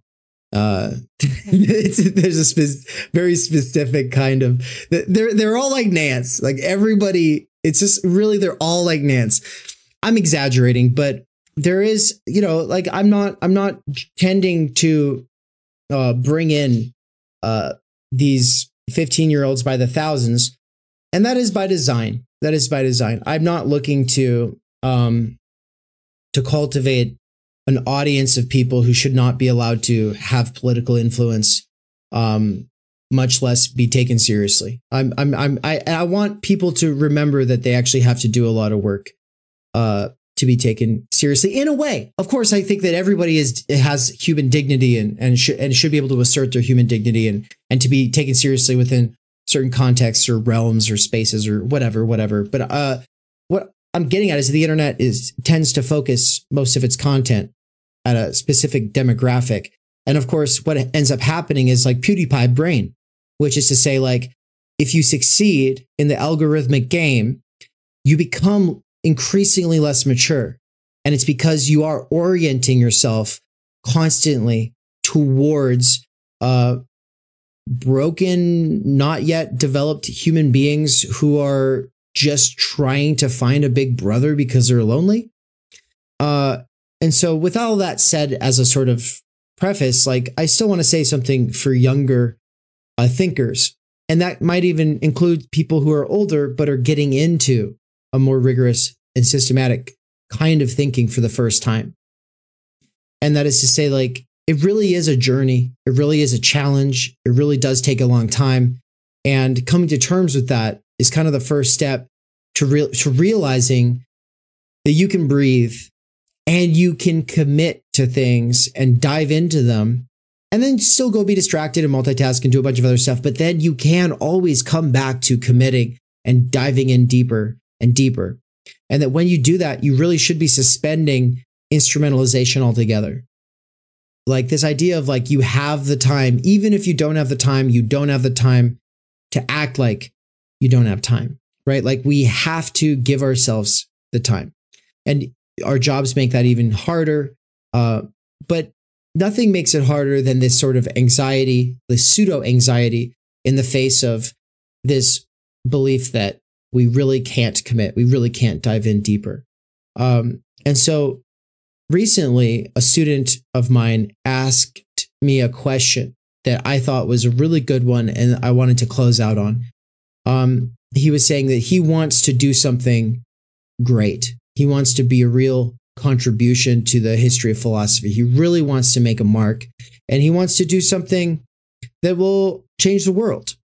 And he was asking if I have other recommendations of what to read or who to watch, because he's excited and he's feeling compelled to go a lot deeper. And his bigger question was how to come up with his own philosophy. And my answer to that is a spin-off of the answer to that question that I received when I was in my first philosophy class. Okay, so I was in a political philosophy class. It's the one where I famously got an F on my first written quiz. And I was weirded out about that because I thought I'd answered the questions. But you know, when I went to the office hours, this professor was like, no, man, like you can't just say the thing. You actually have to really think with it. I want to see a page number for every statement you make about what the thinker says. He's like, I want to see the citation for every single thing you say Plato said in the Republic. You can't just sit there and say he says all this stuff. You actually have to back it all up. He's like, it's hard, because he could tell that I was feeling overwhelmed. He's like, it's hard. You know, this is not something that you do at the beach. And that was interesting because, you know, before that, in my English class of the same semester, I'd been reading Thoreau and Emerson, and I'd been reading them out on the back of the college campus by like this fountain, you know, with the trees and the grass. And I remember just feeling like all poetic and like, oh yeah, I'm doing this thing where I'm like reading these great minds. And what my professor was ultimately saying is like, it's not going to be like that.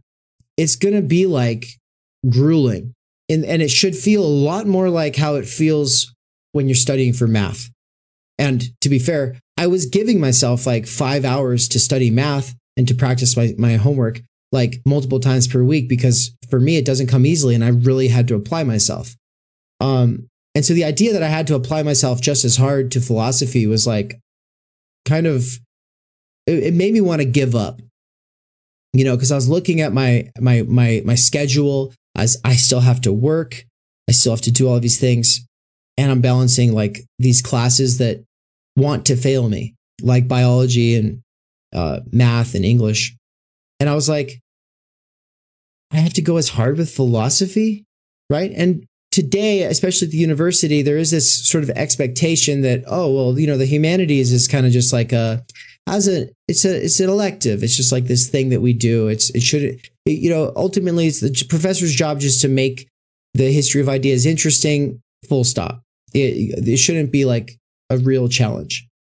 Well, all of that's just to say that I had asked the question that this student asked me, which was, and this was much later in the semester. This was like after I'd gotten some recognition, some approval, some encouragement from that professor. I was doing good. I was like one of the top students in that class. I was like working my fucking butt off because I decided to commit. What he told me was, do not try to write your own philosophy. He said, you have your whole life to study this subject matter. If you are in a hurry to write your own philosophy, then you're going to be in a hurry to reduce all of these thinkers into, oh, well, I agree or disagree with them on this or that, the other thing, done, move on. I agree with this person on this, that, the other thing, move on. You're going to treat the history of philosophy like that. You'll be like these, you know, 18-year-olds on Instagram who are like, I've read all the books of philosophy now. I'm ready to write my own book and I'm ready to go, like, have me on. I'm a celebrity now. Bring me on. And it's like, I don't care, man. I just don't care. I want to see in a student what Nance has demonstrated even in this stream today, which was just the basic idea that he knows he doesn't know. he still wants to argue with these guys, but he also knows he might be wrong about that. So he's ultimately got to do this thing. It's going to take forever. So it's frustrating and it makes him want to throw the book against the wall, but he's still doing it.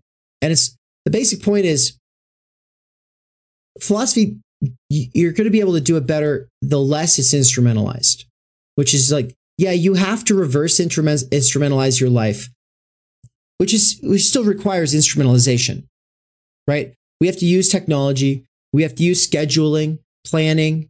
We have to use habit formation. We have to use countering all of the tendencies of our society, using the tools of our society to try to create spaces where we have relative time energy and are able to actually commit repeatable, sustained effort towards these thinkers. And one of the aspects of de-instrumentalization is to kind of bracket out or suspend this idea that you've got to develop your own philosophy. And I think that, here's the thing, it's inevitable. It will come out. It will spill out of you. And honestly, you'll feel really great about it when it spills out of you. And then you'll be like, oh my God, I did something. Chances are you might look at it the next day and be like, I don't know what I was talking about. Maybe a year later you go, oh yeah, that was actually pretty good, right? The point is that you're too close to tell really whether it is good or not. Because it might sound good. It might feel good to write. It might sound good to say and to hear yourself say, but you don't know if it actually makes sense. And that's why in this traditional system, that more academic one, there are these checks and balances. The idea that it's not just like you find a master and that master humbles you and then eventually you prove yourself and then now you get that recognition. No. That master's been dispersed into a whole bunch of different professors, and a bunch of them are hacks or just kind of clocking in, clocking out, dusting off the 15-year-old syllabus, teaching the same thing over and over again. And you hate it. But the idea is if you go to the university, if you have that privilege at a certain level, you're probably going to run into multiple impressive people who take that shit seriously and who call you on your shit. Where you think that you turned in a really good paper, or you think that you did a really good spoken presentation, and then they just point out a couple of things, and then you can't ever look at it the same way again. The whole thing is like, oh my God, I thought that. So many examples come to mind for me, like papers that I wrote or presentations that I gave, where there were specific professors who I thought that they just thought everything I did was fucking great, and then they're like, no. Here's the thing. McKerracher. Blah, blah, blah, blah. And it's not just a bunch of blah, blah, blah. They're not just trying to give me a hard time. I had to go over it and I was like, they're right. Right. And so this is why we have this tendency of theory, poetry, word salad today, where people use all the jargon from whoever they've been reading. And it's just this circuit of jargon. And they feel really proud of themselves. But for everybody else who's been doing it for a long time, as well as for people who are brand new to it, we could all agree there's nothing here except for evidence that you've been reading it, which is great. It's great that you've been reading it. It's great that those concepts are in your head. But you got to practice explaining them in plain speak. And then you got to go back again. And you got to really interrogate yourself on whether your interpretation has anything to it. And there's been this sort of relativism about interpretation. Oh, well, you know what? Who cares? I'm generating meaning. I'm creating new knowledge because nobody said what I said before. At a certain level, maybe there's a little something to that. And for the 1968, intelligentsia, that was a really big deal.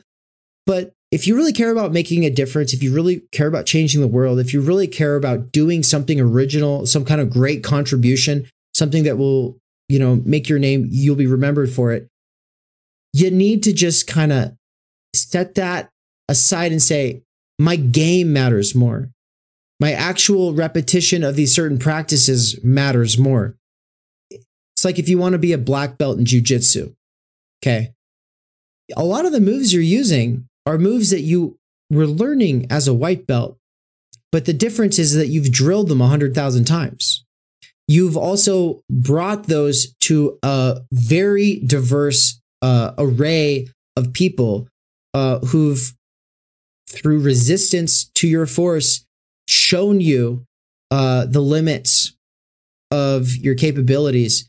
And you have to search that kind of thing out. I was talking to Cadell the other day, and he said that one of the hard things is that like people want us to, they want real, genuine critical feedback, but the medium is not really suited for that. And I agree 100%. The medium is not really suited for like this kind of more harsh critical feedback. If I had my way, I would pay people to do the grading at Theory Underground. So you could get real critical feedback from third-party people, because it can't come from me. The very way the medium works, it gets in the way. So to the person who's wondering like how they can make a difference, and by the way, Evan Wells, I just saw that you said my sound was maxed out. That's terrible. Sorry about that. But I'm glad it's back to normal now. The big takeaway is to really commit to a 10, 15, 20-year project. To really think of yourself as writing that main book at the age of 45 or whatever. To put some name, to put some arbitrary number on it, so that you've actually given yourself the time. Now, you don't have the time, and you could spend the rest of your life just reading one of these thinkers. And ultimately, I think all the ones we talked about in this segment, which was Sartre, Levinas, Heidegger, Lacan, D&G, Baudrillard, Bataille, Zizek, Marx, to get to tarry with them long enough, it can't be done in a single reading. And I recently brought this point up with somebody who was then like, oh no, I always do the multiple readings.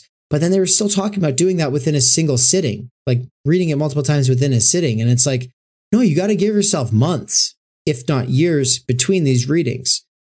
And so, you know, and people want to be critics. They want to be hysterics. They want to be, they want to take something down. They want to show how critical they really are. Well, how critical do you really want to be, though? Because there's appearance, and there's feeling like you're critical, and then there's really tarrying with and giving the devil his due, or any of these thinkers, really giving them their due. I think that there is time. Even if you're working at Amazon. I'm doing it right now. Right now I'm doing it part-time, but last year I was doing it full-time. There's still time. It's not just the time that you have when you're home, when you are exhausted, which isn't really useful time. It's garbage time. It's definitely not time energy. But there's also ways to hack the thing. There's ways to listen to long-form content, if not actual text-to-speech audiobooks.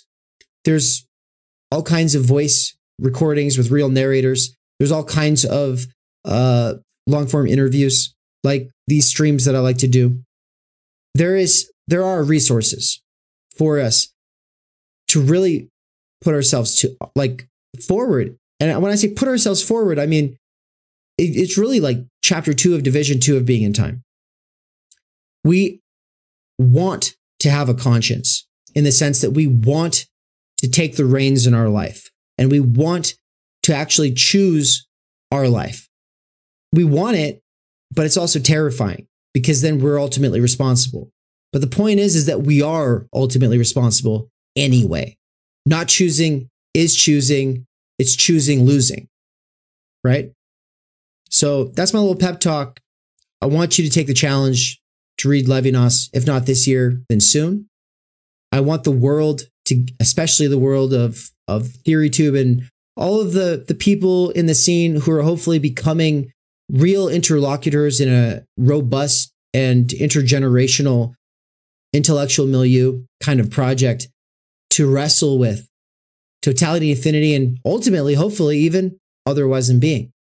And that's why I don't have time to do this, but I've made the time to do this because I think we need to be thinking about this. We need to be returning to this, and that no amount of D&G and cybernetics and functionalism or Zizek and Lacan and Hegel and any of these other thinkers is going to help us flesh out the human better than Heidegger, Levinas, Sartre. I'd throw Illich in there, maybe a couple others, but I think we have to do this.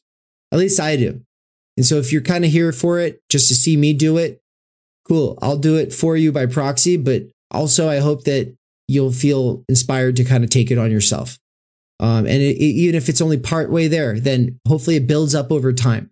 Like if you watch people working out, if you watch MMA, if you watch basketball, if you watch it enough, eventually you feel like, you know what? I'm going to fucking go out there and actually do it today. And so that's what I hope that this will do for you, is propel you to do more. I know that's a lot to ask, but we need to do it. All right. With that, thanks everybody. Peace. We cannot do direct revolution, but the only way to lay the foundation for it is to do what you are doing to move the underground. It's a theoretically correct title. Welcome to Theory Underground, where workers with earbuds can find genuine liberation from necessity. Research at Theory Underground focuses on what is most important for understanding our current situation. Theory of the subject, capital, time-energy theory, critical media theory, CMT, and the most essential critiques necessary for understanding why the theory, ideology, and common sense of influencers left to right misses the mark. Theory Underground is a publishing house as well as lecture course and social media platform. You've been reading Underground Theory. Yes. And amazing book. I'm a publisher and an editor. I run a review of books. Literally, it's my living. This is the best edited collection I've ever read. Jesus Christ. Seriously. This is a little experiment in what I, David McKerracher, can pull off without relying on the academy or the algorithmic dictates of the attention economy. I believe that I am, like so many others, pioneering a future in which educators can form learning webs that will make learning as a way of life enjoyable and emancipatory. However, before these tools become accessible, they have to be experimented with. That's why I built my own website and app using nothing more than my own saved wages, 5 patrons, and some small classes of students over the last year. Of course, I also have had my wife Anne's moral support and help with accounting so that I don't get in trouble with the IRS or whatever. In less than a year, Theory Underground has already put out 8 courses, 2 books. One, my book, Time Energy, and the other, Underground Theory, which has over 30 contributors, including works written by students at Theory Underground, some of my fellow travelers, and colleagues in the broader universe of Underground Theory. Beyond the books and courses, though, you will also find interviews, reading exegetical reaction sessions, and live weekly events for working-class autodidacts, independent researchers, and renegade academics. These include a variety of clubs and cohorts that meet on a weekly or monthly basis. If you want to get involved, there are 4 main subscription levels. Think of it like a gym membership, but for your mind. The point is to make learning, practice, and theoretical comprehension a way of life. If I can triple my subscribers in the next 2 months, I can quit my gig at Amazon and focus on this work full time. All I need is a few more people at each of the levels, or a couple big-time patrons who just want to see it happen. Right now I am doing a patron and site subscriber drive, so excuse the commercial.